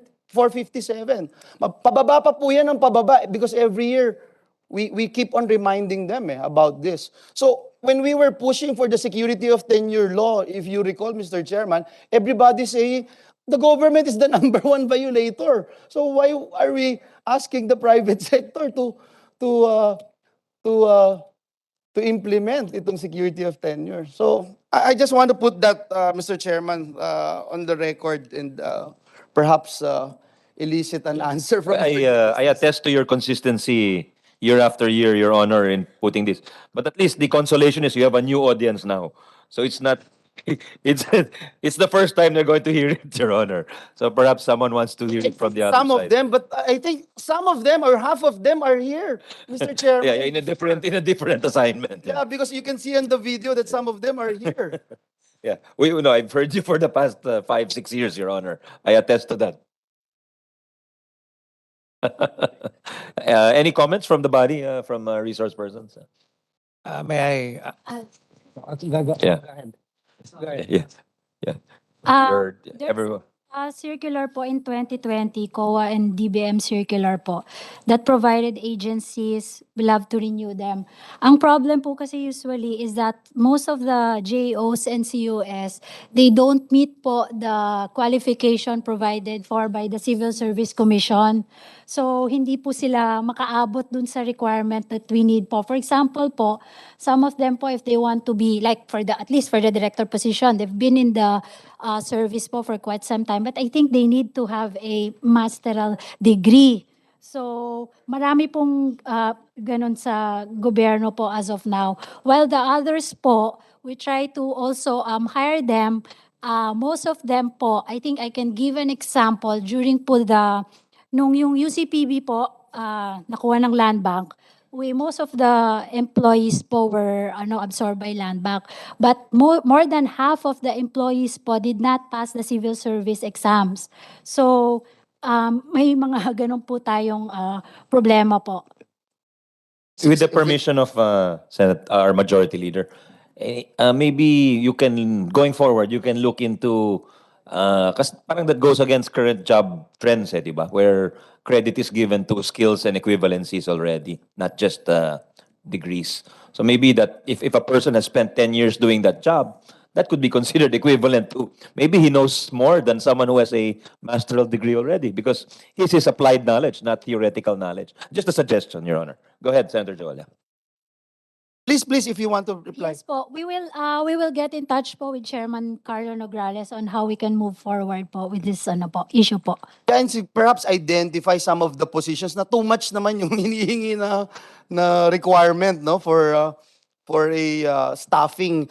Perhaps, Mr. Chairman, just to expedite the process, I would just like to request our DBM furnish us or submit to our office yung example, yung number of new authorized permanent positions proposed by national government agencies to DBM for 2023, and the number of authorized permanent positions proposed to be abolished for 2023. Dun sa right sizing, we have been avid supporter of Secretary of DBM, and marami kaming suggestions, marami kaming alam na agencies na hindi na nagpe-perform, talagang we can abolish them. I can name a few actually, but siguro in the next couple of days. Last but not the least na lang, Mr. Chairman, I'm skipping like 4 or 5 issues here. Last issue na I'd like to state, itong reducing the cost of government transactions through digital or online channels in the national level. I think this is very very close to the heart of our chairman here. I wanted to ask, can we show this slide dun sa 13 sa staff natin, yung slide sa 13, sa page 10. Can you show it? Tayo naman po, nag-aaral po tayo dito sa Senado at gusto natin tuwing may ganitong pagkakataon, mapakita natin na gusto nating makipagtulungan. Yung tungkol po dito sa reducing the cost of government transactions through digital or online channels, how much of the 2023 NEP is intended to fund programs or systems improvements that will boost the capacity of PSA, NBI, LTO, BIR, and other frontline agencies to collect fees and taxes via digital channels? Kasi based on 2021, can we show the slide, please? May nag-ooperate.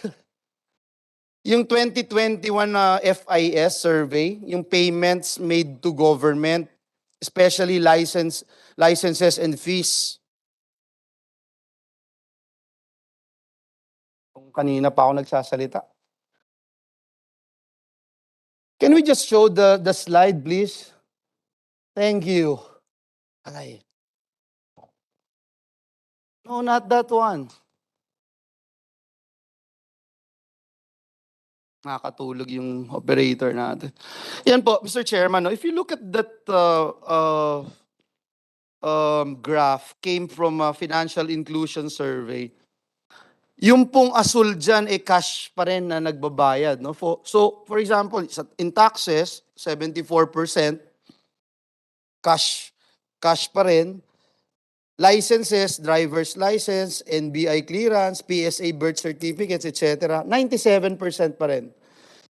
Penalties, fines, fees, charges, example, traffic violations, 88%. Loan amortization, GSIS, SSS, Pag-ibig, 54%. Contributions, PhilHealth, etc., 65%. So, Mr. Chairman, my question lang is, una yung sa 2023 NEP natin, ilan po dyan yung nakalaan para i-improve at i-boost itong capacity ng ating PSA, NBI, LTO, itong mga frontline na I think there's a number given by DBM for digitalization. No? services natin? Yeah, for digitization. Yeah. Sir, It's there I saw it in their presentation. I think towards the end. Your Yeah. Honor po. Yeah. For 2023, we have a total budget for ICT and digitalization, 12.47 billion. This is across the national government agencies po. If we can also show the slide if possible. Yes, please. And You can remove na. Sige. po. And Let's, po, and po for the 2023 budget po, we included a section po on digital payments of government financial transaction. This is related to the Executive Order number 170 signed by then President Duterte, the adoption of digital payments for government disbursement and collections. The IRR has been crafted and it's being prepared by the agencies, and now it's undergoing consultation. So hopefully po by in a few weeks po we'll have the IRR. And we'll push for the digitalization. Can you also of get a payments. copy Sure of that, Madam Secretary? Yes, Pati yung 12.4 billion, kasama na lahat dyan, no? Hindi lang yan yun for the frontline services. Yes po.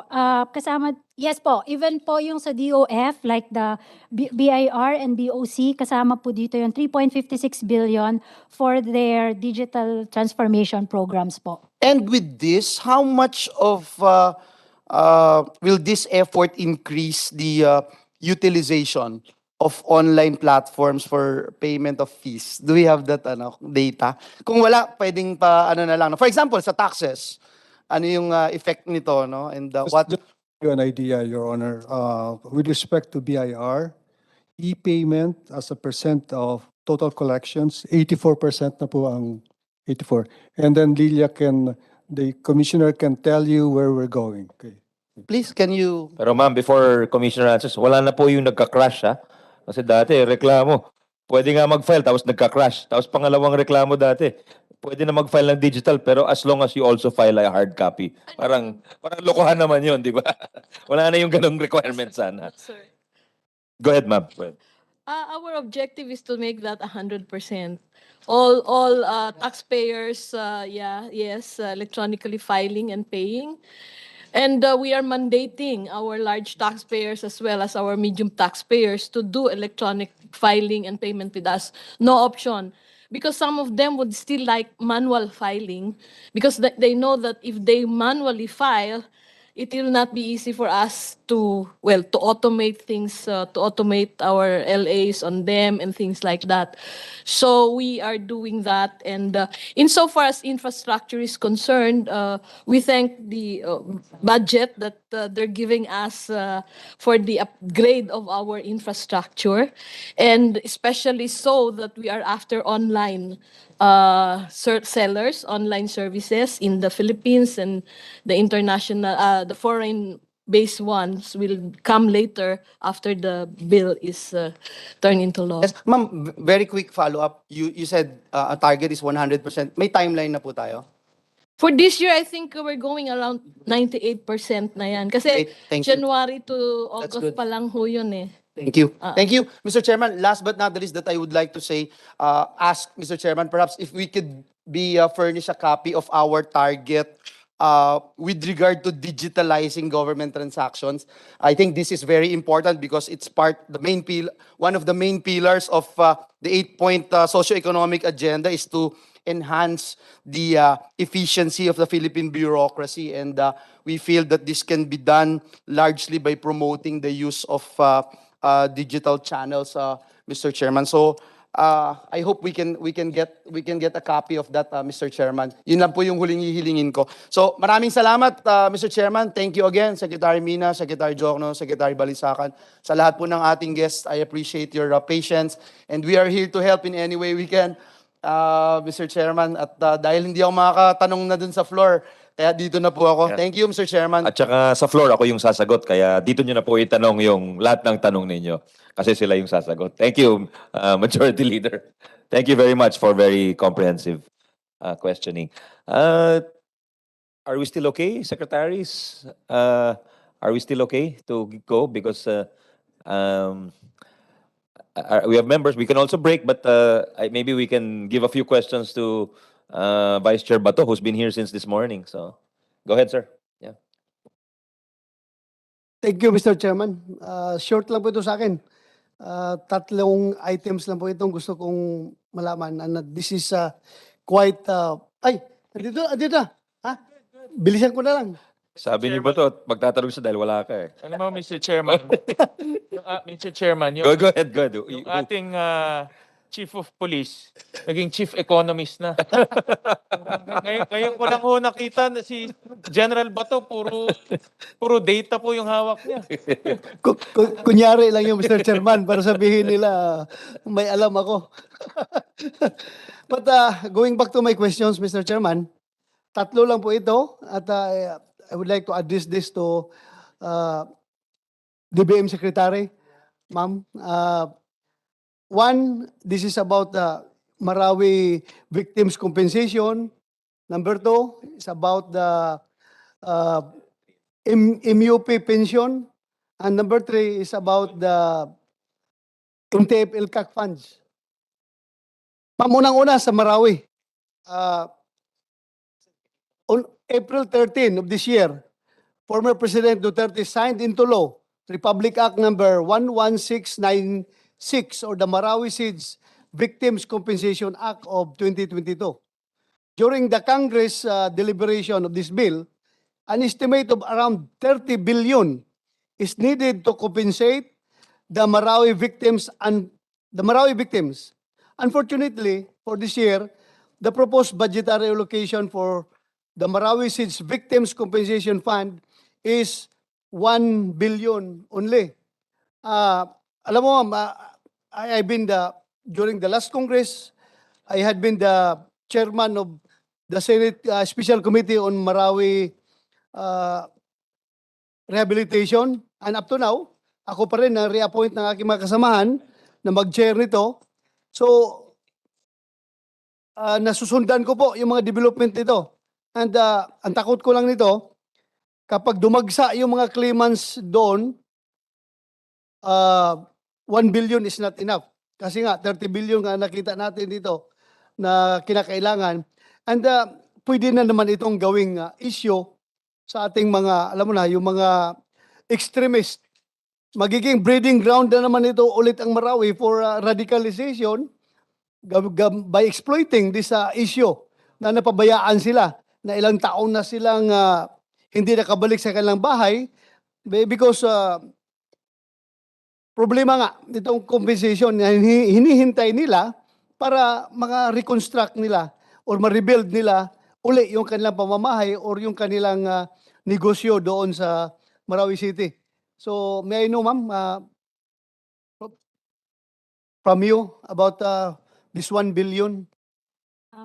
Mr. Chair, Senator, you are correct po. Under the 2023 proposed budget po and under the NDRRM allocation, there is a Marawi Siege Victims Compensation Fund of 1 billion pesos. This is in relation to the law of Marawi Siege Victims Compensation Act. I think this is the first time that the government or the national government will fund this po. It was not funded in previous years po, but then still po, given the limited It's a new law, space po, Secretary. we tried po, opo, It's a very new law. to Oo. 2022, yeah. Baka wala pa ang board eh. May board na ba? Wala pa po yata. Wala pa yata. Yeah, Yeah, just in, po to fund 1 billion po as a start-up fund po. yes, ma'am. Ang akin lang is I am just moving forward. Just in case, mabuo yung board ngayon at mabilis sila magpa-process for next year, because this fund is for next year, implemented Yes for po, next year. opo. Next year, dadagsain tayo ng claimants. This 1 billion is not enough. So, meron ka bang ibang plano kung saan tayo makakuha makukunan ba tayo? Kung masusure tayo itong 1 billion? Kasi alam mo na, yung mga kababayan natin doon ay talaga matagal na naghihintay nito. Sigurado ako, pag mag-create na yung board at tatakbo na yung board, mag-operationalize na yung board, sigurado ako dadagsain ito. 1 billion is, ganun lang yan. Mawala yan kagad. Pero meron ba tayong makukunan aside from this 1 billion? It's lodged under the NDRRMF allocation. The total budget po for 2023, in 2020 po, 2022, it's 20 billion. And now in 2023, we increase it to 31 billion. Perhaps po, if the committee po or the Senate would like to consider, the regular NDRRMP po increase from 19 billion to 30 billion. So I defer po to the wisdom of the committee if you may wish to add more to Marawi Siege that we already provided. You're telling us to take it from the NDR and Dream Fund. Kayo po. No, but also I want to add lang, Your Honors, pwede rin, as in any other fund, basta may bahay yan, pwedeng dagdagan, di ba, later on. You can augment it from savings if the need arises. No? That's another possibility, no? Kung sakali. No, yeah, because there's when I say bahay, meaning there is a budgetary item there. At any point in the year, or at least in the later part of the year, they can declare savings. Hindi, pero last year, di pa yata napasa to eh. Well, we passed this very late in the year, I think, no? So, yeah. So, yeah. There's no, in fact, there's no board. So, we don't even know if there will be claims processed in the course of 2020. Oh, ideally, it would be a nice thing to have that already. So maybe you could ask the president to constitute, or whoever is under the law is meant to. Yeah. Go ahead. Mr. Thank you. Chairman, yung nga lang, I just want to ask to be ready. Dahil ako ang palaging humaharap sa mga tao doon eh. Ako palaging binubugbog nila ng reklamo pagdating dito sa Marawi. Kaya, ma'am, I know you have Maranao ancestry. So, please help me. Help our people in Marawi. Ha? Tulungan po tayo kasi kawawa yung mga tao natin. Thank you very much, ma'am. Thank you. For my next question, ma'am, is about yung NTF-LCAC funds. Alam po natin ito yung estado ngayon ng ating insurgencies, patapos na. So sabi nga natin, pag patapos na, dapat buhusan na natin talaga ng gusto para totaling matapos na ito. Based on your support to local governments, support to Barangay Development Program of the National Task Force to End Local Communist Armed Conflict from 2022, which was 5.62 billion, in-increase yun ng 10 billion. Well, kung titingnan natin ito, mukhang nag-increase nga. Pero kung tutuusin, nag-decrease ito. Dahil last year, alam ko 16 billion ito eh. 5.62 from GAA, 2022 GAA, then there was another 10.5 billion coming from unprogrammed funds. So tanungin ko lang sana, ma'am, ang tanong ko lang is, what happened to the 10.45 billion NTF-LCAC funds, na-release po ba ito? Nagamit po ba ito?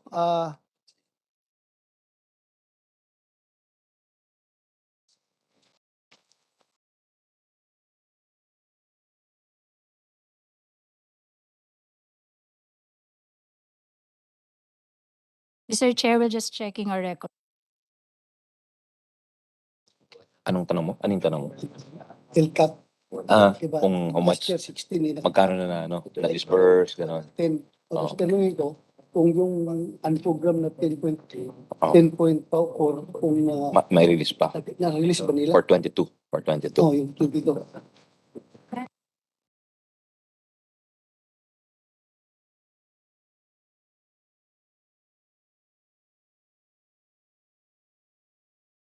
To take up that the air while we're waiting. After Senator Bato, it's this Vice Chair Win Gatchalian, then Vice Chair Bongo. Senator Aimee, would you also want to ask questions? Nakahirit na ako eh. Okay. How about Senator Nancy? I know the three of you have CA, so Unless there's a gap, I have a few questions about ano lang, pagbigyan siguro natin yung mga nandito Kaya kaninang nga eh, umaga. that's why, no problem. Then Win at si Sen. Unless there's a gap sa second round, Yeah, but agriculture. if you want to interject lang on related points that you're interested in, please go ahead. Opo.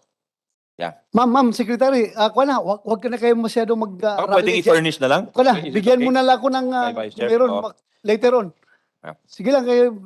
Sir, I know that it's 16 billion because the 5.6 billion, it's under the regular fund, the regular program. Yes. And then the rest po is under the unprogrammed funds po. So for unprogrammed funds po, there are criteria po before we can release the funds po. Yung ma'am, ang tanong ko lang is, na-release ba ito? Yung 5.6 billion po. Yung unprogrammed Hindi natin. pa po because meron pong requirements bago po tayo makarelease sa unprogram. Dapat po merong excess revenues po tayo from the national government before we can trigger the release po. So therefore, you want me to appreciate na mas maganda ito ngayon dahil from 5.62, tinaasan nyo ng 10 na talagang program, Yes hindi po. unprogram. Yes po, may cover po Ganun siya, may ba ang- funding po siya. So, you mean to say, dapat masaya ako? Sana po. Dapat masaya tayong lahat dito. Palagi nga naman masaya. Huli po. Thank you, ma'am. Thank you, thank you. Sana Salamat. all daw, sana all. Yung pangatlong tanong ko po, ma'am. Ito, ma'am, talagang... Mr. Chairman? Yes po. With the permission lang of Senator Bato, kasi related dun sa NTFL With the permission of Senator Bato, yes. Go ahead, Senator. Sec Amina, yung 10 billion itemize? Yes po. Can you just please submit to the committee? Opo. Thank you. Thank you, Mr. Chairman. Thank you, Sen Bato. Salamat, Vice Chair Nancy. Go ahead, Vice Chair. Thank you. De La Rosa. Mr. Chairman, yung about sa MUP, the biggest allocation under the 669 billion special purpose fund is the pension and gratuity, which amounts to 272.9 billion. Out of this, 128.7 billion will be allotted for the military and uniformed personnel.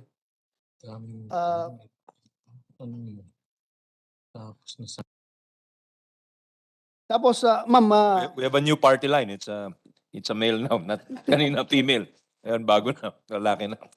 Sorry. the 128.7 billion allocation for next year for the MUP pension is lower than the 153.1 billion allotted for this year. May we know the reason for the decrease?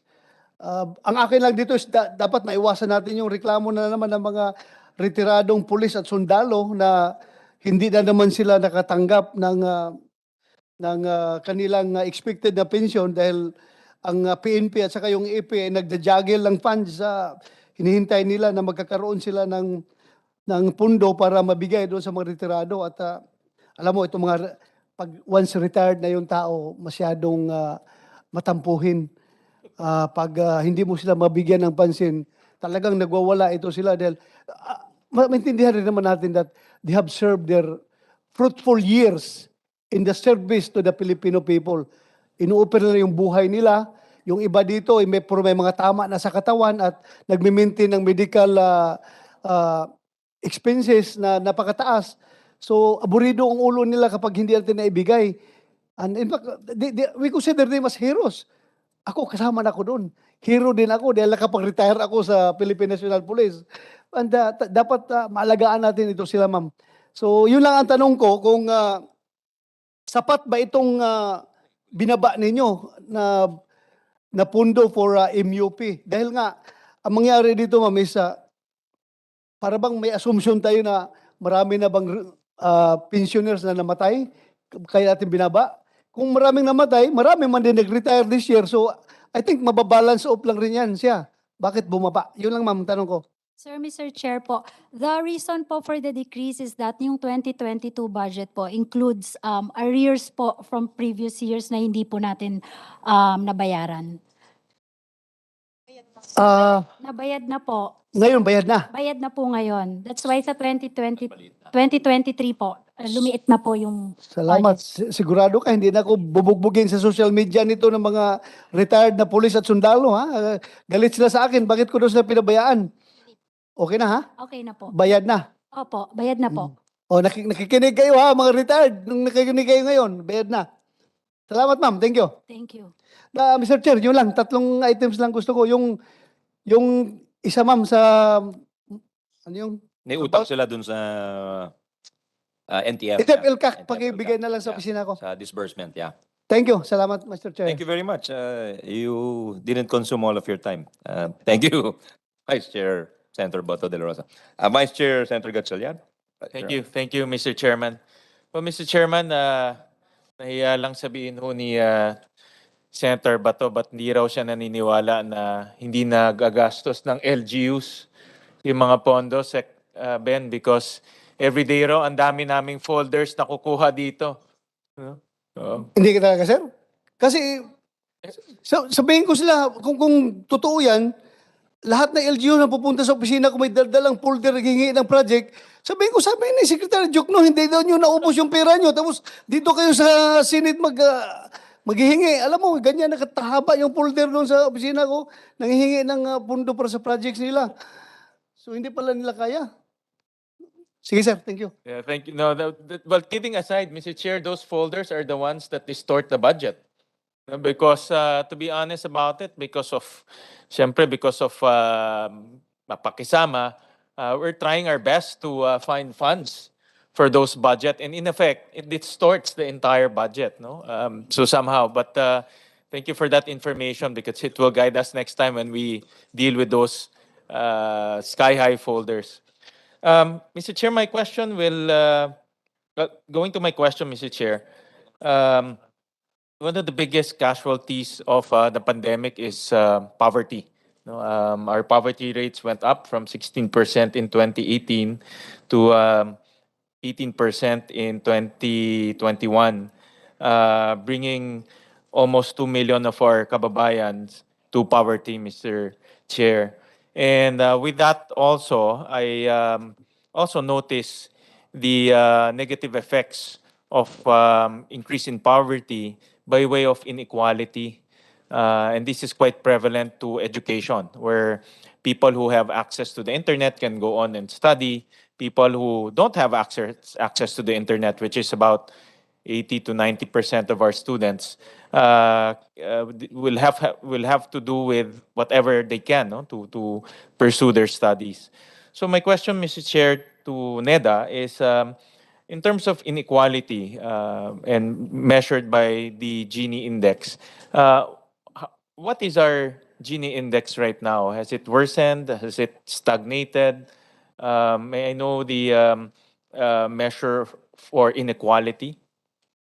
Yeah, Gini Mr. Chair, yeah. coefficient. Between 2015 and 2018, the Gini ratio, it's a measure of inequality, indeed decline, and that accounts for the quite significant reduction in poverty then.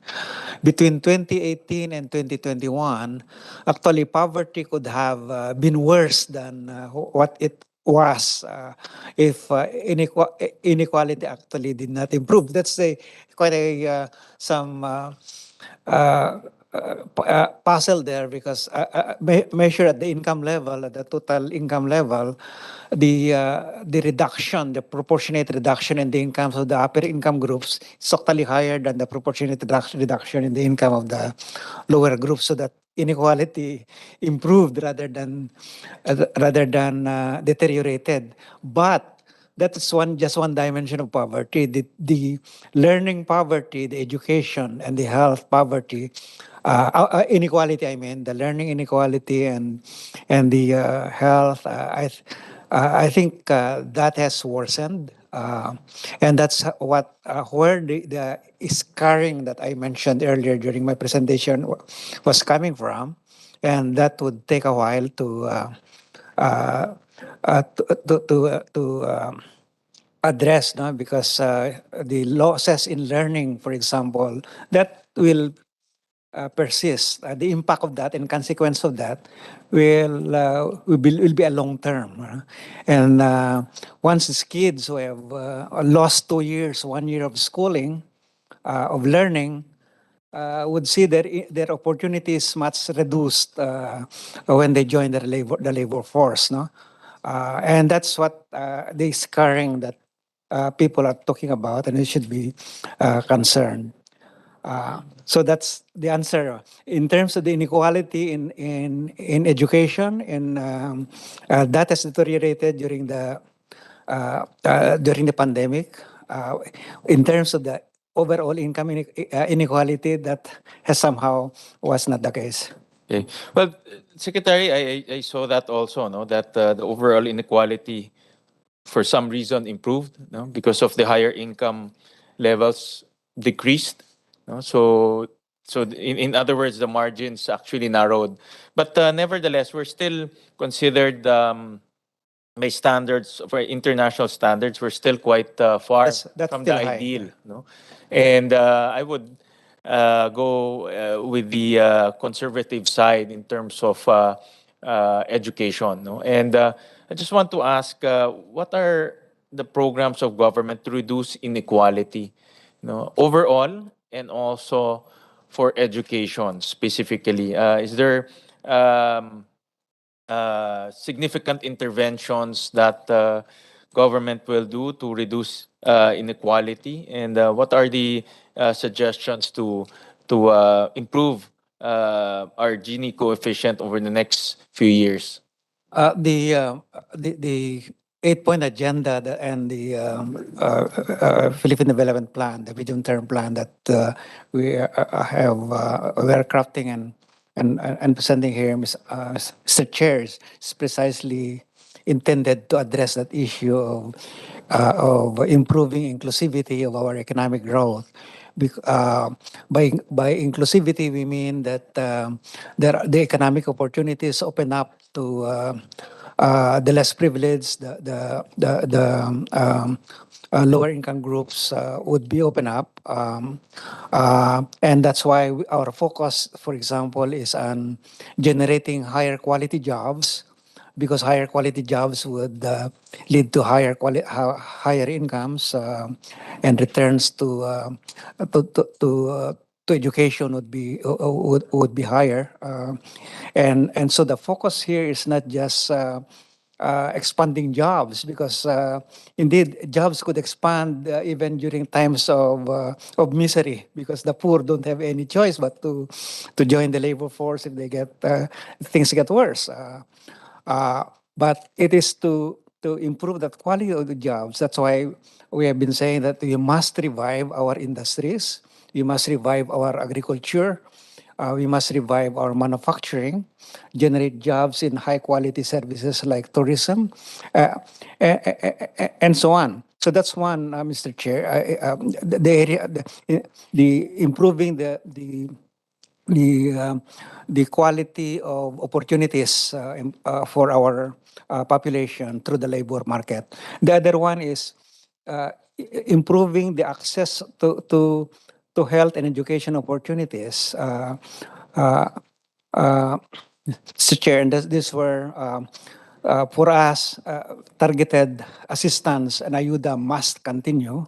For example, there is good evidence, not just in this country, but in many parts of the world, that a targeted assistance program intended to help the education and health of young kids growing in a poor family generate substantial economic and social benefits, particularly in reducing inequality.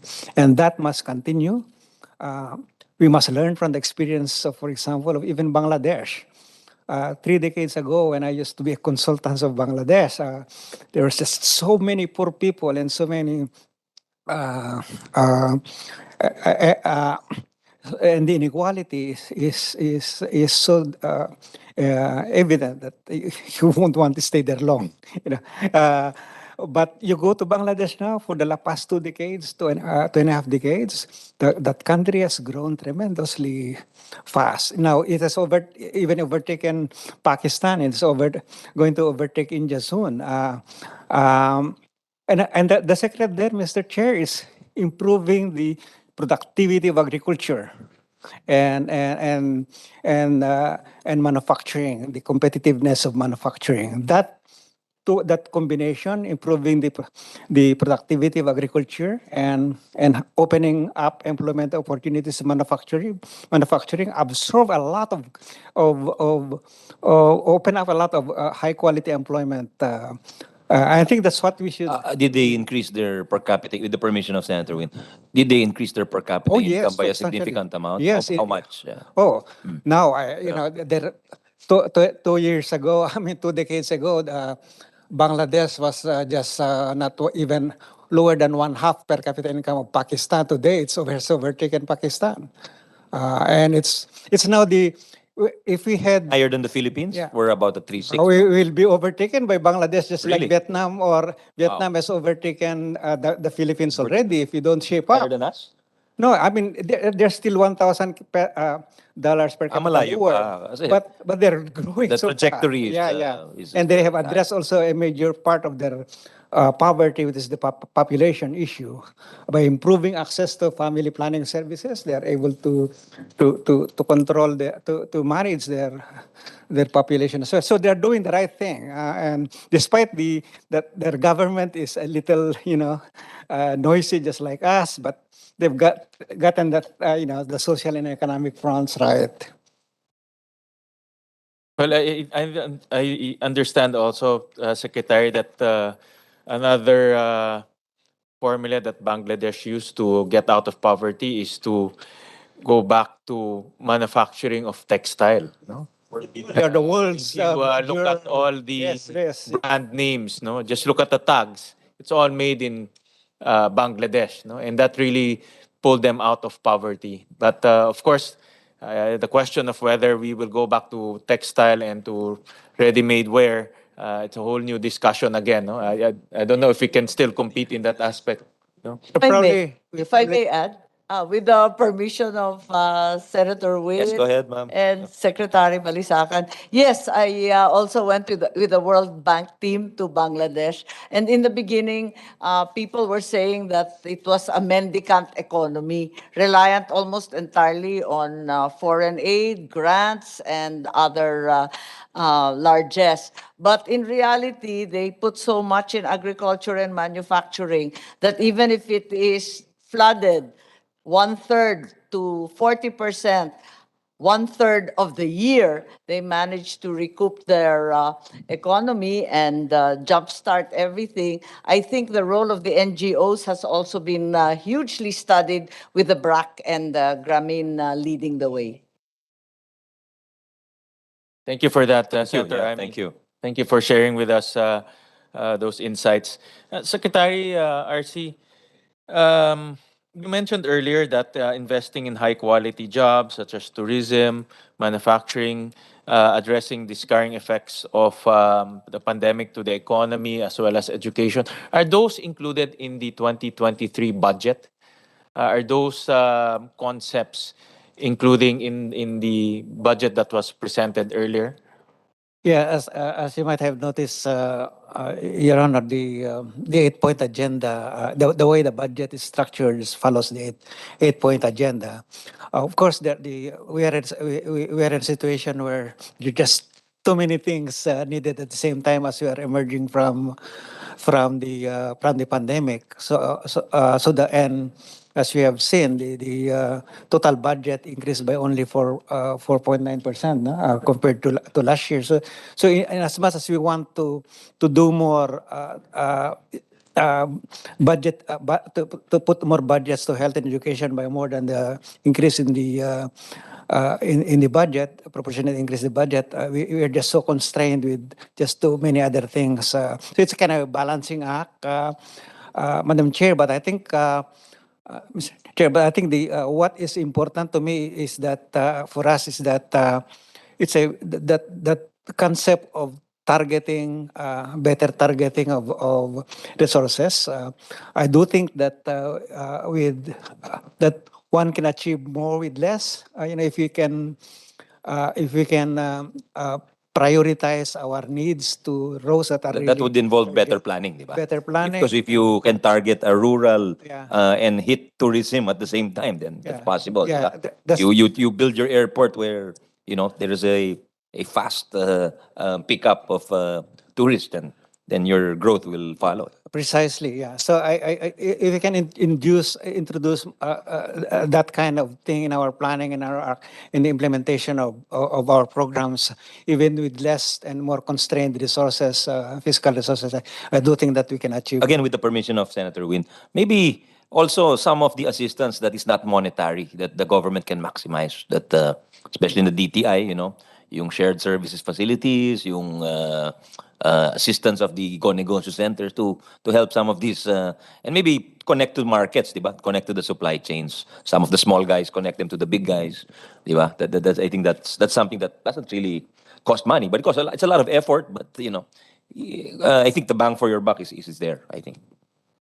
Thank you, Yeah, Mr. that's Chair. why, if I may add also, Mr. Chair, that's why we are quite focusing also on public-private partnerships, because if we can really push that well enough, then we can free up a lot of resources that would otherwise go to supporting infrastructure that otherwise are profitable for the private sector, and use those resources for social protection, for health, for education instead.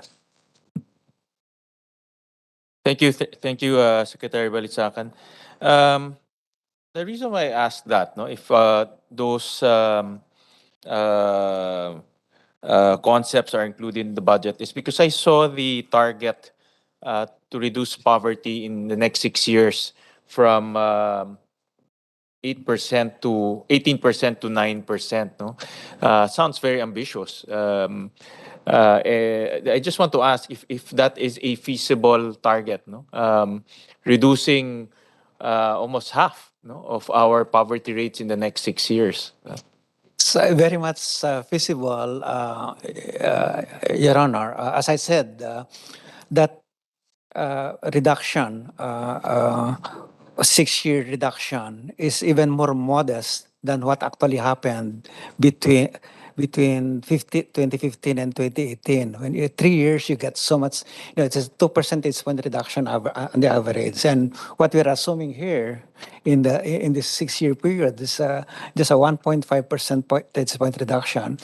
And indeed, if we can achieve the objective of well-targeted programs for our limited financial assistance, create the jobs that high quality jobs that we are targeting in tourism, in manufacturing, and increase productivity in agriculture. I have seen so many other countries that have that played along those along those lines, and I think that there's no reason, as I see it, that why that cannot happen in this country. I think that agriculture is key. As of now, what's driving inflation is partly the high prices of commodities, basic commodities, and that arises partly from the very low productivity of our agriculture compared to the countries around us. And even in simple thing like as irrigation, we're surrounded by water, but we can't even develop decent irrigation systems for our dry lands. That's to us is quite disturbing and puzzling. Secretary, again, from what I've read, and also from my thoughts, of course, the 2015 to 2018 is a different scenario now. There are more headwinds, there are more global challenges. Number one is the Russian invasion pushed our energy prices close to $100 per barrel and fluctuating thereabouts. At the same time, we're still recovering from the pandemic, and a lot of the big economies around our area, they're still lagging in terms of recovery. So, with those headwinds, and of course other things, like prices of commodities, the poverty reduction this time might be much more challenging. No, for example, and I was actually going through the website earlier. I was going to pull out the inflation of the bottom 30%. No, and I wanted to ask Neda, what is the inflation of the bottom 30% to date? No, because definitely the bottom 30% feels very differently from all of us, no, in terms of increase in commodity prices, increase in prices. And it will take a lot of effort, no, considering that we are facing so many external headwinds to push poverty down. No? So those are my thoughts. And of course, I am with you in reducing, slashing poverty by half. We all want that target, but I am not very sure if that is feasible, considering that there are a lot of things that we cannot control, no? Especially on inflation. No? So those are my thoughts. But going to my question, what is the inflation for the bottom 30%? The January to average, January to August data for this year, Mr. Chair, is for the bottom 30% is 4.3%, whereas our headline inflation is 4.9%. So it's a little better than the overall, and that's. I saw in the NEDA website, PSA website, the prices are based on 2012, no? Yes, 22 base. Yeah, the base year. Yeah. 2012 basis. So it's not the same with the headline inflation, which I think we updated it to 2018. Yeah, we are using the. Let me check on that, Your Honor. But this should be comparable because they are coming from the same basket, except that we isolate the basket for the bottom 30%. 2018 base year. So 2018. 2018. All right. Okay. Okay. So, but again, let me just note, Mr. Chair, that the growth, the sources of growth of the local economy, it's not so much trade. It's not so much international trade. We are not like Thailand or Vietnam or even Indonesia, for that matter, where their source of growth is really international trade. If you look at the sources of growth in the first half of this year and 2010 to 2019, before the pandemic, almost three-fourth of that growth is really coming from domestic activity, largely driven by consumption, and that is that's from the demand side. But if you look at the supply side of the economy, so a lot of it is in the services. Almost 70% or two-thirds of the economic activity, of the economic growth that we observe is coming from those services. Now, of course, that's partly fueled by remittances, which don't fluctuate as much as the global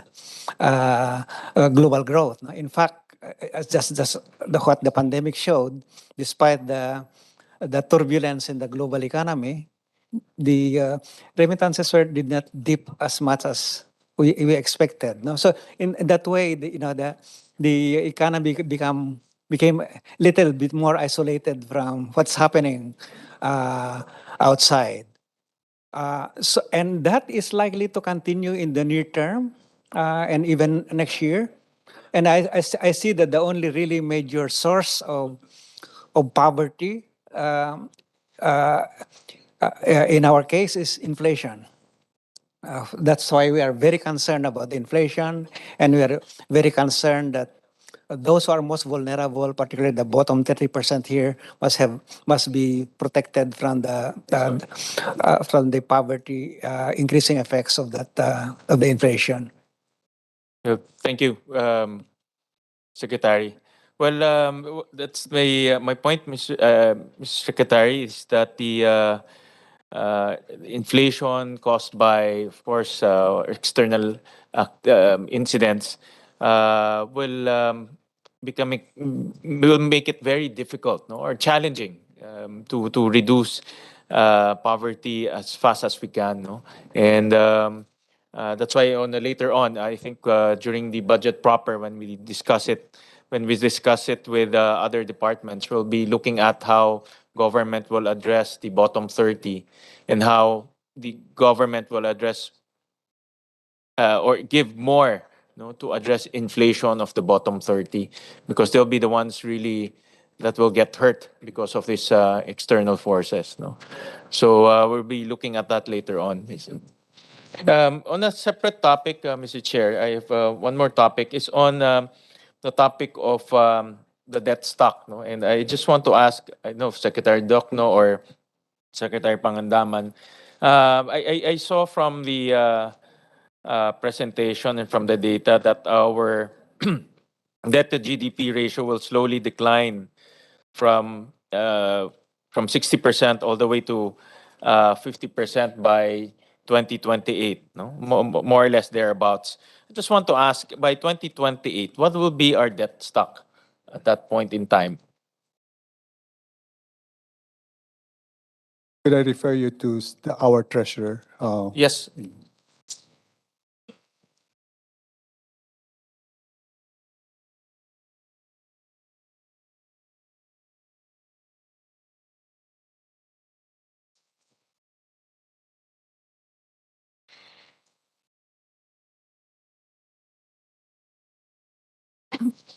Me take this opportunity, Your Honors, to recognize the physical presence. She was virtually present earlier, the first one to log on, in fact. So now she's here physically, which shows her interest in the matters being taken up. One of our senior vice chairs, Senator Pia Cayetano. Good afternoon, ma'am.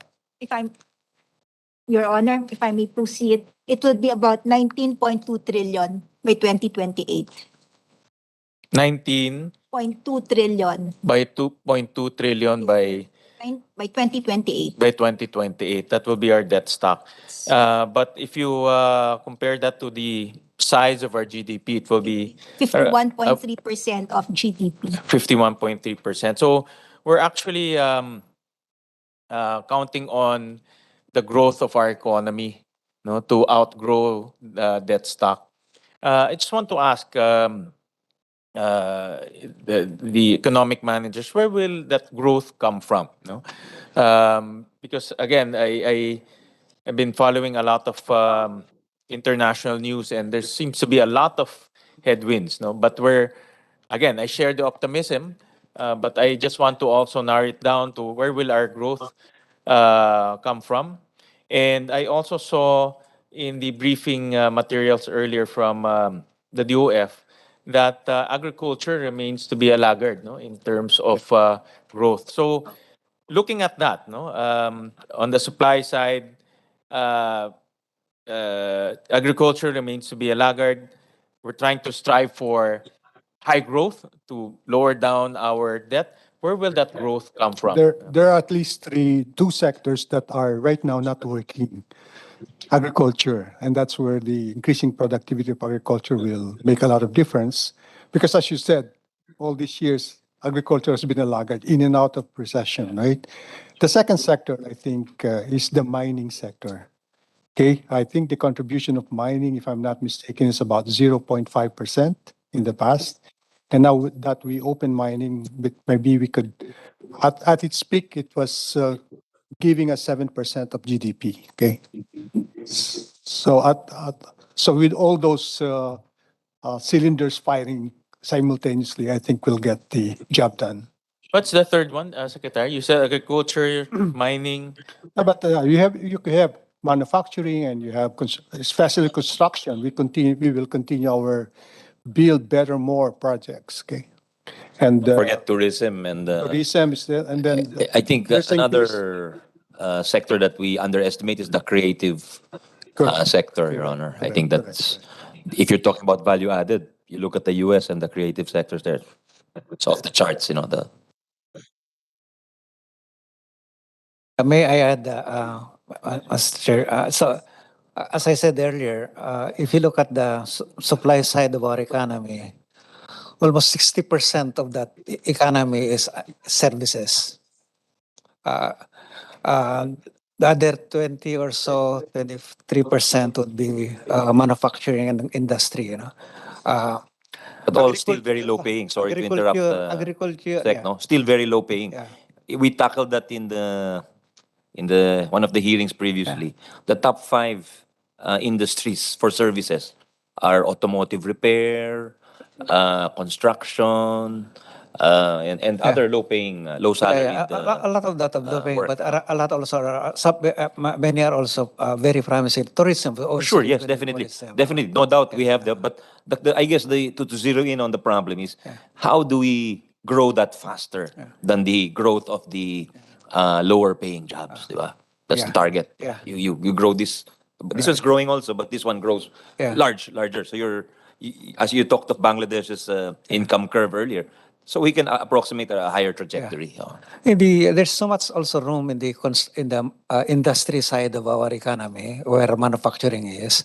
In the industry, there's also within that industry there's utilities and construction, mining, of course. So the mining, although it's still a small proportion of the economy today, but it has so much potential.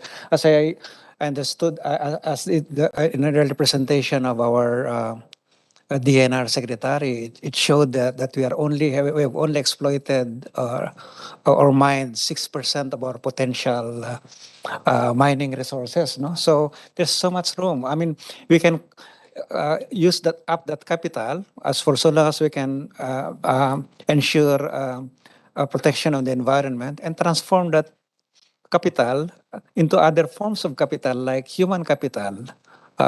That's what they have done in Australia. Melbourne, for example, anyone has been to Melbourne, that used to be a mining town. But they use their resources, they mine that, and you transform that city into other, use this to transform a very livable city. It's one of the best cities the most livable cities in the world now. I mean, that can be done. There are so many models that one can use to develop our mining, our mineral resources. So that's one. The agricultural sector, as I said earlier, 22% of our labor force done, but its share in the economy is very small, 10% now. So that means, of course, that the productivity is very low. And that's why we need to do something very serious there to raise the level of productivity. Because that level of productivity, improvement in the level of productivity, although its share in the share of the sector in the economy is low, its impact and the rest of the economy is so big in the form of inflation, for example, in the form of cost of inputs for manufacturing, for food processing, for example, has so much potential in this country. But we're screwing it up when we don't make our agricultural sector. I was going to ask you, you were a USEC in agriculture in the late 90s, early 2000s. Under and your you father. presided over, yes, under my father. Under your And you father. had the growth of agriculture sector of around 3%, if I'm not mistaken. Yeah, we have focused so much One then. of the higher ones Yeah, on we have so record. focused so recent much memory. then on improving productivity through research and development. Yeah, that's what I was going to ask you. What is the difference between now and then? Why is agriculture only 0.2% growth now? Whereas back then it was 3% with a much smaller budget, Your Honor. I think compared to what we were doing then in 2000, 2002, when we put so much effort, focus on improving productivity, biotechnology was very high in our agenda at that time. And look, 20 years later, there's none. The efforts were not sustained. Biotechnology, for example, has not gone far and wide in this country when it's already what's driving productivity growth in Vietnam, in Thailand, in Indonesia. So adapting, using new science, investing into these new technologies is the only way to go. And we are not doing that. So, Secretary, I get it that the drivers for growth will be in the agriculture sector, considering it has a lower base, and also the mining sector. Is that correct to assume? No, manufacturing. And manufacturing. Yeah. Because I believe that if we can address the issue on the energy, high cost of energy in this country, the high cost of telecommunications, which with this new Public Services Act, I think that should now be within reach.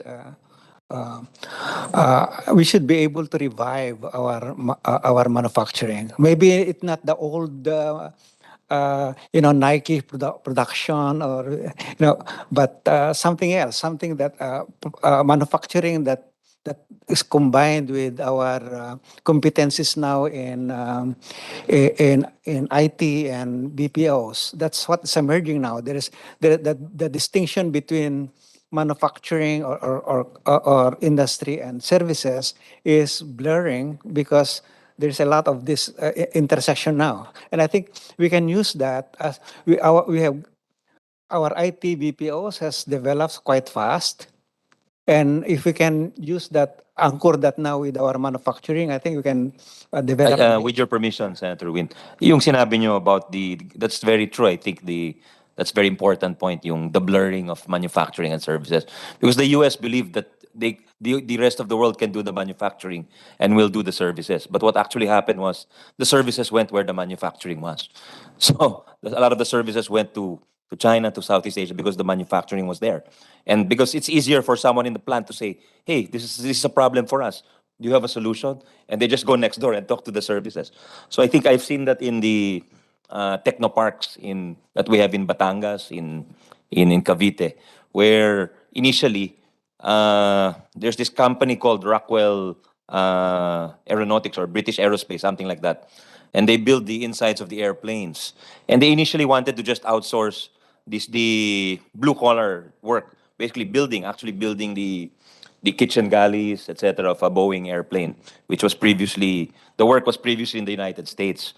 But then they realized, hey, the Philippines has a lot of good designers pala and engineers. So what actually happened was a bit of a reverse brain drain, and a lot of Filipino engineers from Singapore came home. So I think that's something we have to push and maybe download that statement. It's very profound, I think, Your Honor. You download it to our investment promotion agencies, because then they don't they know that when you attract someone, you must advertise that you have the whole gamut of services, you have the whole talent, and also maybe we should work on our supply chains, because I think we have a lot of gaps in the supply chains, and that's why the automotive industry chose Thailand instead of us, because, di ba, when we were competing during your time as your first stint as NEDA, we competed with Thailand. I think you know more about that than me. So, but the reason why they chose Thailand is because we were near the supply chains, di ba? So we didn't have bungi-bungi tayo dito kaya hindi tayo pinili. So those two things I think will make a big difference down the road, Your Honor. Thank you. Let me just add two things to the discussion on the sources of growth. I think this was mentioned earlier by RC, food processing. I think because if we get more efficient in agriculture, then that will add to our food processing. The reason why we're not competitive is our cost of agriculture is too high. Sugar, right? Even cereals we cannot produce it here because our rice and corn is too expensive, right? So with that, the food processing is one possibility.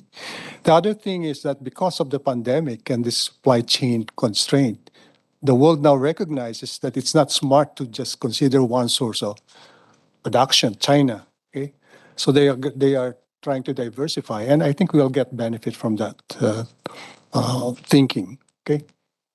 I think that's exactly what we heard, no? Japanese investors, you can share it, yeah. We had a meeting with the Japanese ambassador, and because of the shift in geopolitics, a lot of these Japanese companies are now looking for alternative sites, for their manufacturing. They're not pulling out of China, but they're looking to hedge, their production to other areas such as the Philippines, Vietnam, and others. I think geopolitics is now playing a very sensitive role in terms of where to locate your plant so that you won't have disruptions in your supply chain. And that's an opportunity for us, actually. And they actually gave us an idea that we should move fast in terms of attracting these Japanese companies to locate partial, not all naman, but partial of their manufacturing process here in the Philippines. So just to continue, Mr. Chair, I saw that the second biggest sector or office that increased in budget is agriculture department.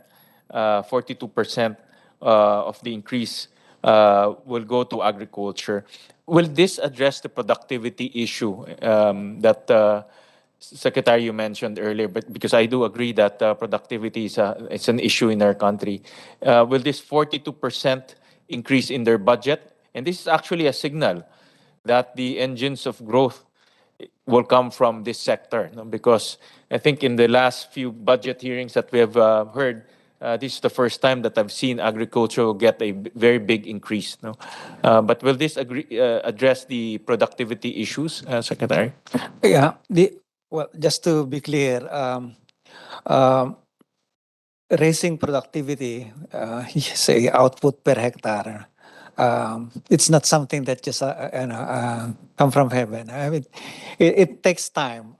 You need, again, I said you need to invest in R&D, you need to invest in irrigation, you have to invest in better quality seeds, better species of fish, and so on. So it takes a couple of years of sustained effort, but you can start the process now.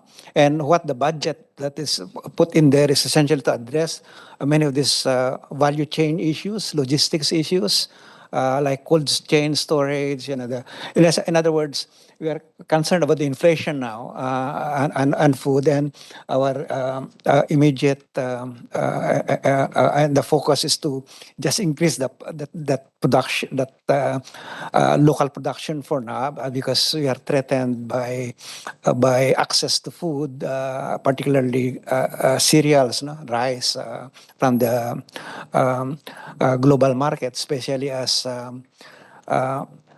other countries, exporting countries are trying to limit their exports because, of course, they're protecting themselves too. And Thailand and Vietnam are reportedly talking about forming a cooperation between them, which is translated to forming a cartel for rice. So there are risks that we need to pay attention to, and plus, of course, this immediate shortage of that staple right now, and which means to increase the local production.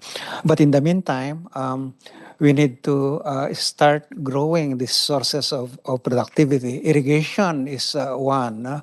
I think, again, if you learn from the Bangladeshi experience, a major, small-scale irrigation systems that were developed throughout the country. They are not very large, dams type of irrigation systems. So that's a big part of the budget there. So the irrigation budget also jumped by quite a significant number. Well, Mr. Chair, I have some questions, particularly on the different offices and sectors, but I'll reserve that during the budgetary hearings for the agencies. No? But I thank Secretary Ben and Secretary RC, and of course Secretary Pangandaman and the rest of the team for the very detailed and very optimistic and aggressive, targets. I also signed the MTFF the other day, and because I believe that we need optimism to get us out of this slump. And we'll talk about the details when we go to the budget proper. So thank you. Thank you for those very valuable interventions, Vice Chair Senator Gatchalian. Vice Chair Senator Binay, please. Thank you, Mr. Chairman. Magandang hapon po sa inyong lahat. Just a few clarification when it comes to definition of terms. Secretary Balisacan, ano ho ba description natin ng poor? Okay. We adopted a methodology for measuring poverty for purposes of measuring monitoring our performance in poverty over time, poverty reduction over time. Now, okay, the first thing to note, Mr. Chair, is that just like in other countries, we don't see poverty as a one-dimension concept. We see poverty as a multidimensional concept. And what you see in our one of our statistics, the income poverty, that's just one concept of poverty. And the interest there is to set a standard that will allow us to monitor the progress we are making in reducing that poverty uh, based on that standard, so that we can say that our programs are working or not working and what we need to tweak to quicken that reduction. Okay, so following international practices, what we did was to ask our nutritionists what to them is the minimum nutritional standard for a person to be healthy, in terms of nutrition. So then we put value to that. No. We choose the commodities that deliver those nutrients, and those commodities are typically the ones that are available locally in the towns, municipalities, and so on. And okay, so we get a value. We get a value for that, Mr. Chair, and then add on the what we call non-food component. So that's essentially how we come up with a poverty threshold. And I want to stress, Mr. Chair, that And Siguro, Secretary, and what is that threshold? What is that amount? yeah, can I have that threshold? Yeah. Um, the daily what is this one? The per person threshold as of annual, Mr. Chair, is 28,871 pesos. Now, Magkano ho lumalabas per meal? What is the amount of that nutritious? Can we get that? For a family of... Hindi, siguro, Secretary, there's an article kasi, para mas mabilis.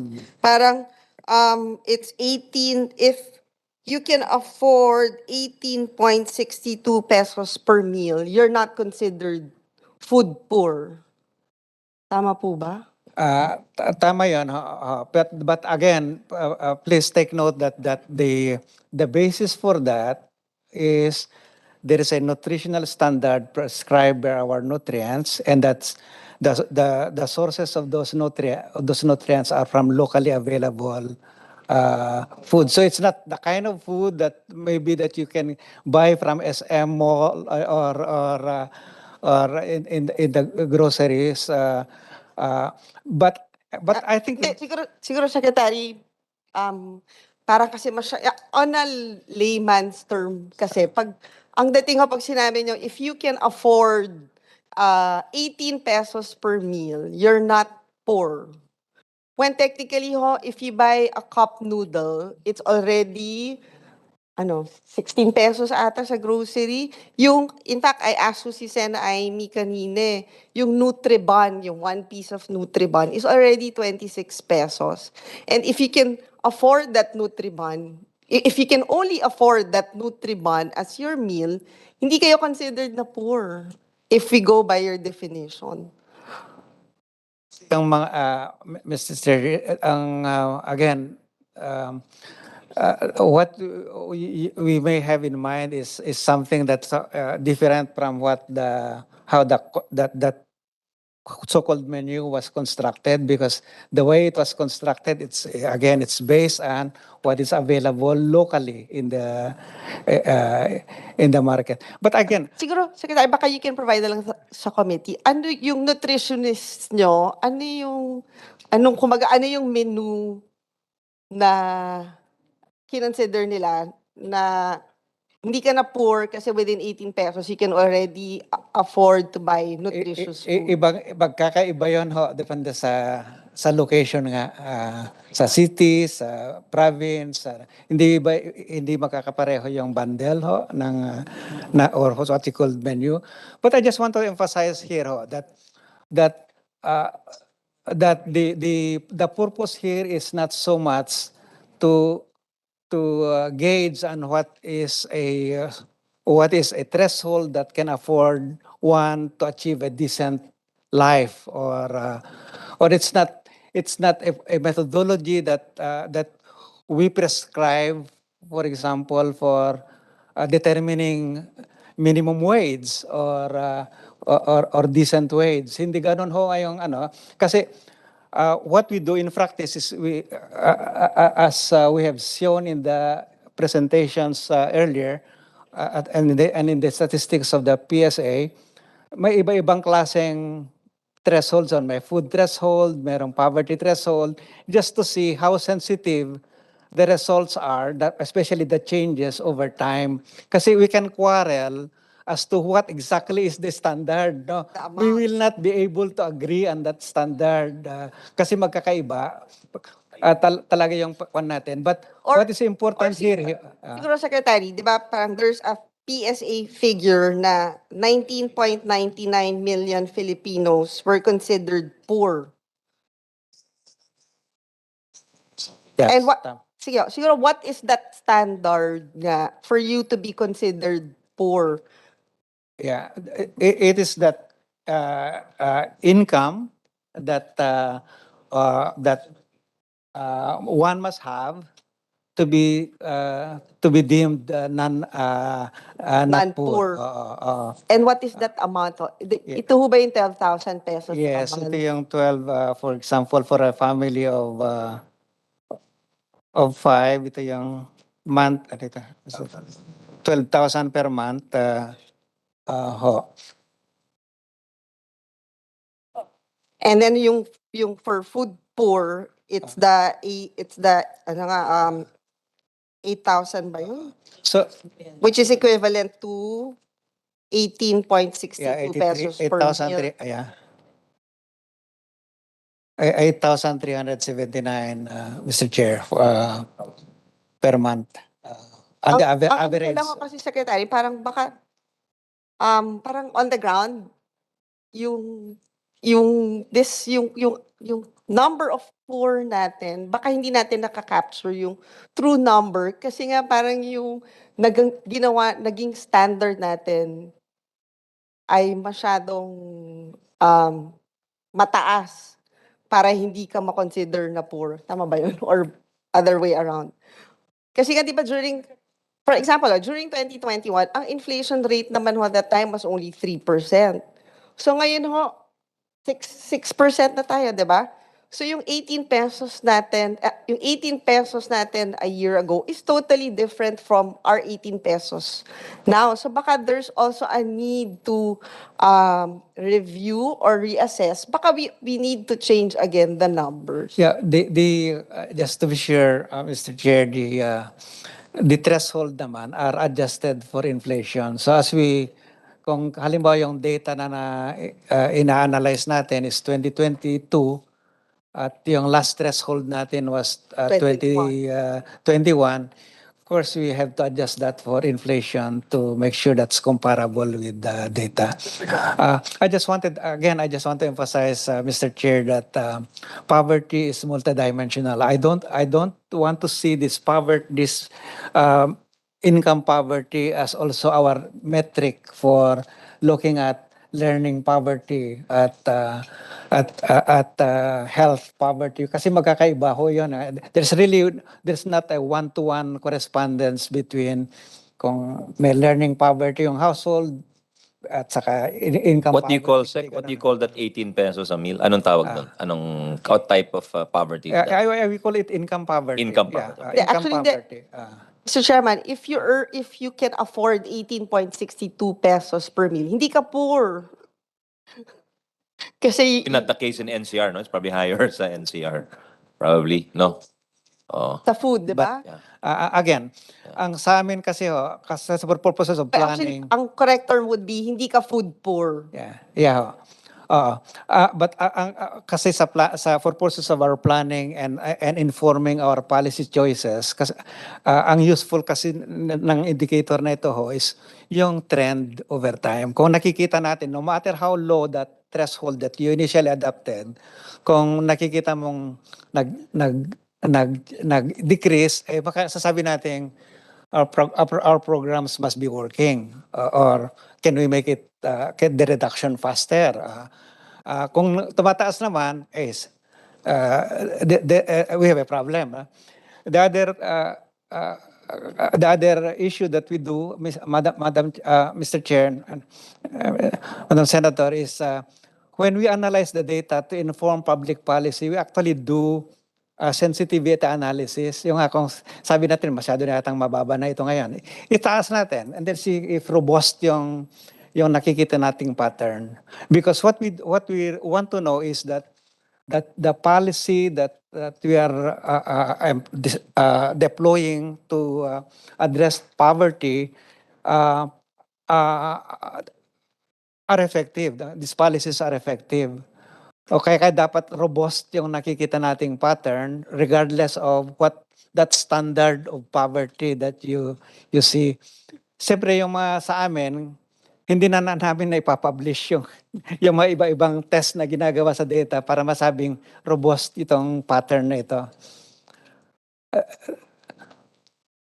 And parang may statement din ho na yung comfort of living is not, hindi siya part ng assessment dun sa PSA food poverty threshold. Meron ho ba yung PSA na study na mini-measure na yung comfort of living? Are we doing a study on comfort of living?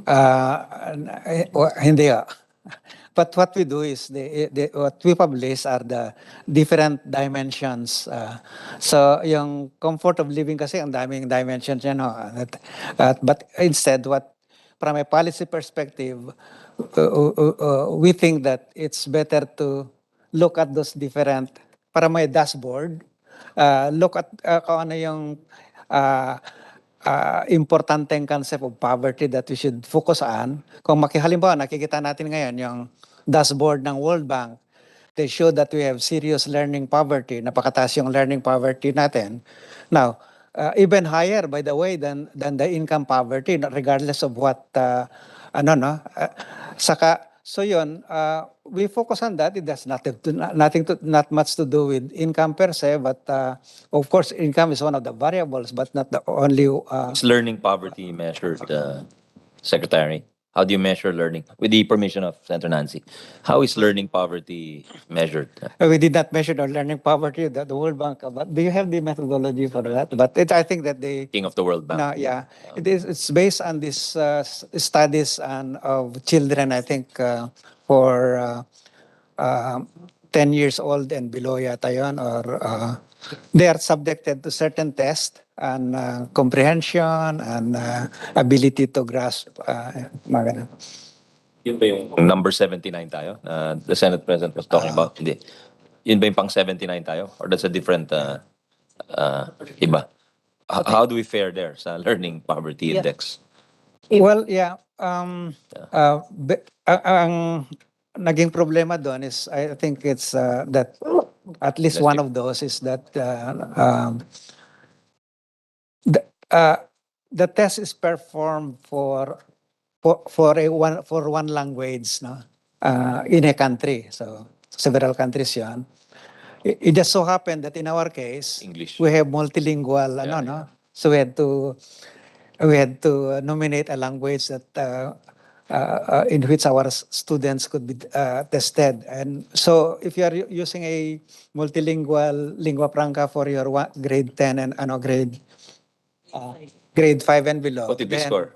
What did we choose? English. Then you are likely going to... We chose English. Oh, you're likely going to perform poorly compared to those countries na iisal talaga yung language na ginagamit. So that's so the explanation. methodology din. But that's the explanation, not the ranking. What is the ranking? Yeah. So medyo may problema din yung sa for that particular ranking, global ranking. What was it, Secretary? Just for the record. No? Well, it put us so low. One of the lowest. One of the lowest, okay. yeah. Okay. Thank you, Senator Bina. Go ahead, please. Siguro yun na lang, Secretary, baka nga there's a need to, reassess the amount dun sa when you get classified as food poor. Kasi nga with yung high inflation ngayon, baka for next year, we're actually doing the reviewing the methodology now, Mr. Chair, and our committee has already been working on that. Okay. And moving on to another topic, yung as part of the social protection agenda of the president, may dito ho ba yung DBM? How much are we spending for livelihood programs?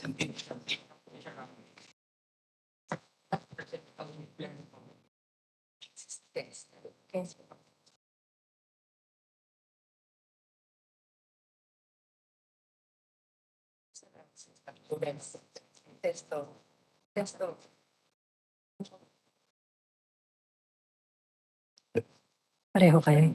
For under the Mr. Chair, for under the DSWD budget, we have a program called Sustainable Livelihood Program, and it has a budget of 4.4 billion po for 2023.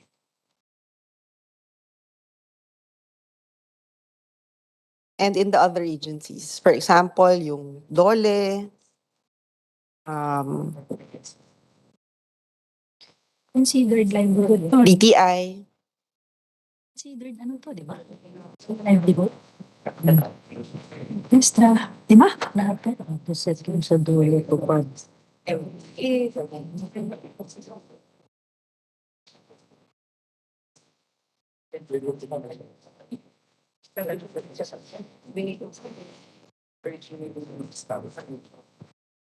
Ayan, no. Under the Department of Labor and Employment, we have a tulong panghanap buhay sa ating disadvantages. It's a TUPAD program. It has a budget of 14.88 billion proposed for 2023. Kaso lang sa yung tupad ata hindi counted as livelihood. Yun Kasi nga. di ba ano yan, parang job. Pang ano yan, parang job. Temporary More on employment. jobs. It's diba? temporary Yeah. employment, basically. Baka I think yung ano pa, yung DOLE Integrated Livelihood Program, which is 2.5. Opo, the DOLE Integrated Livelihood Program, 2.5 billion from 1 billion this year. And sa DTI, do you have? Wala tayo sa DTI.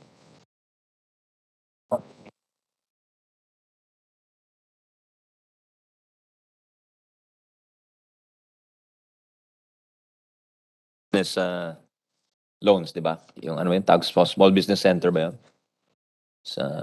Ayan, SB Corporation. Yeah. They provide loans. Meron pa yung mga one town, one MSME. product. Yeah. Yes, ma'am. So, It's in the slide po. For MSME development under DTI. Actually, Sec Amina, based on our computation, parang more or less 25 billion yung for our livelihood program. Siguro baka you can just double check kung talagang livelihood, it's meant for livelihood programs. Meron na ho ba tayong impact study? Kasi we've been spending more or less 25 billion. Kung ano yung success rate netong mga livelihood programs natin. I don't know if NEDA already did the study. Kasi unang-una, how sure are we na hindi pareho lang yung nagiging beneficiary ng mga livelihood programs natin? Or ano lang ba to, pagkatapos mo bigyan ng seed capital, ilan dito yung talagang nagiging SMEs, di ba? Meron na ho ba tayong ganong comprehensive study? We don't have that kind of study, Madam Chair, at least as I'm aware of, but we do have in the past studies of cases, some employment programs in certain locations, and the general finding in those studies were not encouraging. And the common issue was the targeting was not was bad. The objective of the program was not well defined. The outcome that's expected is not clearly defined. So mga ganong mga problema, Madam Chair. But I do understand the usefulness of doing this kind of study so that we can better inform our policy choices. Siguro nga, Secretary, baka it's high time that yung NEDA would conduct an in-depth study on yung livelihood programs natin kasi baka hindi ho natin alam taon-taon parang patapon lang tong pinupondohan. I mean, 25 billion is not a small amount, 'di ba? So baka mas magiging focused and targeted itong livelihood programs natin.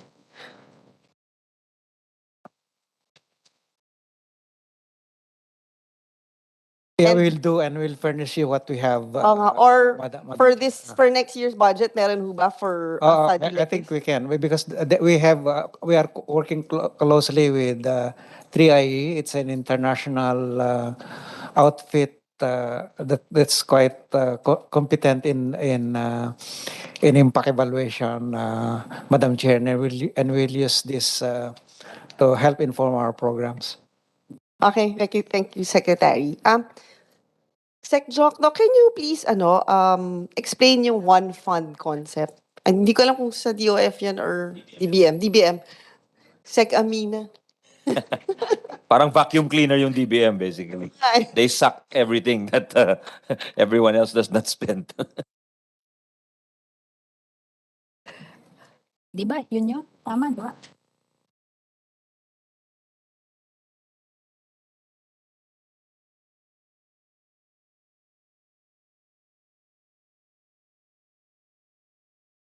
Just want to announce to the body while we're waiting is that after Senator Binay's interpellation, we'll have a 15 to 20-minute break. We apologize for not having it earlier. It's just that I think our members were very engaged with the secretaries. No, thank you for bearing with us. So it's been over 4 hours and 40 minutes consecutive without a break. So thank you very much for that. Ma'am, the one fund concept po requires that all income and revenues of the national government must accrue to the general fund and thus can be freely allocated to fund programs and projects of the government as prioritized. This also applies dun sa PAGCOR. Yes, no? Di ba? PAGCOR is almost all earmarked.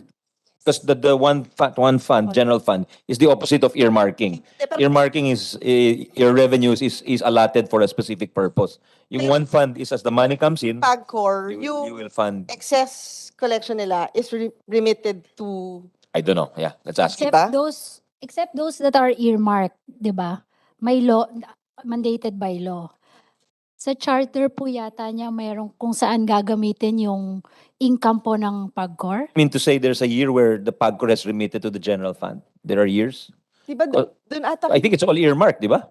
To my knowledge, I'm not aware of any. Sex Honey, parang yung for COVID response. Di ba parang galing PAGCOR yun? I think that was a special provision in the Bayanihan laws where we allowed realignment and what the DOF did then was demand a greater dividend payout from the GOCCs. GOCCs, yes. Yeah. So it's a special case, not a general rule, but an exceptional scenario. Oh. Hindi, no? I think hindi po. I think the PAGCOR doesn't remit their revenue po. Ano lang kasi, Mr. Chairman, during the budget hearing, I think sa House, yung PAGCOR kasi came out with a statement that they're gonna give each legislative district 30 to 50 million. Diba? So parang nagkaroon sila ng sariling budget. Maybe the DBM and the DOF can look into that. Yeah. I think the direction of PAGCOR is that PAGCOR right now is both an operator and a regulator. So we will limit their role to as a regulator. We'll maybe privatize the other PAGCOR enterprises.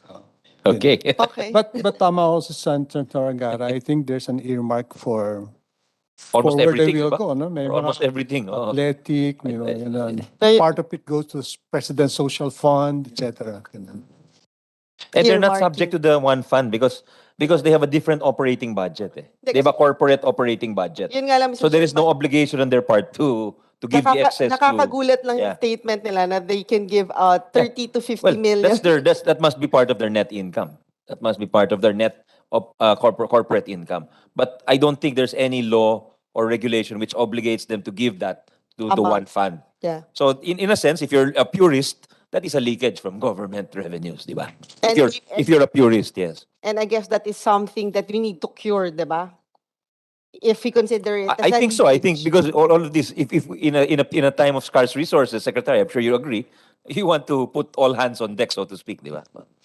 Okay. And then speaking of PAGCOR, kasi di ba, well, nandiyan si Senator Pia Cayetano, which is the sponsor of the POGO bill.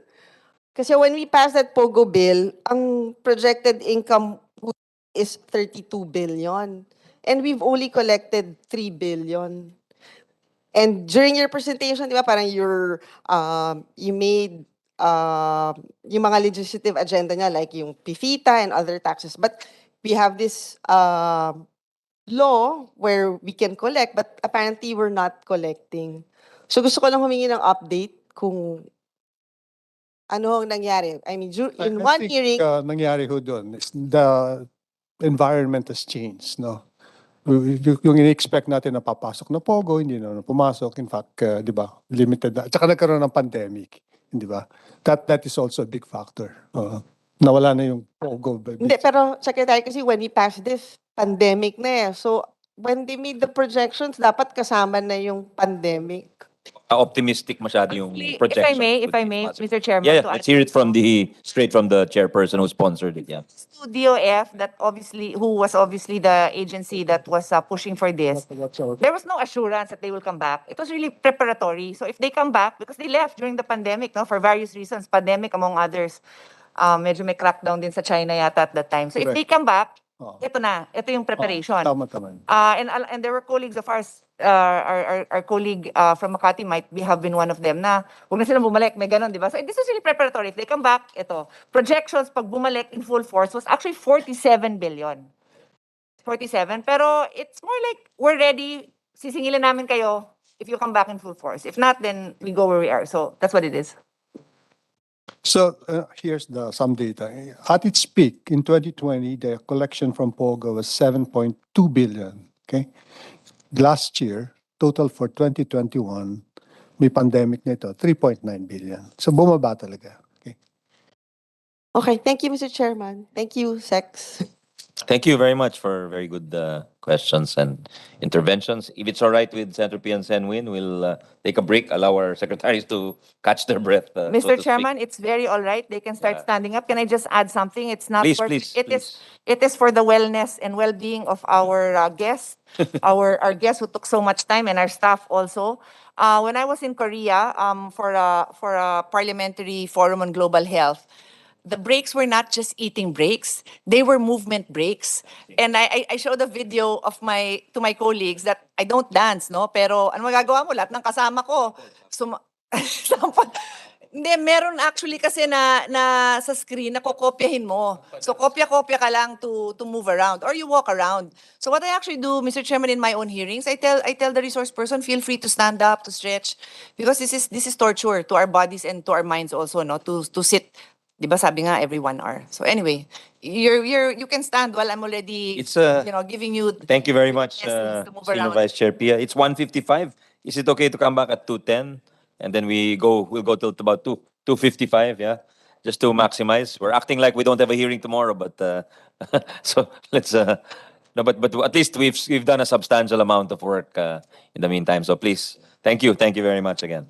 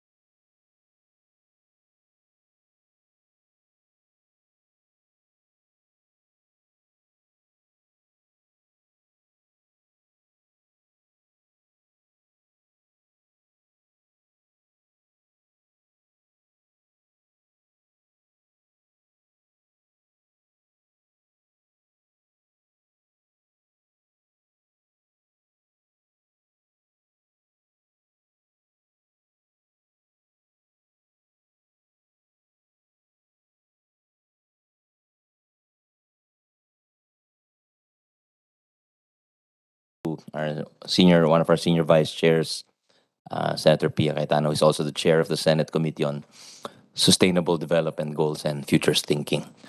Ma'am, you have the floor, please. Thank you, Mr. Chairman. Sorry to be non-inclusive. The few times I'm non-inclusive, but I will start with saying that the three secretaries here and I have something in common. We are all UP School of Economics. And I'm sure like me, always a proud scholar ng bayan. Scholar ng bayan, or in the case of my colleagues here, professors, which is my frustration, by the way, to teach not in the School of Economics, but in the College of Law. Anyway, starting on that good note, I know we are in good company. As Alan has said, as I have also made public, I'm very happy to see this economic team.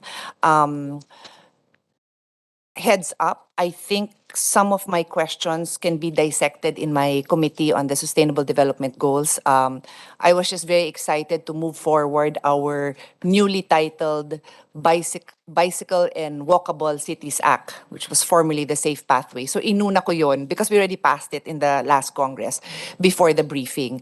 But hopefully during the break, I would welcome briefing. Yusek Rose was a steady, was a fixture in our hearings because I'm really very target-based. No? I'd like us to be able to show the people how when we have such a policy, this will result in this kind of outcome. And I think the SDGs make it quite clear. There's no reason to really reinvent the rules. Ambition 2040 is consistent with that. The framework is consistent. So, Mr. Chairman, I will not burden this committee with those details. I'm happy to have those hearings. And I can even make it a joint because I am Senior Vice Chair of the Finance Committee. So we can. If I may, Senator Pia, I just want to say Senator Pia has been very consistent and a pioneer in this respect. And in fact, she inserted such provisions in Bayanihan, in the budgets every year. And in fact, if you look at some of our roads now, they're already bike lanes, which weren't there before. So that's a result of some of the fruits of her labor. You. And for the record also, we already have agencies that have futures thinking offices. This was a product also of my observations in pioneering countries like Singapore and Finland. In fact, I think that's where I will be going during our break, during session, to Futures Thinking Conference in Finland. So our Department of Education has a Futures Thinking office. The NEDA has a Sustainable Development office. DOH has a Futures Thinking office. But my efforts are useless, even with all the support of my colleagues, my chairman, are useless if the agencies of government are not on board. No? So I may pinpoint agencies that I feel they need it in particular, but what I really need is a whole of government, a whole of society approach to get us in this frame of mind. On that note, I'll start with my first illustration. No? I'm basically going to try to adapt what I'd like to hear from our esteemed resource persons, no? The secretaries and their team. I'll do the same. I want to illustrate it in a way na I understand it and the average person can understand it. So, clear naman po sa atin lahat na ambition natin 2040 and the medium-term framework embraces sustainable development and the importance of education and health. So I will limit my discussion there given the time constraints also. Basic education, classrooms. So we are bombarded with news on the shortage of classrooms, no? Classrooms itself will not solve our education problems, but obviously it is a component.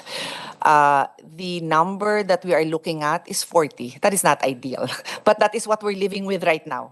So let's use 40. I'm not happy with that number because I grew up, my mom is a teacher. My chairman's mother is also a teacher. Kung pwedeng 20, and when we look at advanced countries, not only do their teachers have master's degrees, but they also have small classroom sizes.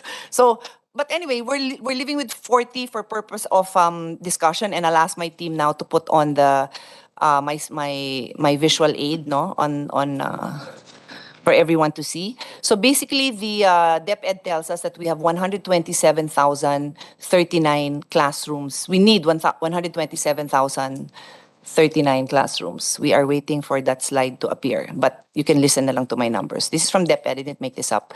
That budget at 2.5 per classroom is 317.6 billion. So for people listening, baka meron, baka wala, natin alam.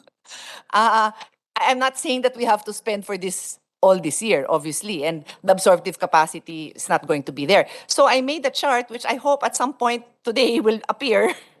I made a chart showing how much we have to spend if we want to fulfill the classroom shortage within this term of President Marcos' administration. In 6 years, that will cost us 52.93 million. That's 21,000 classrooms over the span of 6 years. Kung gawin natin 10, which is just an easier number to divide, then that's 31.76 billion for 12,000 classrooms per year. And if we use the number that was allocated in this budget, that's 5.3 billion, that's 2,117 classrooms, that will take 60 years. Unless there are innovations in healthcare, malamang unless there is like a 20-year-old research assistant here, wala na tayong lahat nun. Okay? May I know what the problem is with the slides? Oh, Mr. Chairman, nagpapaalam pa daw ma-allow yung slide. Sayang naman yung effort ko na gumawa ng slide. Allowed na po. Allowed na. Okay. Anyway, I'm talking to numbers people. I'm sure you understood what I was saying, pero at some point we'll flash a slide. So it's a choice we have to make. Do we want to attain this objective of having classrooms or do we not? Because for me, let's be honest with the Filipino people. Kami naman, it's our job din naman to make that happen. So do we want to achieve it? And if you say 20 years, then it's 20 years. But let's have a goal. Let's have a target. Now, I also happen to be a proud mother of a recent architect board passer of UP School of, what do they call it? Archi. Ano ba tawag nila doon? Archi, A-R-K-I. College or school, not sure. I mentioned that because I was messaged by the former dean that along with DOST, they have already provided the framework of model resilient classrooms and resilient everything else. For the purpose of this discussion, Mr. Chairman, classrooms. And no one has bothered to check. Anyway, I bring that to your attention so that we can make use of these valuable tools that we already have. Okay, so I'll move on. No, I think I've made my point. I just want a decision because I will chair, God willing, that the chairman keeps his trust in me. I will chair the budget of DepEd for the next 3 years, and I want to know what's our direction. I won't bother you here, but I can submit it to you using very basic foresight tools. I proposed a higher budget for classrooms. That's called the BEF, no? Basic Education Facilities. During the pandemic, why? Siyempre, there's time. We need time to build the classrooms. And sadly, the reaction I got, pandemic naman ngayon, hindi natin kailangan. O hindi natin kailangan ngayon, hindi man matatayo yan bukas. By the time na matayo yan, papasok na yung mga bata. And then, so where are we? Yan, wala nang classroom. Because we didn't even take advantage when we could. And I wish former chairman of the committee, former chairman of chairman, secretary of DPWH was still here because when I was online, he was here, no? Briefly. He gave very specific numbers on their absorptive capacity. And the division of labor between DepEd on the identification per LGU, on the site preparation, nandun na lahat. So we're able to do that. So if it turns out the absorptive capacity is maybe a little bit more pa than the 10 years, the 12,000 classrooms, no? O di we make it 15 years. Pero siguro naman, wag naman 60 years. Because this is where we are, okay? So I'll move on, and so that, for economies of time, I'll allow the secretaries and their team to answer later on whatever response they want to give. This one is less detailed. No, I don't have a slide for this, but there was just a news item, Mr. Chairman, that coming from CHED, no, that they will not be able to fund new beneficiaries using the TES fund. This is the tertiary education subsidy because walang funding for that. I am going to have my briefing with CHED and then the formal hearing. I will be prepared to give you more details later. Beyond that statement, I haven't gotten more details, but it is what it is, no? I would assume that the chairman is telling the truth, of course. So walang funding for that. So unless, and sometimes it happens, nalipat pala sa ganito, but he would know. Diba? So I need to assume regularity in the pronouncement that there are no new funds for the tertiary education subsidy. On that note, another thing that I've been a big proponent of is the need for us to sometimes take the maybe not politically popular position, but we need to help steer the youth towards the courses that we want them to take. I'm trying to be politically correct by saying steer, no? Hindi naman i-deny. But the reality is there are courses that we want more students enrolling in, and there are courses that we have too many and we don't need more of them. So obviously the scholarship should be there. Yun naman ang job ng ating mga agencies, no? Unifas, Been trying for agriculture, but no takers. yeah. Colleges, we have a lot of scholarships, but there are no takers. No takers because when they see naman the lives of their parents, Mr. Chairman, di ba, it's not something to look forward to. But I heard some good news. I don't know if I heard this through Ambassador Tess de Vega or some other source. Now they're looking at a program with Korea, no, to show how innovations in agriculture. I actually saw a news item that young people educated are going back to the provinces in Korea because there are opportunities for agriculture. So anyway, that's just a second item I wanted to share. The third is more specific. My colleagues here are all co-sponsors of this measure, Doktor Para sa Bayan. So I believe this was initially conceived as just scholarships for the doctors.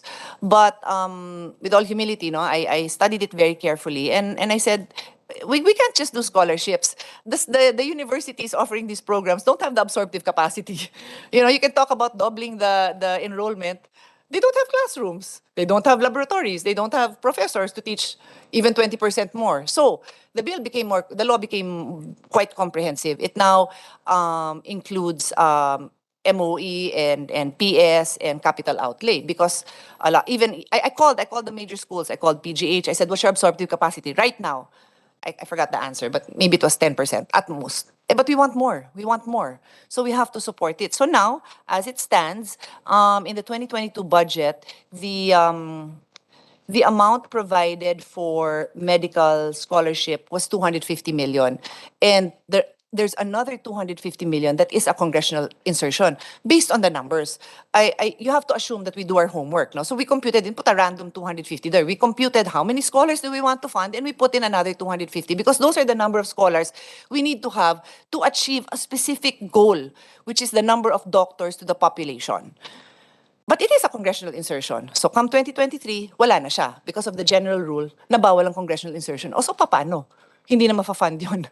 You know what I mean? Like I know there is a general rule and there is a reason for those rules. But we need to be able to have a system where you dissect, we ask you to look at it and see if it's worthwhile to continue because otherwise, every year we waste time and energy proposing this insertion all over again when it's continuing funding for the education, for a 4-year medical education. I think I make that quite clear, no? So no need for me to move on. I mean, I can move on. My next example is on health. I had the opportunity to mention this, Mr. Chairman, during my opening statement, but I'd like to show a slide, which is actually just a news article. Okay, so I'll give our esteemed guest a few seconds to read that.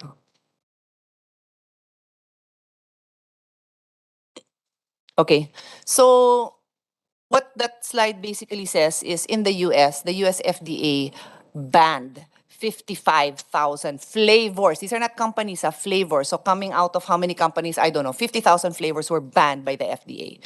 And here in the Philippines, FDA, technically by virtue of the law passed by Congress and not vetoed by this administration, there will be no FDA that will monitor the flavors that are entering this market. Now, in the previous administration, from DepEd to DOH to FDA, all agencies were on board. Even the Department of Finance, former Secretary Sonny Dominguez strongly urged the veto of this measure. So where are we now? It's a law. So I asked my esteemed colleagues from UP School of Economics, health economics is equally important. What do we do now? The law says DTI is the lead agency and will consult FDA. So what leeway do we have? I will have a briefing with DOH because I will defend the budget of DOH. I will find out what they want to do. But DTI is the lead agency. So with one hand, you are going to fund hospitalization. I am a proponent for more funding for PhilHealth for the out of hospital. It's called Consulta because we need to be preventive healthcare in approach. Pero maglalagay tayo ng pondo doon. But on the other hand, we are deregulating an industry. It doesn't make sense, right? Doesn't make sense. And at the very least, let's be logical in our approach to the use of our funding. So I will move on. And I'm almost ending, Mr. Chairman. As I said, these are just examples, no? COVID-19 benefits. Again, there's been a lot of news on that not enough funding has been provided. I am aware that there is a change in directions on COVID response, but I think we deserve to understand and also be able to explain. And I think there are backlogs pa in benefits that were supposed to be given. So that has to be explained din naman, Mr. Chairman. And I think that's about it. I probably have triple the number of examples that I want to share, but I'm very conscious of time, Mr. Chairman, as you know that. Maybe a few responses on this, and then I'll see if I'll ask. The responses are not counted against your time, Your Honor. Thank you. So, and I'm reminded of my wife when I listen to you and Senator Aimee because they have all the questions and they have all the answers also. So, but anyway, we'll give the resource persons a chance to respond.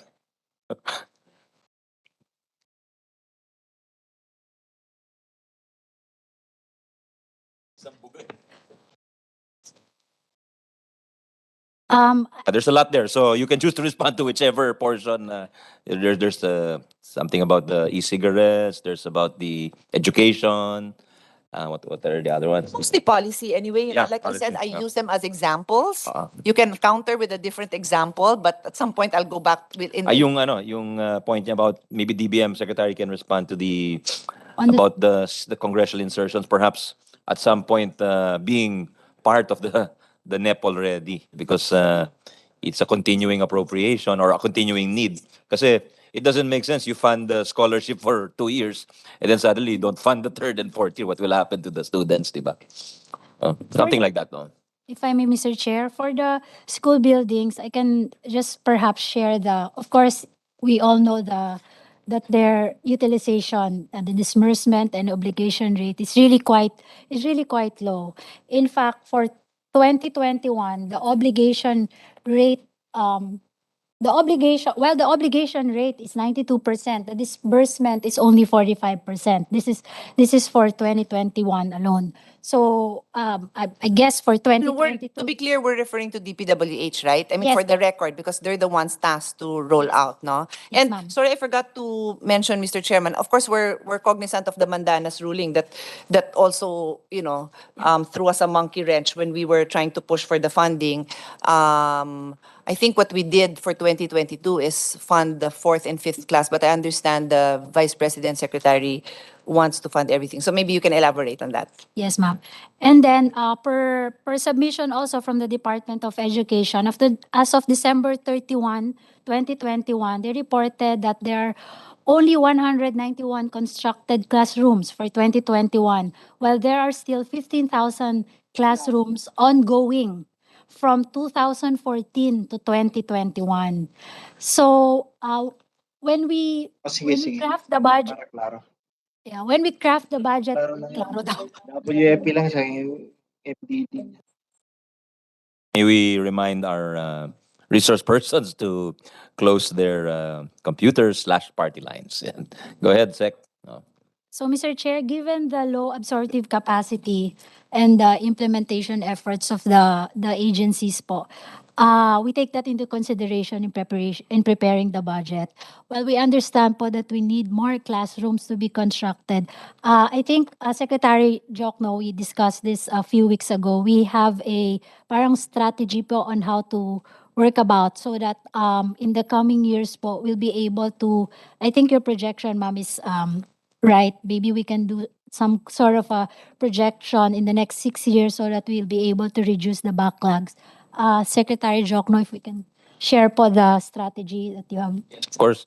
And Well, he we're mentioned that already actually- in devolution. Maybe you could Yeah, we're touch on actually that. Yeah. thinking of the use of prefab for construction, and also instead of contracting out individual schools, you contract a lot. Let's say it's one contractor for the whole province, right?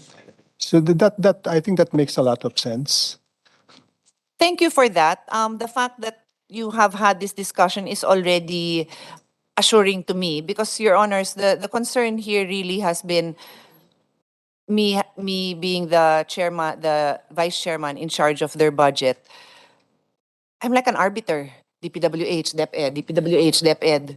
You know, so since now, and not just now, actually, even the past administration, it's clearly covered by the vision, then I would really appreciate if the economic team, you know, is looking, overseeing this whole thing and ensuring that we get it done. Because then otherwise it gets left behind. And I really would like to be moving forward in the next few. So I won't argue with the numbers that you have. I will be happy to supply you with figures if I get different ones when I meet with the different agencies.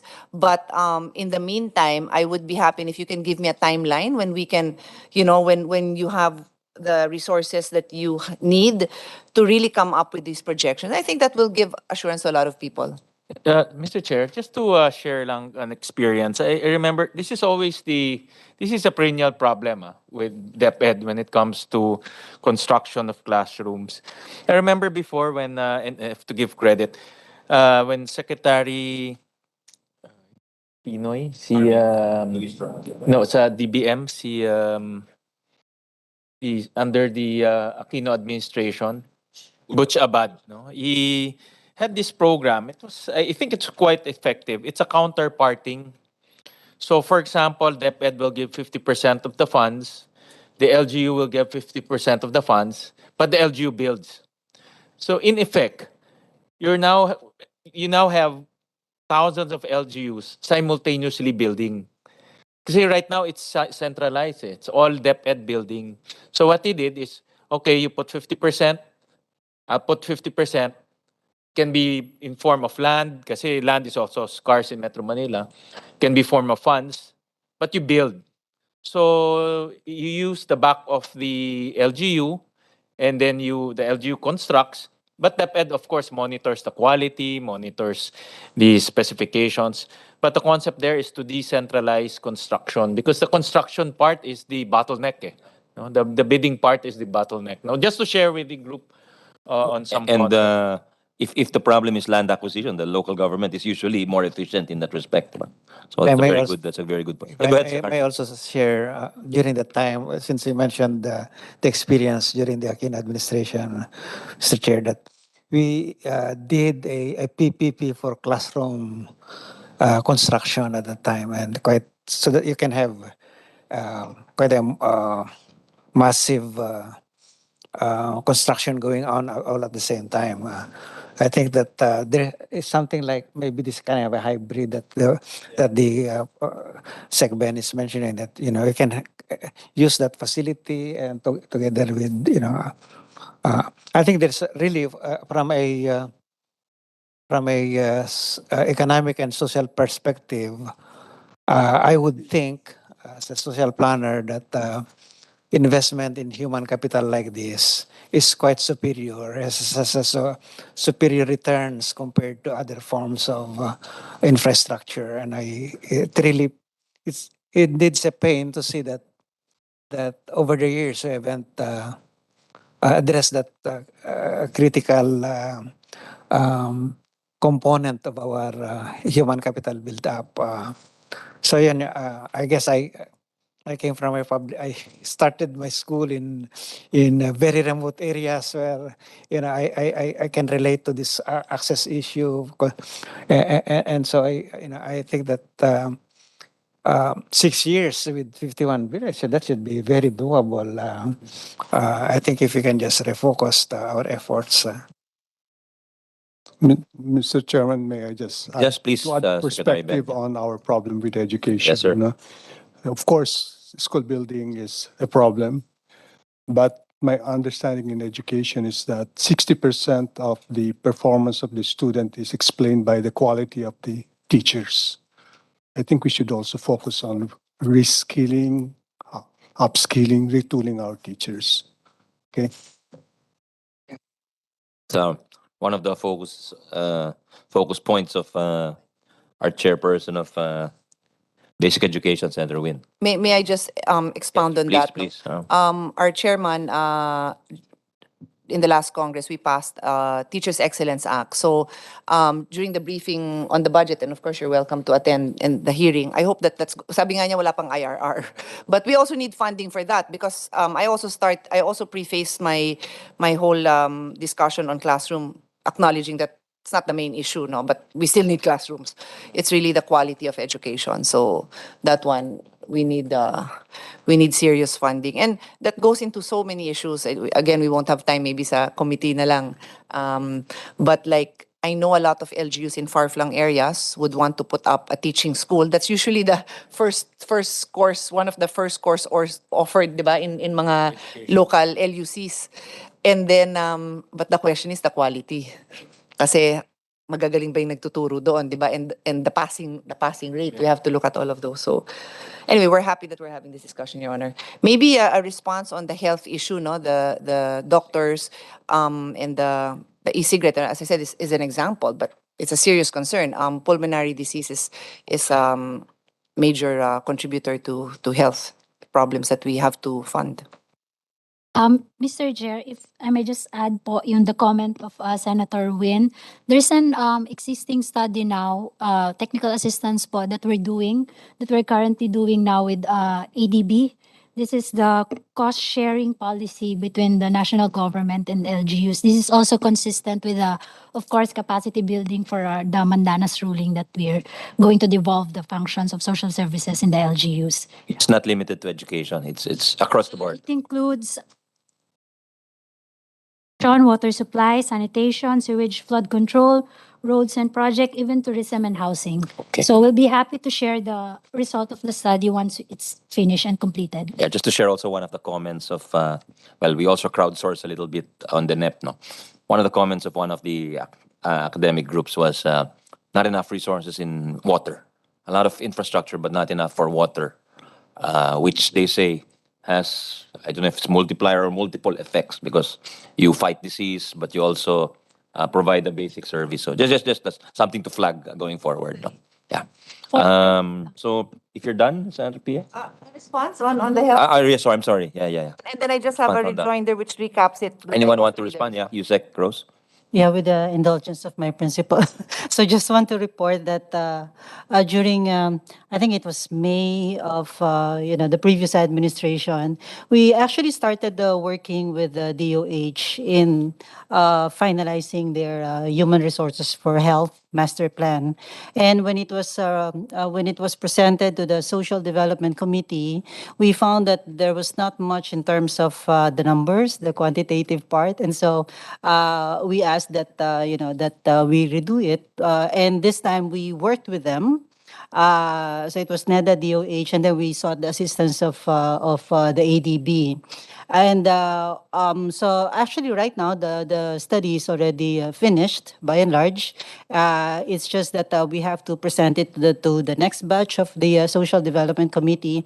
So what we have there is actually the in terms of the numbers that we will need. So the nurses, midwives, doctors, BHWs actually, all the way to 2040. Because the problem is this past 3 years, I think, 3 years, we really had a problem in the supply of nurses because of the K-12. There was really that scarcity in the supply of nurses.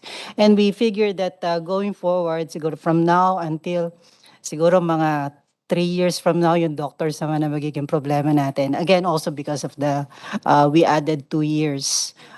So yun, ang tinitingnan na namin kung ano yung kailan mangyayari ito, and so what will be our, what should be our policy response. But with respect to that, so yun, meron na kami nung yung forecast in terms of the number that we will need, and also in terms of the training cost for this human resources for health. We're happy to share it once we have presented it to the SDC.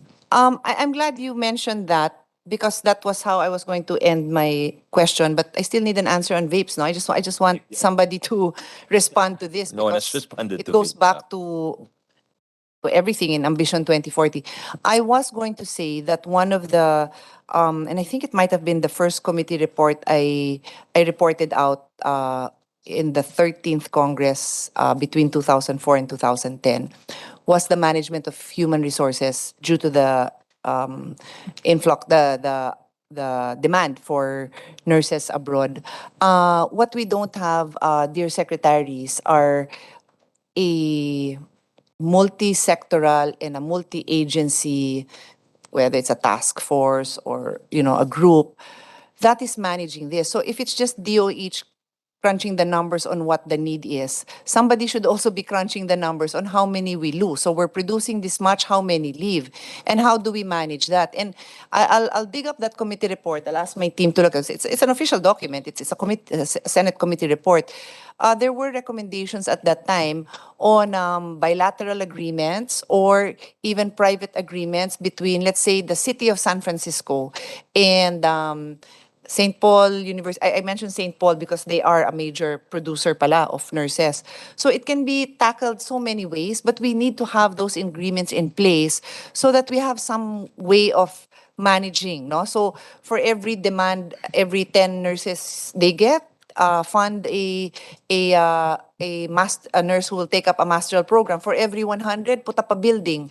There were programs like that. Poland apparently did that in Europe because of the demand for their nurses. So I've mentioned this so many times, but nothing from the administration has really come out of it. So if you could take a look at this, if NEDA will take the lead, I don't, whoever, but that, because that involves DOH predicting the demand, DOLE or now DOFL managing or looking at the exodus, and NEDA probably. So we need to do that because otherwise we'll never be able to manage it, because we will be a human resource sending country, I think, for now, for the next generation, because we're great at what we do. So we have to manage it. Yun lang. And then maybe, inunahan mo na yung response because you're going in that direction. But yun nga, response sana on the vape issue. And then I'll yield the floor, Mr. Chairman.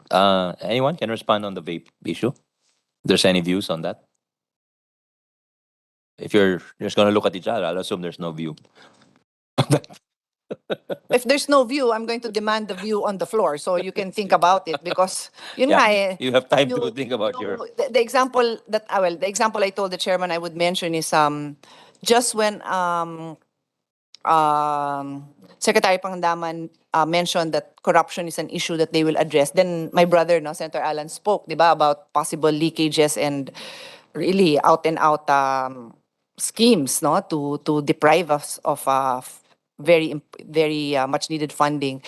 I was saying that I'm happy that nauna pa, no, ang ating economic team through the secretary to mention that will be addressed. So in the same way, when we give in to lobbies, because I've heard it said, and I'll say what I heard, the tobacco industry is a big contributor to our economy. Okay, it's a contributor. Let them contribute by way of paying taxes, but don't let them make government and people pay more by way of unregulated and not deregulating their activities, which is exactly what happened. So I do expect a response from the economic team, because that's funding that you are managing that is being siphoned off in a way that it shouldn't be if we're regulating properly. And in the end, what I expect is a proposal that we regulate that industry and you support the proper legislation that supports it. Otherwise, we're wasting our time. That's what it is. Remember, this is a response to banning these products. During the last Congress, the discussion was, do we ban this, as that product has been banned in certain countries? And we decided we do not ban, but we will regulate. Ano nangyari sa regulation? Flew out the window. So yun lang, Mr. Chairman. Unfortunately, this bill was passed. Okay, it was it was just lapse into law, right? Yes, I yes. think there should be another bill. Tax it heavily. I have, Mr. Mr. Secretary. Tax So it if you heavily, will, prohibitively. so I wait for your recommendation. I have a bill that properly Actually, regulates it. Senator Pia sponsored a bill that would I did. We that would taxed it. tax And, these. I mean, this is a new team, no? So it's my job to share, no? I don't expect you to know everything that transpired. In the sin tax law, which we passed in 2019, the debate was, do we ban this new product, the e-cigarettes and vapes, or do we regulate? And the decision was, we regulate. We tax and we put in protective health measures that will prevent the youth from being exploited. And at that time, the news was all over that kids in other countries were dying in the hospitals because of abusive use of these products. So what were the regulatory measures we put in? Access will be only for 21 years old. The FDA will regulate, and our flavors will only be tobacco and menthol. That's it. Lahat yun natanggal dun sa vape bill na regulating daw. So at the very least, I want you to be properly informed on this because no less than congressmen and whoever says that we need that law. We don't need it. The sin tax law already provided for those protective measures. So I'm just sharing that information with all of you, no? Because like I said, in one pocket, out another. Thank you, Mr. Chairman. Thank you. Again, Senator P has been very consistent, persistent with that advocacy since day one.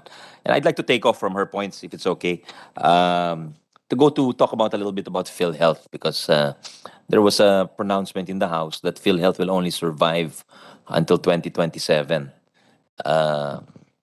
Any comments on that? PhilHealth will only survive. The PhilHealth executive said that if things stay the way they are, they will only survive until 2027, which I don't know if that's if a study's been done on that or such study will be done. Just a little worrisome, no? Where did they get that ano? During the House budget hearing. Yeah. We look at it. Yeah. Yeah, I don't expect No, but an off-the-cuff answer. I So think we should put yeah. good men in PhilHealth, not doctors, but finance people. Okay. So FYI, I'm trying to look for the descriptive word. Humaba na buhok, pumuti na buhok, tumaas na yung kilay ni former Secretary Sani on that issue, even with a good person he put in there. But yeah, I hope hope is forever present in government service. So we hope you can really do that. Put the right people there to fix it. Yeah, and maybe just come back to us on what if once you've studied the matter. Yeah, Senator Sherwin, Vice Chair Sherwin, anything on your end? Yeah, I'll just put some. I don't expect answers now because I know you're coming back tomorrow. So I'll just throw out a few questions that you can answer tomorrow. There is. I want to find out who are the 15 provinces for the ECCD you mentioned in your presentation. And then I have a question regarding the OWA, the DMW, the Department of Migrant Workers. There was an item there where there's a 10 billion repatriation fund. Have we, because that's usually, that used to be in a trust fund for OWA, collected from every time the OFWs contribute and become members. Are we now putting that in the GAA? Or, because then it might lose its quality, its quality as a special fund that's earmarked specifically for, yun ang worry ko. So I'm curious if that's the case, no? Again, you don't have to answer it immediately. You can answer it tomorrow, and then maybe I'll give the secretaries a chance to answer that PGH issue because there was, of course, it was when the NEP was released. One of the first items that binandera sa news is that you cut the budgets of UP and PGH.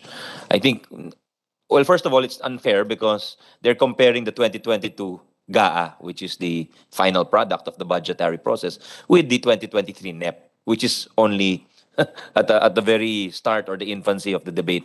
So, and we know that things change along the way. No? So that's number one. But number two, maybe you can talk about what it was that you didn't, that wasn't funded, because there are such things as you know, Sec Ben, you've been in DBM, Sec RC, yung ano yung recurring at non-recurring items, di ba? Because I think the Senate led by Senator Pia, Senator Sherwin, you funded on the request of Dr. Gap, Director Legaspi, some of the non-recurring capital equipment items. So I just like to place that on record because as a whole, parang that was put in all the newspapers, etc. So parang it created the impression that we don't care about education and health. When the truth is, if you analyze, you look at the numbers, education is up, health is up. So I just wanted to put that on the floor so we correct some misimpressions. Mr. Your Honor. Chairman, Yeah. may I add to that? Yes, please. I've always said that in health and education, naghahabol tayo, no? Similar to what I said in my opening statement, naghahabol tayo. So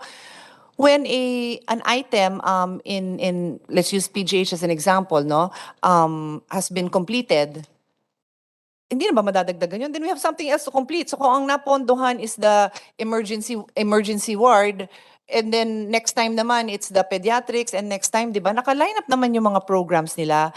So it also makes the public feel good about us na automatic na rin yung funding sa next na naka-line up na project. And these agencies naman, from what I know, Mr. Chairman, naka-prepare naman yung wish list nila. So, you know, parang when I hear that was for one particular project, it's done. And I'm like, so what? We wait 2 more congresses for another project? You know, let's, like I said, we should have targets. So if we say for higher education, this is the capital outlay that we need, no? X billion over the next administration, 6 years. Oh, then we spread that out. And Luzon, Visayas, Mindanao, spread it out, what, in the sciences, and so on and so forth. Kasi that's what we really need to do. And I'll give you an example, again, close to my heart, the secretaries, I hope that you can relate to this also. When I was in the School of Economics and later on in the College of Law, I would jog around the academic oval and sometimes in the track oval. When my daughters, so that was 1981 to 1991 when I was in college and law school.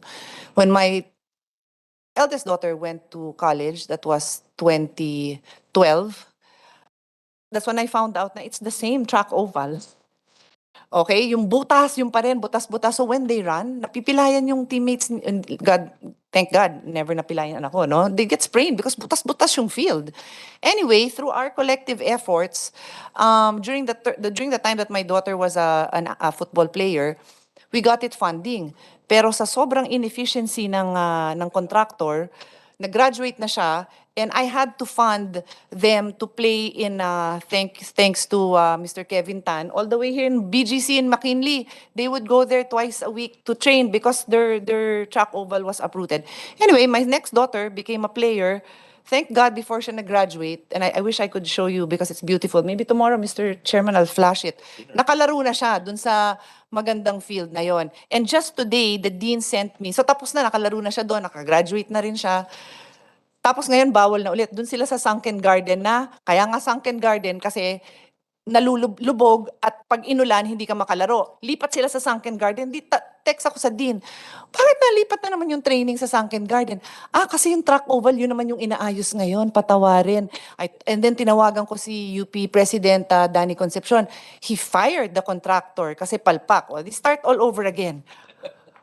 Siguro naka-PhD na yung mga anak ko bago matapos to. Anyway, I use them as an example. I wasn't biased, to be fair, ha? We funded the stadiums, we funded baseball, you know, all. But I stress this point because Secretary Balisacan mentioned that he grew up, you know, in a far-flung area, and education there may not have been as great as education here.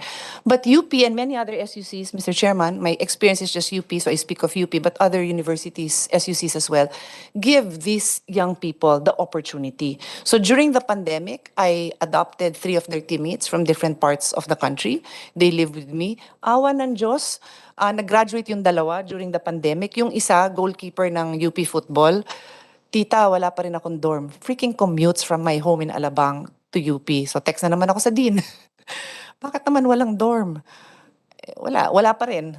Kulang ang dorm. You know what I mean? And then if I try to put that in the budget, may FLR kasi wala sa ano. So that is the reality. These young people from these far-flung areas can't even study properly. Pipilitan ng online. Sabi natin, thankfully, may online. Yeah, but it's not the way to study.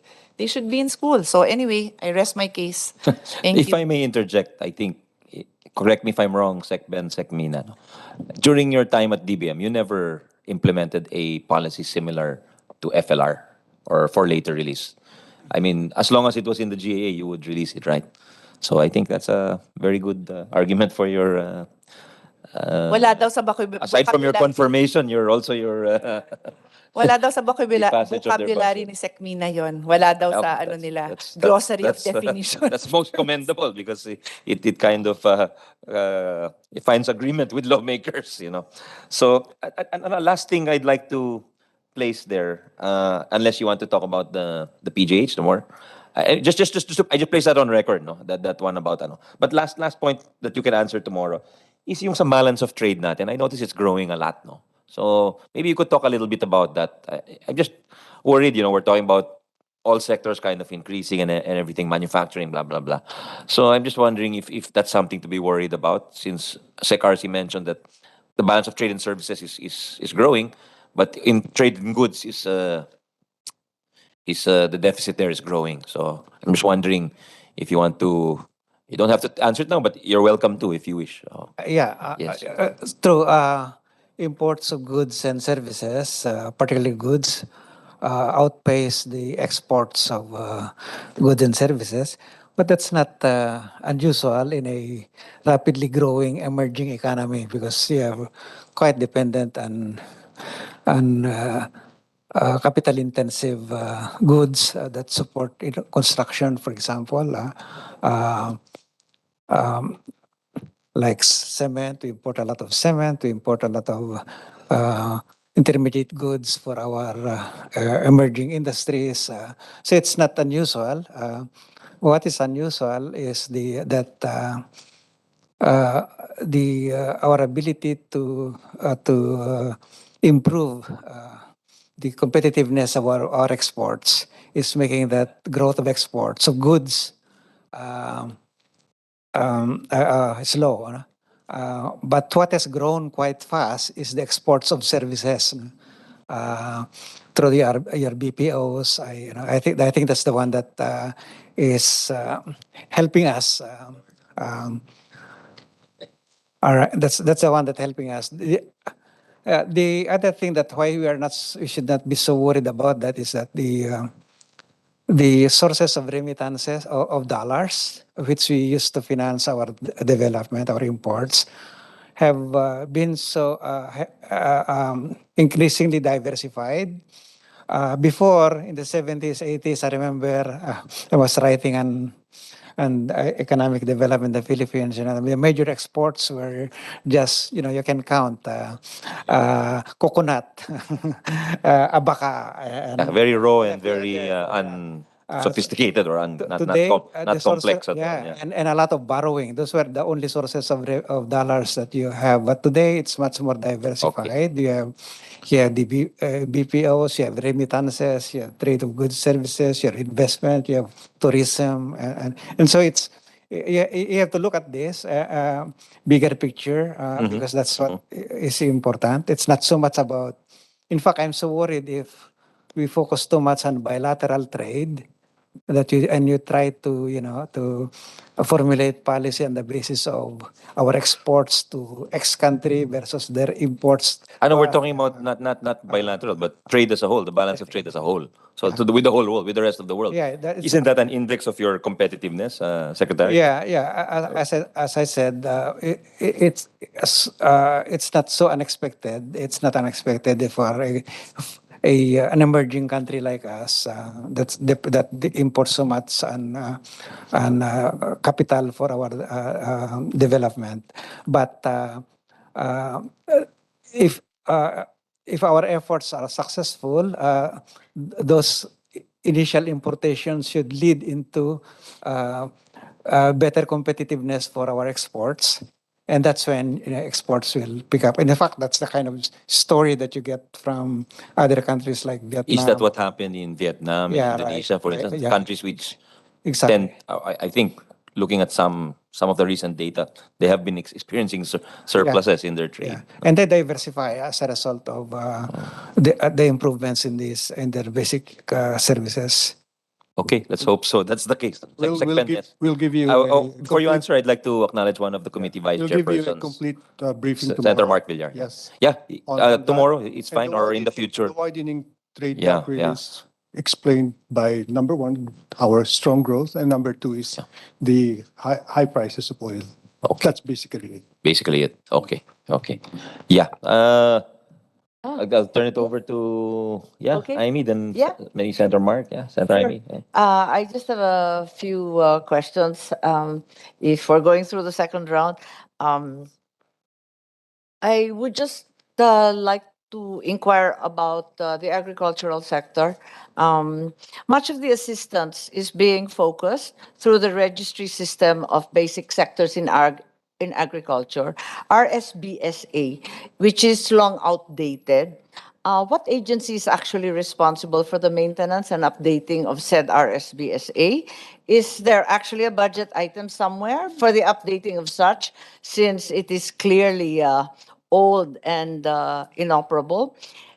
And then, of course, following that, we've had the problem, surely with the departments, even more so than Congress, of aligning all these lists, RSBSA, listahanan of DSWD, PSA's National Census 2020, that, of course, we've all been holding our breaths for a long, long time, delayed by COVID. So all these issues keep rising because we have different data, and most of it's really rather old. So may I know how the RSBSA will comply with with the Secretary Jokno's mandate that ayuda should no longer be general and shotgun, but more importantly, focused, targeted, and properly monitored? Yeah, let me take a first crack, Madam Chair. First, the farm registry that I think you're referring to earlier was, my recollection is that that was first initiated during during our time in the Aquino administration, where the farm registry, because the budget secretary did not trust much about the data that exists in the Department of Agriculture, and so they just had to gather a different set of data. But that effort was not sustained and was never, that registry was not, to my recollection, was not updated. On the other hand, there is a periodic census of agriculture that's done once every 10 years, unfortunately. And it coincides with the conduct of similar censuses around the world, censuses of agriculture. Okay. And for now, we are doing this so-called community-based monitoring system. It's a nationwide effort to Are you referring, sir, to the DILG effort? the DILG, that's part of the DILG, no? PSA, that's an effort of the Philippine Statistics Authority. The PSA. That's the PSA. Kasi meron rin yung DILG eh. Yes, Kaya medyo gulong-gulo na kami, tapos parating may problema kung family ba yan o household income. So, kung gusto natin targeted, ang katotohanan, it will live and die by the lists provided. Hindi po ba? Ang problema, walang listahan na maaayos, lalo na sa informal sector, sabog-sabog. Correct nga ho. That's why we think that by ramping up this Phil ID, the national ID system, there will be only one ID that whether it's a DISWD or DILG, we will be using only one system, and the goal is to have 50 million already individuals by the end of this year, and we are on target. by the first half of next year, the end of the second half of next year, we should have completed already 92 million, and the rest will be done for the rest of the year. So that's the timeline that we have. And I think that once we have that, all these issues about But Manong different. RC, what's the update on the 2020 census? Kasi na-COVID pati yung census taking natin, di po ba? Yeah, that I think that we are scheduled, if I recall, we have that. Others, Dennis. Yeah. It's done. So, but has it been released? It's done, Madam Mr. Chair. Is there a better way of bringing all of this together? I'm in full agreement with Secretary Jokno that we should have targeted assistance and social protection. Kaya nga lang, wala nga mga listahan, iba-iba eh. Every department seems to embark on its own listing and then turn around and accuses the local government for politicizing the list. But in truth, the lists are so poor and so outdated and incomplete. Paano kaya yan? Pwede ba i-align yung listahan ng DSWD, yung PSA, yung RSBSA na ginagamit ng DA, pati yung bagong listahan na naman ng coconut levy beneficiaries? Is there a way to finally bring all of this together and determine if it's finally household or family? What is the real median for poverty and so on and so forth? Yes, our priority, Mr. Chair, is to cover the DSWD listahan and the farmer registry. That's the priority for the digitalization of the PhilSys, the PSA, the national ID system, and along with that, this. Effort to produce a community-based monitoring system. We have covered already 6 million households that amount to, or represent about 28 million individuals for 5th and 6th class municipalities. We have included in our budget proposal for the expansion of the CBMS to cover the entire country, and we hope to get the funding for that. Perhaps the economic managers could remind all our department heads that we should really come up with the generalized and centralized listing once and for all para hindi na tayo mahirapan lagi. I think, Your Honor, as a general rule, the user of the data should not be the generator of the data. I think it should be PSA. Okay. Kasi yung RSBSA, DA ang nagge-generate eh. Tapos sila rin magdi-distribute. Kaya nakakatuwa na eh.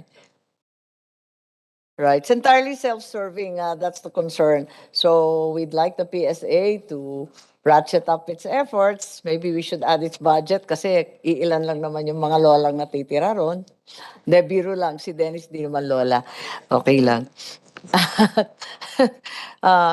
Okay, following up though on the RSBSA of the DA, are there any items in the GAA that we can point to as directly addressing the food shortages that have alarmed our people?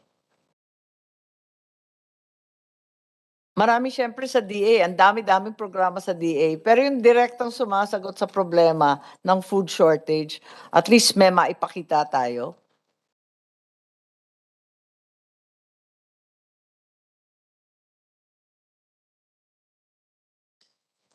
I suppose it's food shortages as well as high prices of food.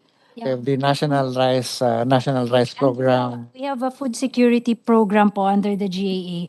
And it's the same old one. Yes, that's po. always been there for the past 2 decades. For the National Rice Program. It's the It's budget. the same old one also, dear. Yes, ma'am. National Rice Program, Rice Competitiveness Enhancement Fund, National Corn Program. Yes. I know them by heart as well. Similar projects and programs po as submitted by the Yes, Department but- of Agriculture. But what we're encountering is not business as usual. Certainly, we can rise to the challenge of this high inflation and these shortages. Ano ba maipakita natin? Kasi ito pareho rin naman eh. Yes, ma'am, but Wala namang pinagbago. Mr. Chair, but the levels now are doubled, or they increase the levels of the projects and programs po. I think we know very well that the problem with DA is not lack of budget. DBM and the economic managers been very, very generous. But truth of the matter is, it's not being spent. We know the money remains with the BSWM. We know that there is a lot of money still with the Philippine Coconut Authority. Ang dami-daming ahensya, pati PhilMec, ang kanilang disbursement nasa 20%. So, ibig ko sabihin, hindi naman ginagastos eh. So, yung gusto namin makita, yung talagang nakatumbok dun sa shortage at saka sa inflationary prices. Yun ang problema kasi it looks too much like business as usual and you're doubling the problem of non-utilization, di ba? That was the subject of our cabinet meeting last week and it's really an all of government approach because you have to talk of transport, right? How do you get from the farm to the market? And so we also talk of power. We have to provide power. We have to talk about water. So it's really an all of government approach, and we're doing something about that. We will design a roadmap, also public works projects. Okay, so we are doing something about that, ma'am. I think what I'm looking for are more specific projects such as the Kadiwa distribution program, for example, the revitalization of the FTI, and so on. Not a mere doubling of the NFA budget because we already know that that agency has had a history of corruption and inefficiency that we don't want to double in the future or repeat. So, yun yata hinahanap ko eh, yung talaga nakatumbok doon sa inflation at yung shortage. Yung mga kadiwa, yung distribution issues natin, for example, sa pork, sa Mindanao, ang dami-daming baboy, hindi naman madala sa Manila pagkat yung presyo pagkamahal-mahal. I guess that's what I'm looking for. Yung specific, maipakita natin sa tao, ito ang gagawin. Wala yata kasing ganun. It's so much business as usual. Yun lang. Kung pwede sana na maka-carve out tayo sa dinami-dami ng programa ng DA, yung iilan na talaga nakatumbok dun sa problemang hinaharap ng tao ngayon. We will sit down with DA and then ask them. Maybe when they go here for the budget deliberation, we can also perhaps ask them for their defined projects and programs and how to implement the budget that we Sino ba sekretary ng provided. DA? Sabi, Sino ba sekretary? ading ko. Ading ko. Yeah. Papatukan ko. May I Hindi. add? I Joke think lang, joke lang. if I may, Hindi, kasi ang problema talaga, napakadaming programa ng DA na hindi naman nagagastos ang pera. Naalarma ako sa reaction ng DBM na ang ginawa, dinoble yung budget ng napakaraming programa. Bakit yung doblehin samantalang marami doon? Hindi nga nagagastos, sayang lang. Ma'am, perhaps po, Mr. Chair, with the new leadership of Department of Agriculture, they'll be able to disperse and absorb the Kaya ayusin levels na that lang we have natin. provided. so if I may, Yes, Madam Apo. Chair, that the intention also is to change even if the same program, but the composition of the program has to change. For example, there's a good deal of emphasis on the value chain. It's Right. a rice program, but we focus on the logistics and the value chain along that one, so that. Because what you see now is the farm price is so low, the consumer price is so high, and it's something is lost in between because of that very Yes, complex. between the prices of diesel and the price or shortage of Yeah. fertilizer, Yeah, and- distribution's hardly a problem po. Because there's nothing to distribute, walang nagtanim eh. It's a chicken and egg ho dahil siguro walang may distribute dahil kulang na yung but the other one is extraordinary ang year nito because a big part of the TRICE program is going to be the subsidy for the fertilizer because napakataas ang fertilizer cost ngayon. As we know, if the put. Sana there was an accompanying subsidy also for diesel. So that's the Lalo na sa fishing sector po. Oo. In any case, there's also another challenge, I think, that faces us in agriculture, and that's water, no? So the issue of projects that are dedicated to irrigation and also potable water, your thoughts on the much mooted bills on the Department of Water? The department, if I may po, Mr. Chair, and of course you may want to. We will support the Department of Water. It's part of that has been an identified priority for so many years, and as of now, there is really it's so complex system. It's real. You really need a kind of an apex organization that takes care of the That's right. issue. Yeah. Opo. But Ilocano style po, ang aking pre-propose water authority lamang. Kasi takot ako maubos na naman sa sahod ng sangkatutak na USEC at ASEC yung budget na maibibigay sa department na bago. Yes, Pwede ma'am. tayong mag-abulis ng iba ho. No, in the meantime po, while we don't have the law, as discussed during the cabinet po, it will be, the Secretary Tony will assign one undersecretary who will look into the water issues po. As it was discussed under DNR po. Okay, During the yes, cabinet po, it was DNR. discussed. Pero sabog-sabog siya eh. Opo, Yung so flood siya po control yung- nasa Public Works, tapos may BSWM na nasa DA, tapos may mga luwa pa, may mga nawasa pa. Ang dami-dami kasing water agencies. As we know, there are upwards of 42, I think. So these are the things that we need to look at. Right Talagang kinakailangan ng overhaul nitong lahat na ito. Maraming salamat. That's it, Apo Chair.